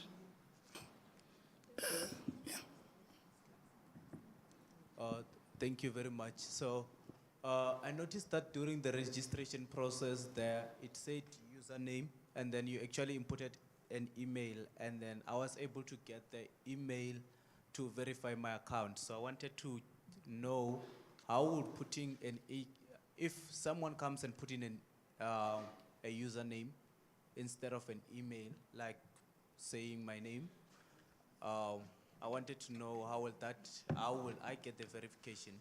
And as well as the other thing which I wanted to understand if you have processes in place which actually verifies if the person who is registering a scheme is actually authorized, because a lot of things happens. We can make a lot of fraudulent documents. It's one thing to upload documents, and also it's another thing to actually verify documents. So, yeah. Okay, so the first question, you cannot use your name as the username, okay? So the system is built in a way that your username is your email address so that life is easier for you. So whatever that you do, remember you're going to get you get notifications and communication via that email address. So your username can only be your email address. Ne? Okay. And then in terms of the documentation, the verification, so you will notice that every time I spoke, I kept on saying signed documentation, right? So the documents go through a process. The administrators will check if you say you're authorized, there must be a document that shows that you're authorized. It will be signed by at least 2 trustees or 2 executive committee members. So you cannot say that you're authorized to register a scheme, whereas your documentation says otherwise. So to answer your question, it does go through that. And I think I didn't mention, we have a status called referred back. So if you attach incorrect information, your scheme will be referred back. It will never be approved until you action what is required of you, and you have to action it correctly. Then it will go back to an approved status. Yes, ma'am. Are you fine, brother? There's another question here. Wait. Okay, there. How many questions are we allowed? I wanted to find out, as a homeowner, is CSOS Connect open to managing agents and EMAs, or the body corporate members as well, being the owners? Also, is it limited to residential or up to commercial? Because there is body corporate schemes within the commercial buildings. So I just wanted to understand. And the other thing is, I wanted to give a recommendation to say, can you maybe do a module similar to PPRA module where members of the public can be able to verify the managing agent, or either verify the EMA to run away from the bogus agents? Because I firmly believe this, the managing agents and EMAs are handling large sums of transactions. So your core mandate, the way I understand it as CSOS, is to protect the consumers, the end consumer. So if you can add that module like what PPRA has done, it will save a lot of headache in terms of fraud.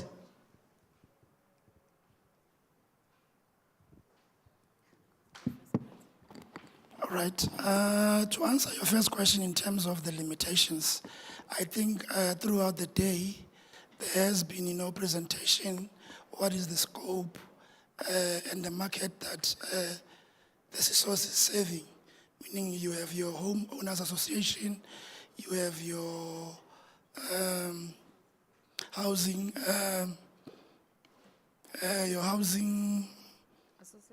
association, yeah. So there is a market that we are serving as the CSOS. But I think, as the time goes, with our mandate, maybe it might be expanded. But as you know, that we are falling under the human settlement, and we have sister entities that are also serving. We are within the same sector, but obviously we can't be overlapping. Ours is to serve the market, all the schemes that are within the mandate of the CSOS. So there is that limitation. So we can't wake up and say we are saving that sector. There is a mandate that is guiding us as the CSOS to say this is what we are serving. I think part of your question was that do we allow managing agent or executive managing agents to register? Yes, we do. As per the demonstration that we did and when we started, I'm just going to show you quickly the type of users who are allowed to register. Okay, there you have it. So from board of directors, court-appointed schemes administrators, developer, executive managing agent, and managing agent themselves, they can register on the system.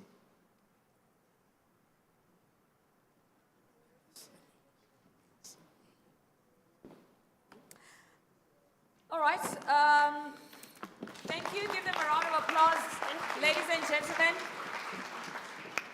So, I take pride in recovering time.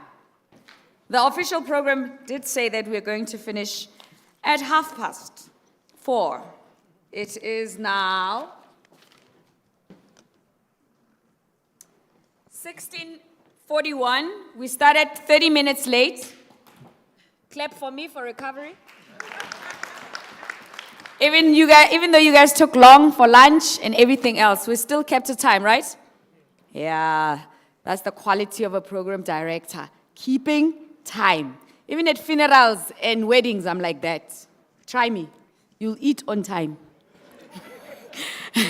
All right, so I have prizes to give away, and before you know it, we are out. There's drinks, there's networking. Those who are not in their room can't win, right?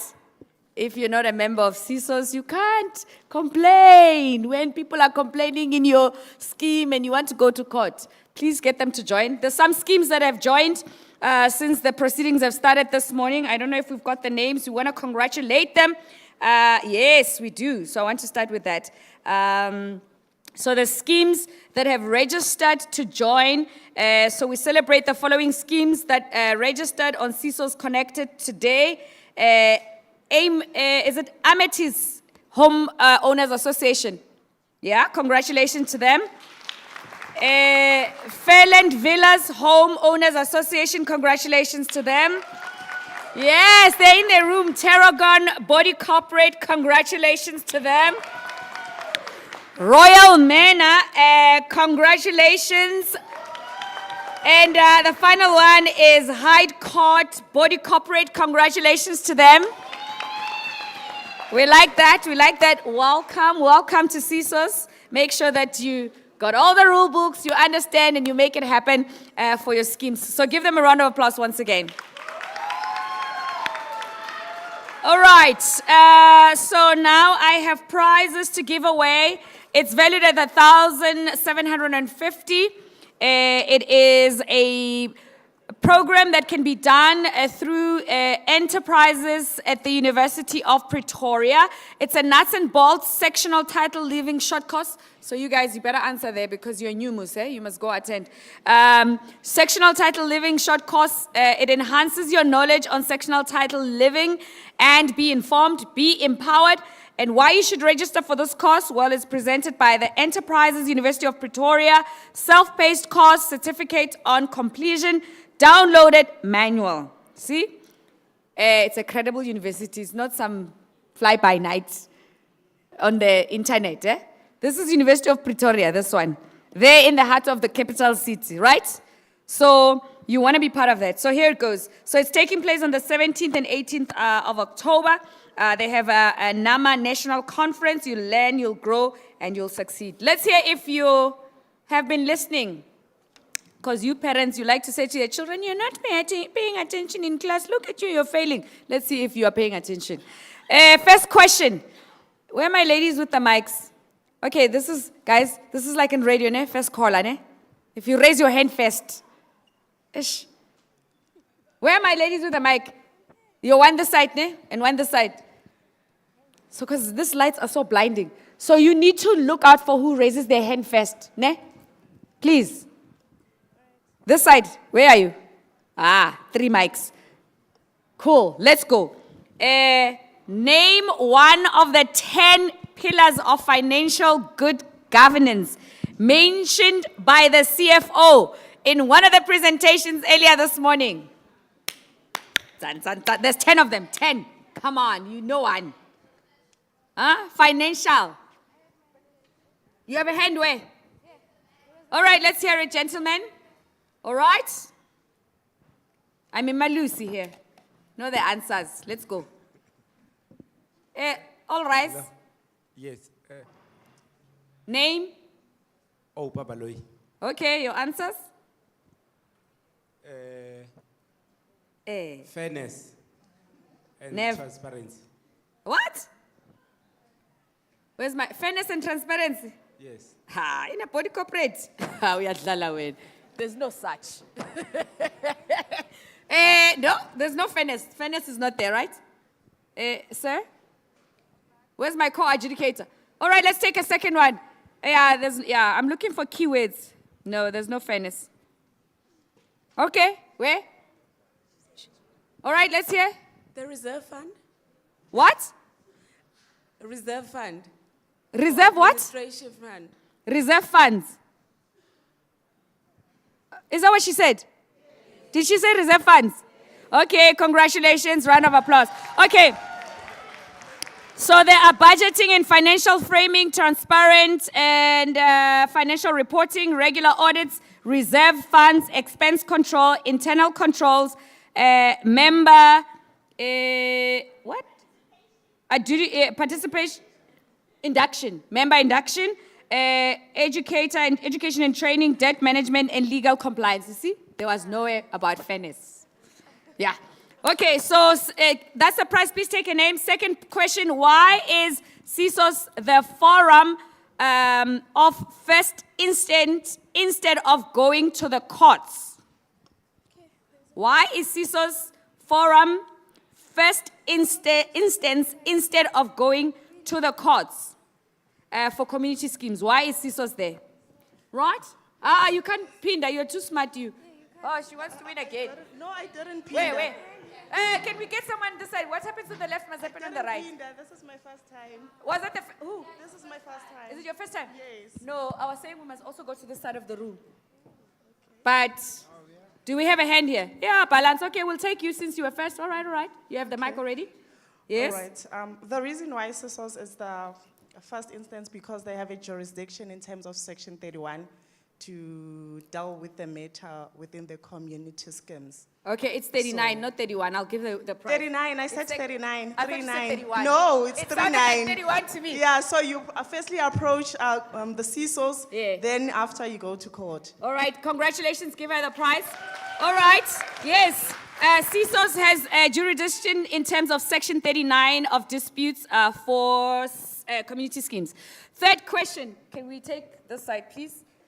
For a scheme to operate well, it must have two sets of rules. What are they? Okay, I saw this hand here. I saw this one here, there. Yeah? Thank you. Conduct rules. Huh? And what? Management rules. Yes. Conduct rules and management rules. Well done. Give him the prize. All right. The fourth and last question. What is the vision of CSOS? What is the vision of CSOS? Community SOS. There. Promoting good governance. Sorry? Promoting good governance. Yeah, teka. It's teka. Hello? No, you got it wrong. Oh. Yes, it's wrong. Yes? Let's go. Affordable, reliable justice. What? Affordable, reliable, and justice. Yeah, that should be the next one we use in another campaign. No. Next, okay. Here, there's a. Where? Hey, I don't have a mic. I'm not involved. There's a lady here, guys. Please give it to the white lady. Just now they say we're not transformed. Give her the mic. Please. It's a credible, world-class ombud service for community schemes in South Africa. Ah, it's right there. There it is. To be a credible, world-class ombud service for community schemes in South Africa. Congratulations to everyone who participated in our little competition. It's valued at 1,750, done through Enterprises, University of Pretoria, nuts and bolts of sectional title, living costs. I'm sure you guys are getting their details, and those are winners. I would like to ask member of the Ministerial Advisory Committee, Katu Makwela, to join me on stage. I would like to ask DDG from the Department of Human Settlement, Entity Oversight, Sindisiwe Ngongo, to join me on stage. I'd like to ask Acting Chief Ombuds Kiriboni Petla to join me on stage. Please, can we have the prizes? So they hand them over to our winners and our photographers on standby to take the pictures. Correct? Yes. Did our speakers receive their gifts? Where are they going to get their gifts? Is this the session? Great. Okay, so where are my speakers who are still here?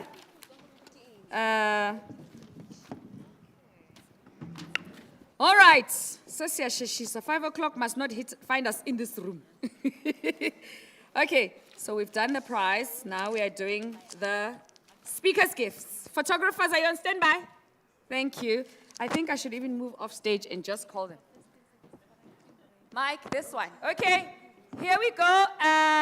Mr. Donovan Goliath, if you're in the room, please join us on stage. Tembeli Thembata, if you're in the room, please join us on stage. Abi Masilo, please join us on stage. Mervin Dorosami, please join us on stage. Malitsatsi Kotini, please join us on stage. Rutabile Kamali, please join us on stage. And the following speakers, Lazelle Paola, Lindiwe Bulo, Annery Pretorius, Murara, Rachitanga, Lisby Fenter, Tate Vincent Patla, Brett Cowie, and Gauta Rampedi. Are these air fryers? Desk fridge. I was a speaker as well. I also need a prize. Yeah, please, photographers, do your situation. Woo! Desk fridge, nice. What are you guys gonna put in the desk fridge in the offices? I'm wondering.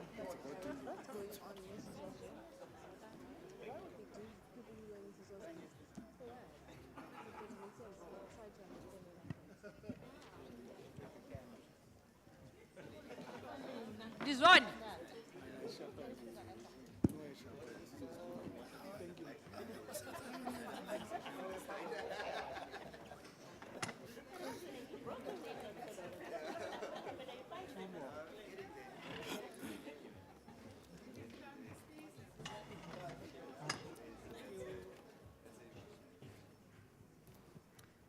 Okay.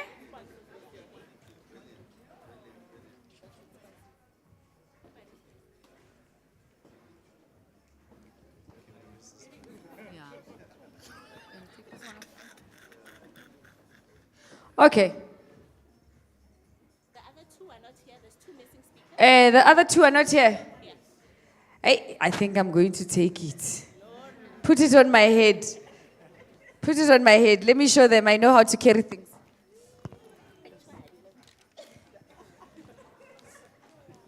It's my prize. It's too light. Okay, congratulations to everyone who participated and made today the success that it was. Mr. Photographer, you've got all our pictures. Please follow us on all our social media platforms. We are back here tomorrow at 7:45. Breakfast by 8. Please register because the minister is starting at 9 o'clock. Ne? Yeah. And she's never late. She is never late. You might find her sitting in here if you're not here. And then we wrap it up.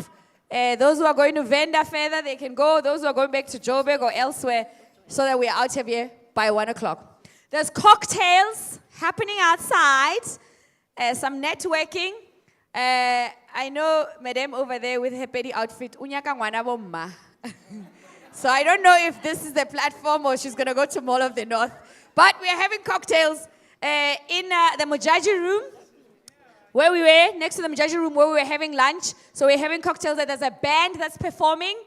If you're wearing heels, you can take them off and dance or be smart like this lady. Put on your flats and have a great time because we're going to have a band that's on stage. So it's going to be a lovely, lovely sunset, drinks, things like that. I just want to tell you the name of the band. Besides that, ladies and gentlemen, please give them a round of applause. So yeah, Accord Live is a powerful, versatile band that's going to be performing for us.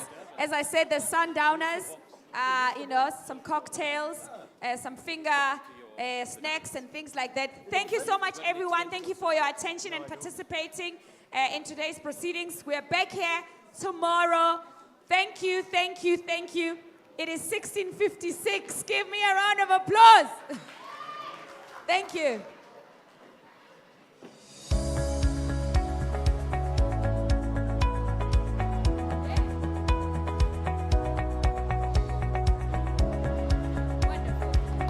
With the existence of CSOS, we are promoting harmonious living.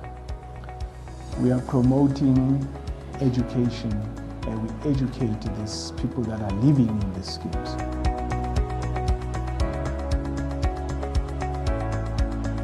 My name is Abi Masilo.